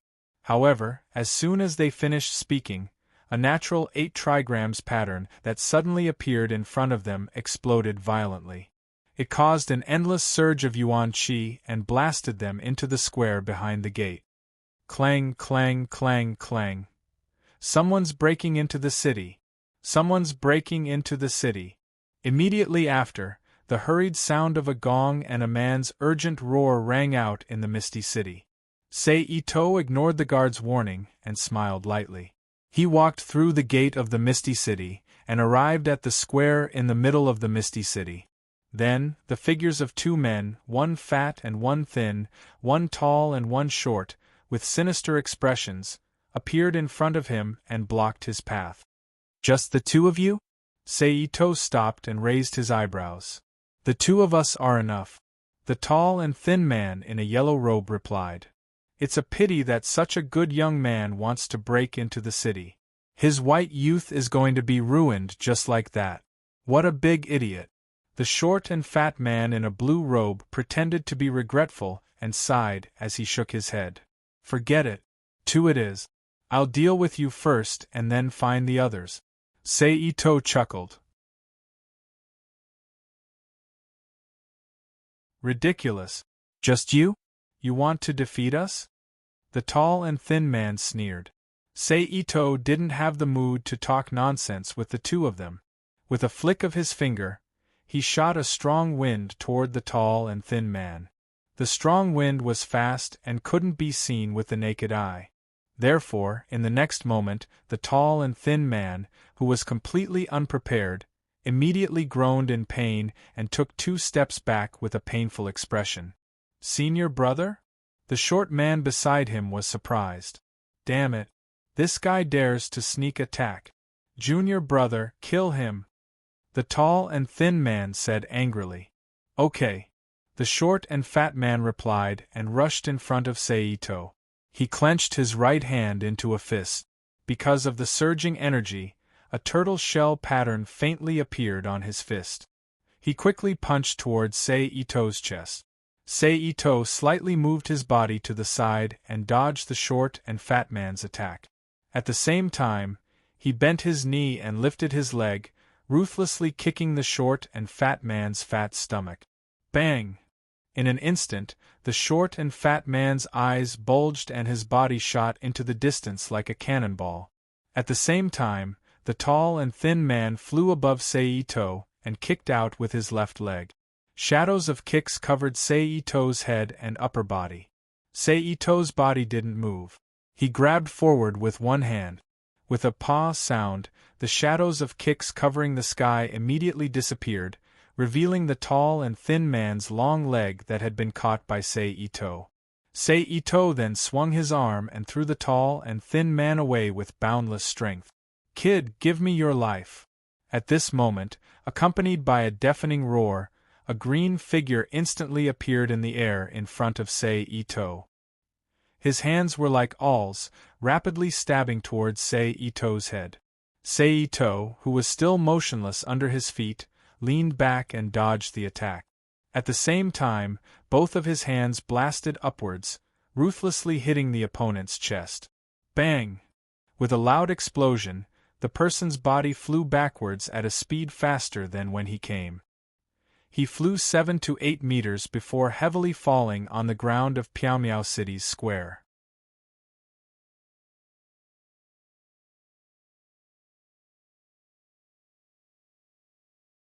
Chapter 2069. Wah! The moment he landed on the ground, the man, who was wearing armor that looked like a shrimp general, had a slender figure, and had a bald head with only a small braid of hair in the middle, spat out a mouthful of blood. Ah! Seeing the man spit out blood, the Misty City's citizens and guards on both sides were dumbfounded. "You're Black Tortoise, right?" Sei-Ito looked at the man who was on all fours with a calm expression, as if he had just done something insignificant. "That's me," Black Tortoise replied coldly. "Looks like I haven't taught you enough of a lesson." Hearing Black Tortoise's reply, Sei-Ito frowned as a cold light flashed in his eyes. Then, he suddenly took a step forward, and a force instantly surged into the ground and passed straight to Black Tortoise's abdomen, who was on all fours like a wild beast. With a bang, it broke through the ground and slammed into Black Tortoise's abdomen. Pfft! Black Tortoise's expression changed as his abdomen was attacked again. He spat out a mouthful of blood. Black Tortoise, who had suffered another internal injury, could no longer support his body and fell to the ground with a plop. "Master Black Tortoise lost?" Seeing this, the Misty City's citizens and guards on both sides of the street murmured in disbelief. "Someone, go and call out the remaining Misty City's law enforcement officers." Sei-Ito reached out his hand and grabbed Black Tortoise, who was lying on the ground. With a shake of his palm, he knocked out the heavily injured Black Tortoise and put him into the Rubik's Cube world. He then opened his mouth and ordered the Misty City's citizens and guards who were shocked by his method of making people alive. Wah! After his reminder, the crowd who had regained their senses immediately scattered from the square in a panic. At the same time, several guards ran into the depths of Misty City as if they were fleeing. After dealing with Black Tortoise General, Sei-Ito did not stay in the same place. He casually killed Black Tortoise's subordinates with 2 fingers. He also walked towards the depths of Misty City. After traveling for about 5 to 6 minutes, a beautiful woman wearing yellow satin pants, black armor, and a golden helmet appeared. Her limbs and head were covered with armor and a golden helmet. She was accompanied by 4 men wearing black tight-fitting leather clothes that looked like swimsuit. Their thighs were exposed, and each of them held a bell in their hands. A woman with a strange weapon connected to a long chain appeared in front of Sei-Ito. Upon seeing this person, Sei-Ito immediately recognized her identity. She was the daughter of Misty City's city lord, the commander of one of Misty City's 4 great armies, the Vermilion Bird Legion. "You're the guy who broke into the city?" Vermilion Bird's expression was arrogant as she sized up Saito in front of her. I didn't think that there would be a woman like you in Misty City. This is an unexpected gain. Saito followed suit. He sized up the beautiful figure under the tight-fitting armor and teased. You're courting death. As the daughter of Misty City's city lord, which man dared to be so impudent in front of her? She immediately became angry and shouted, "Fourth guard, kill him!" Yes. The 4 women next to Vermilion Bird complied, and at the same time, they shot the strange weapons in their hands towards Itose. The weapons spun. A cold, sharp blade was thrown out, cutting through the air and making a buzzing sound. It's similar to the flying guillotine created by Yongjung. Saito leaned to the side and dodged a spinning copper shield. Immediately after, another copper shield came crashing towards him, and then a third. The fourth, and the first one that was pulled back and thrown out by the woman in black, layer upon layer. They interacted continuously, forming a large net that covered Saito's head from different directions. It's better for women to be gentle. If you're too fierce, you won't be able to get married. At this time, Itose, who seemed to be unavoidable in the eyes of others, chuckled. He raised his right hand and flicked the copper shield in front of him. With a crisp, dang sound, the copper shield immediately flew out of the black-clothed woman's control and collided with the copper shield that was flying from the other side. Bang! Then, both shields flew into the distance. Immediately after, Saito lowered his head and dodged the attacks of the other 2 copper shields. Then, he flicked his finger again and hit one of the copper shields, causing it to collide with the other copper shield. In just an instant, the large net formed by the 4 copper shields was completely destroyed by Saito. All of you, stand down. Seeing that the 4 women's shields were broken, the Vermilion Bird said, "Yes." The 4 women replied and retreated behind the Vermilion Bird. You do have some skills, but it's not enough to challenge my ethereal city. As the Vermilion Bird's voice fell, a fiery aura that was visible to the naked eye emerged from the Vermilion Bird's body. Sister Vermilion Bird, wait. This little rascal isn't worth your time. Leave it to me.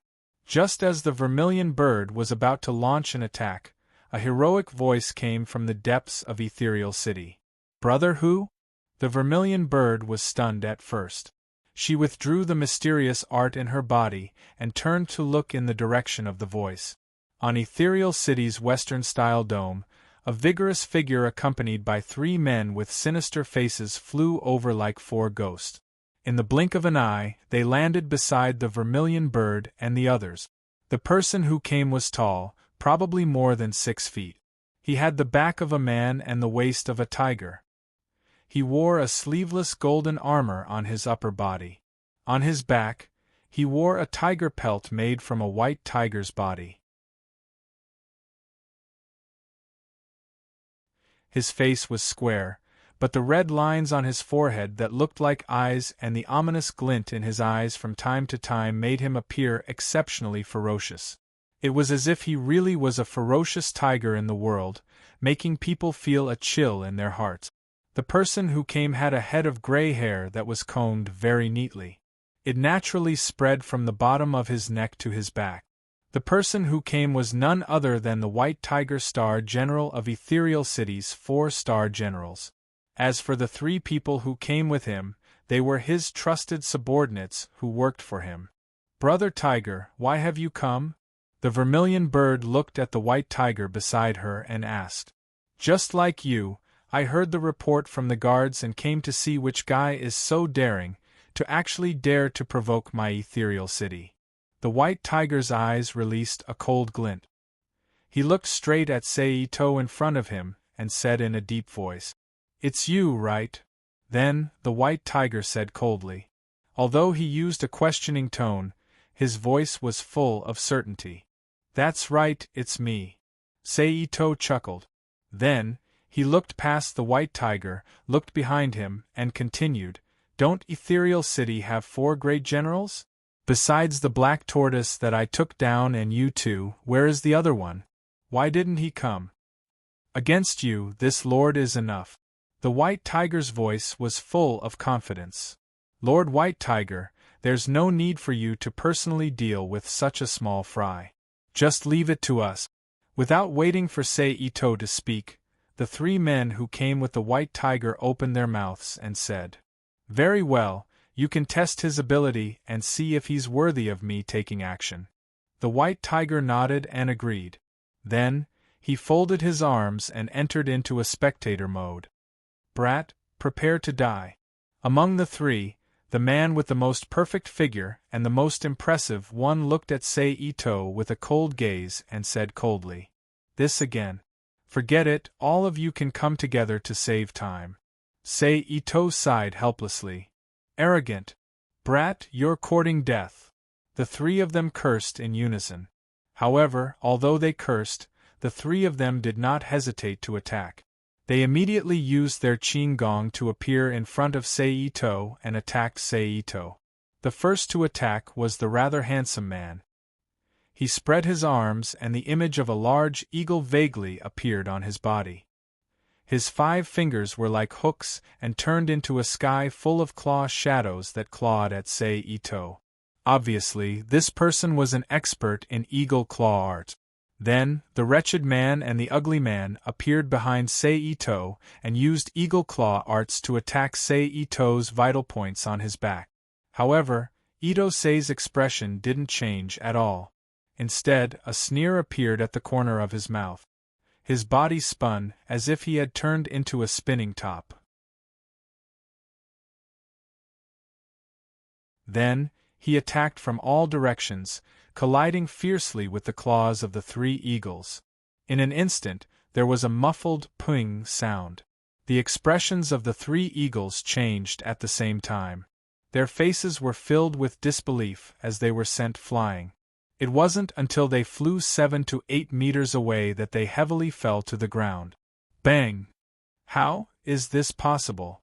The somewhat handsome man spat out blood and said with difficulty. Then, his eyes rolled back and he lost all signs of life like the other 2 and died on the spot. "You have some skills." White Tiger frowned when he saw his trusted subordinate killed by Sei-Ito. His body emitted a cold, murderous aura. Brother Tiger is angry. Vermilion Bird noticed the change in White Tiger's aura. "I hope your skills are enough to let you survive, because I don't want you to die so easily in my hands." As White Tiger walked, the image of a huge multicolored white tiger appeared behind him. It emitted the overbearing aura of the king of beasts. It suppressed the surroundings, especially Sei-Ito's body. Out of nowhere, the already low temperature dropped a lot. "Don't worry, you can't kill me. So, go ahead and let me see your value. Let me see if there is a need to keep you alive." Sei-Ito was not affected by White Tiger's aura at all. "Humph!" White Tiger coldly snorted. He circulated the energy in his body and rushed in front of Sei-Ito.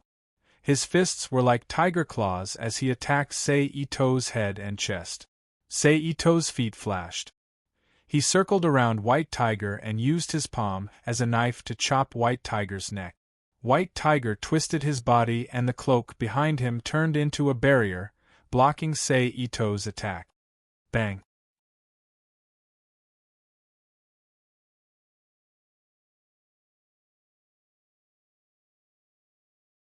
Chapter 2070. Tiger Turn Around. White Tiger, who had used his cloak to block Sei-Ito's palm blade, suddenly twisted his body and used his elbow like a spear to strike Sei-Ito's side ribs.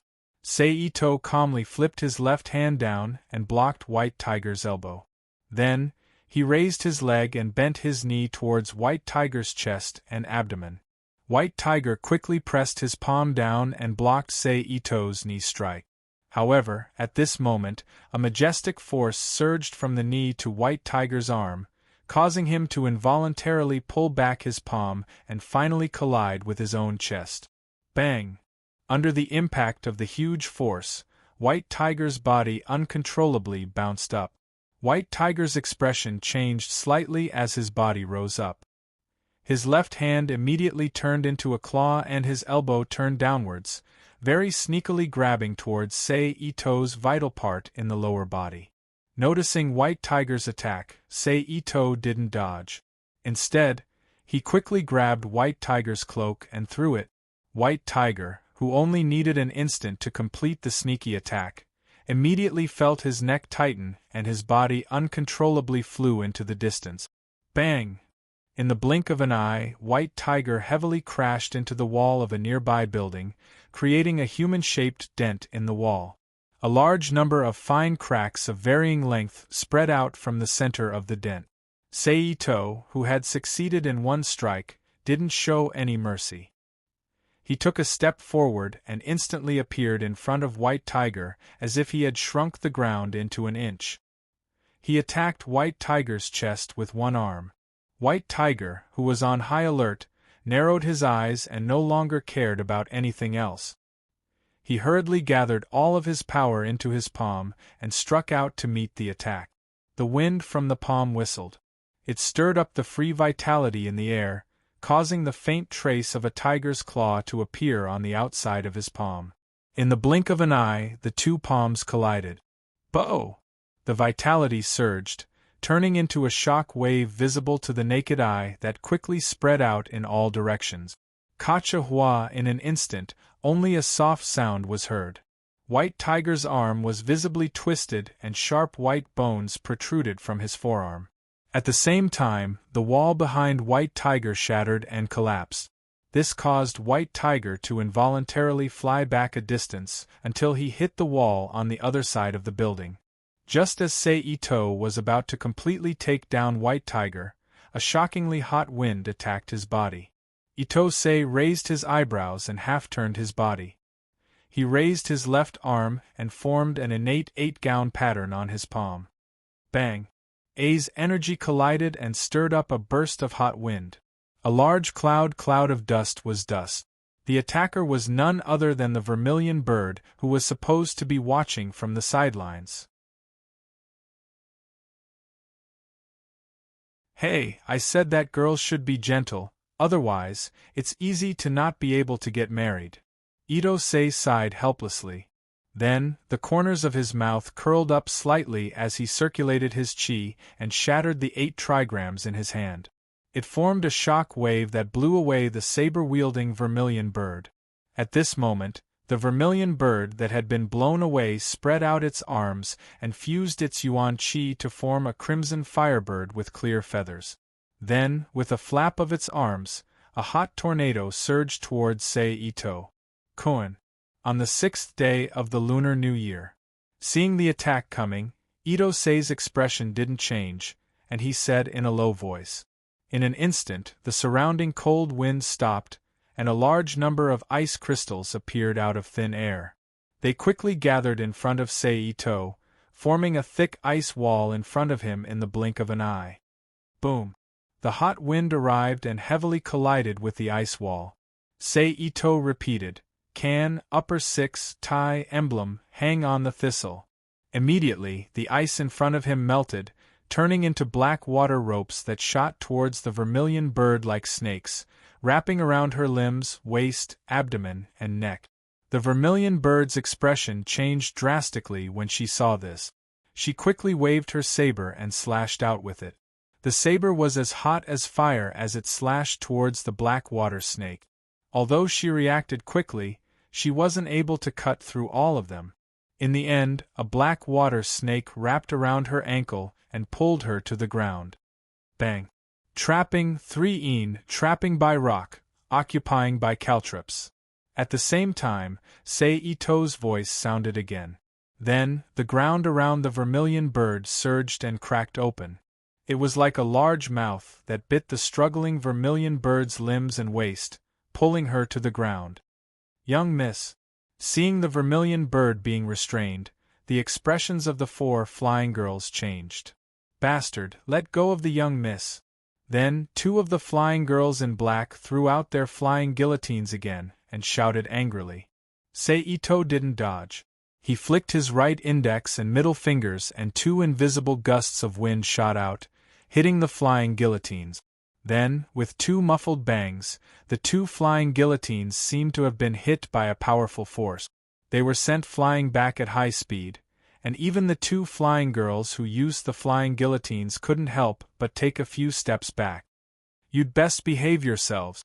Otherwise, you'll lose my patience and I won't show you any mercy," Saito said indifferently after knocking away the flying girls' flying guillotines. Then, he ignored them and turned to walk into the house behind him. However, at this moment, accompanied by a tiger's roar that sounded like the king of beasts, the white tiger charged out from the wall to the side with wind and thunder. It reached out to grab Saito's head. "Oh!"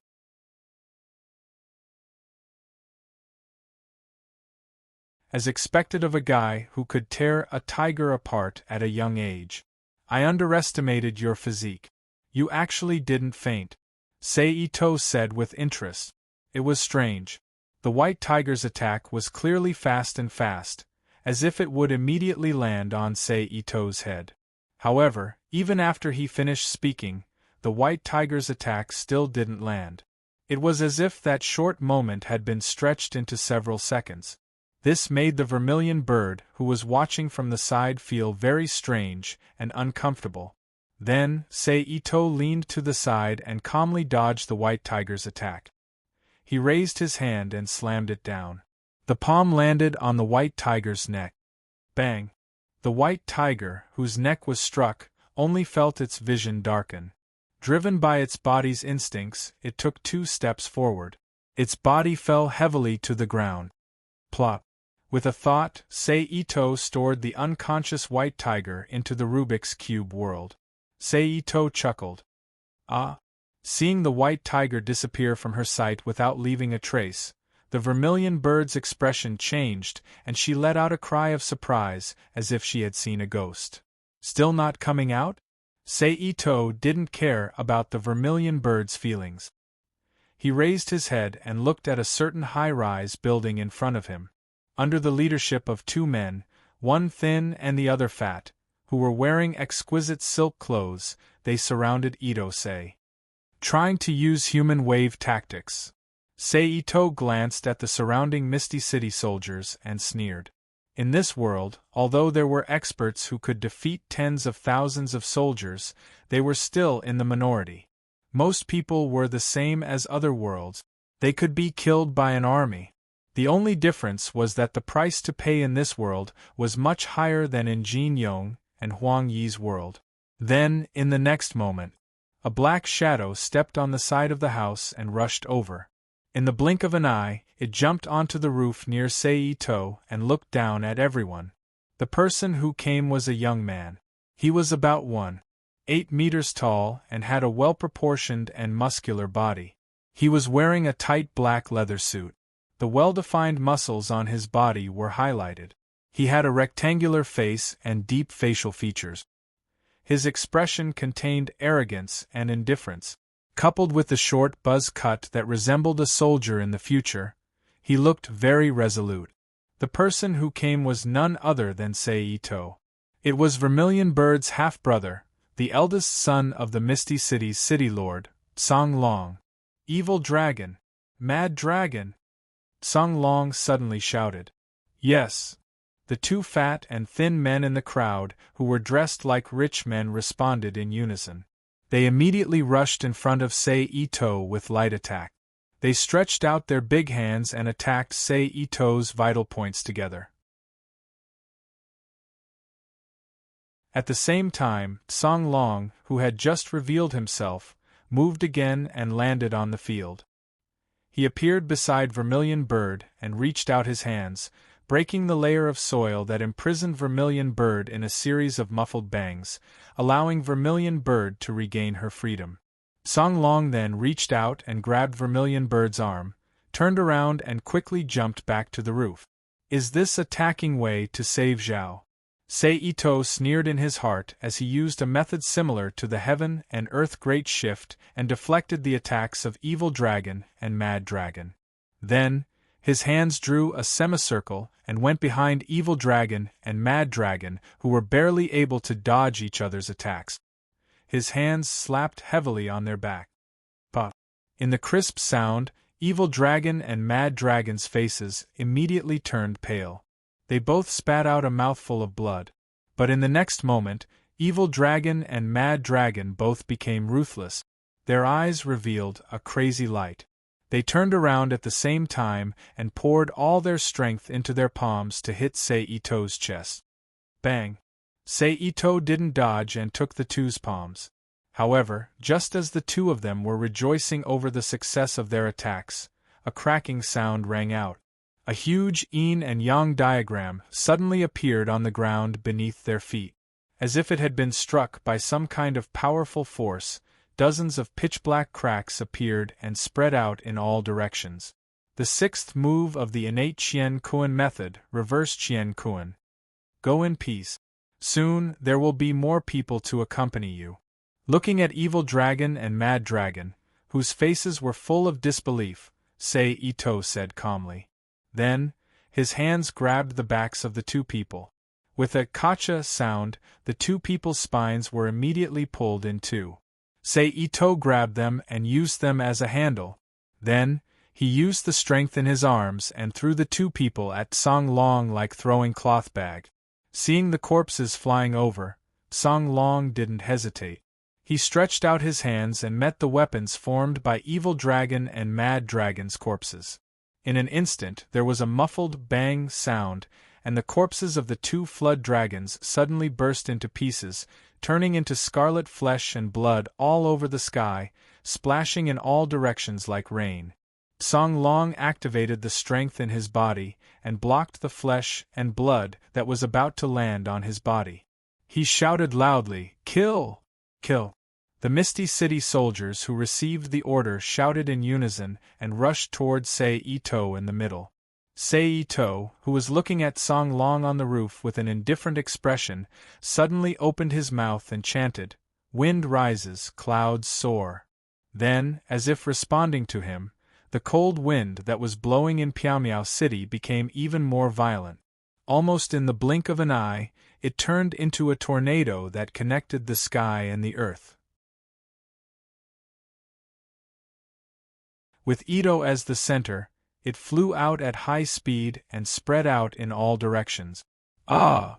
Wherever the wind blew, the soldiers of Misty City would be blown into the air like rootless duckweed.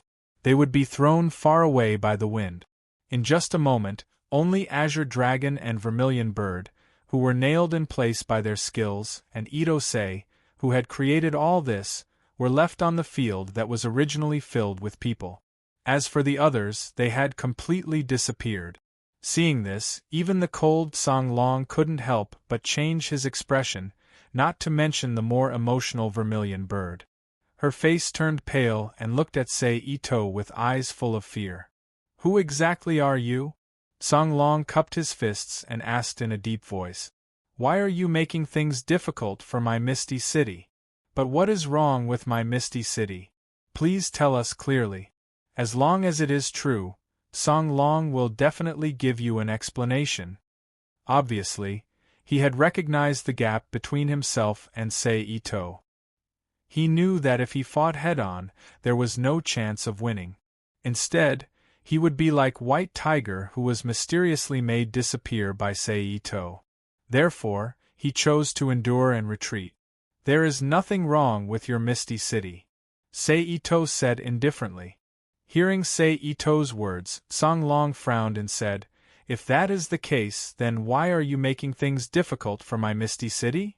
"Because I feel that your Misty City should change its master, so I am here," Sei-Ito sneered. As soon as he said this, Song Long and Vermilion Bird's expressions immediately changed and their hearts became heavy. "All right, I have said what needs to be said. Now, it is time to send you to see your father." Then, Sei-Ito didn't wait for Vermilion Bird and Song Long to respond and said again. Then, his figure flashed and suddenly appeared behind Song Long, whose expression had changed greatly because of his words. With a wave of his hand, he chopped Song Long's neck. Bang! Song Long felt his head go dizzy and his body weakly fell to the ground. "Sir, please spare my life. Vermilion Bird is willing to surrender." At this moment, Vermilion Bird's heart tightened when she saw Sei Ito looking at her. She hurriedly knelt on one knee and lowered her head to beg. Are you really willing to surrender? Sei Ito asked with a faint smile. You're tuning in to the Phoenix Knights YouTube channel. Don't forget to subscribe and join us on this journey to catch the most captivating stories.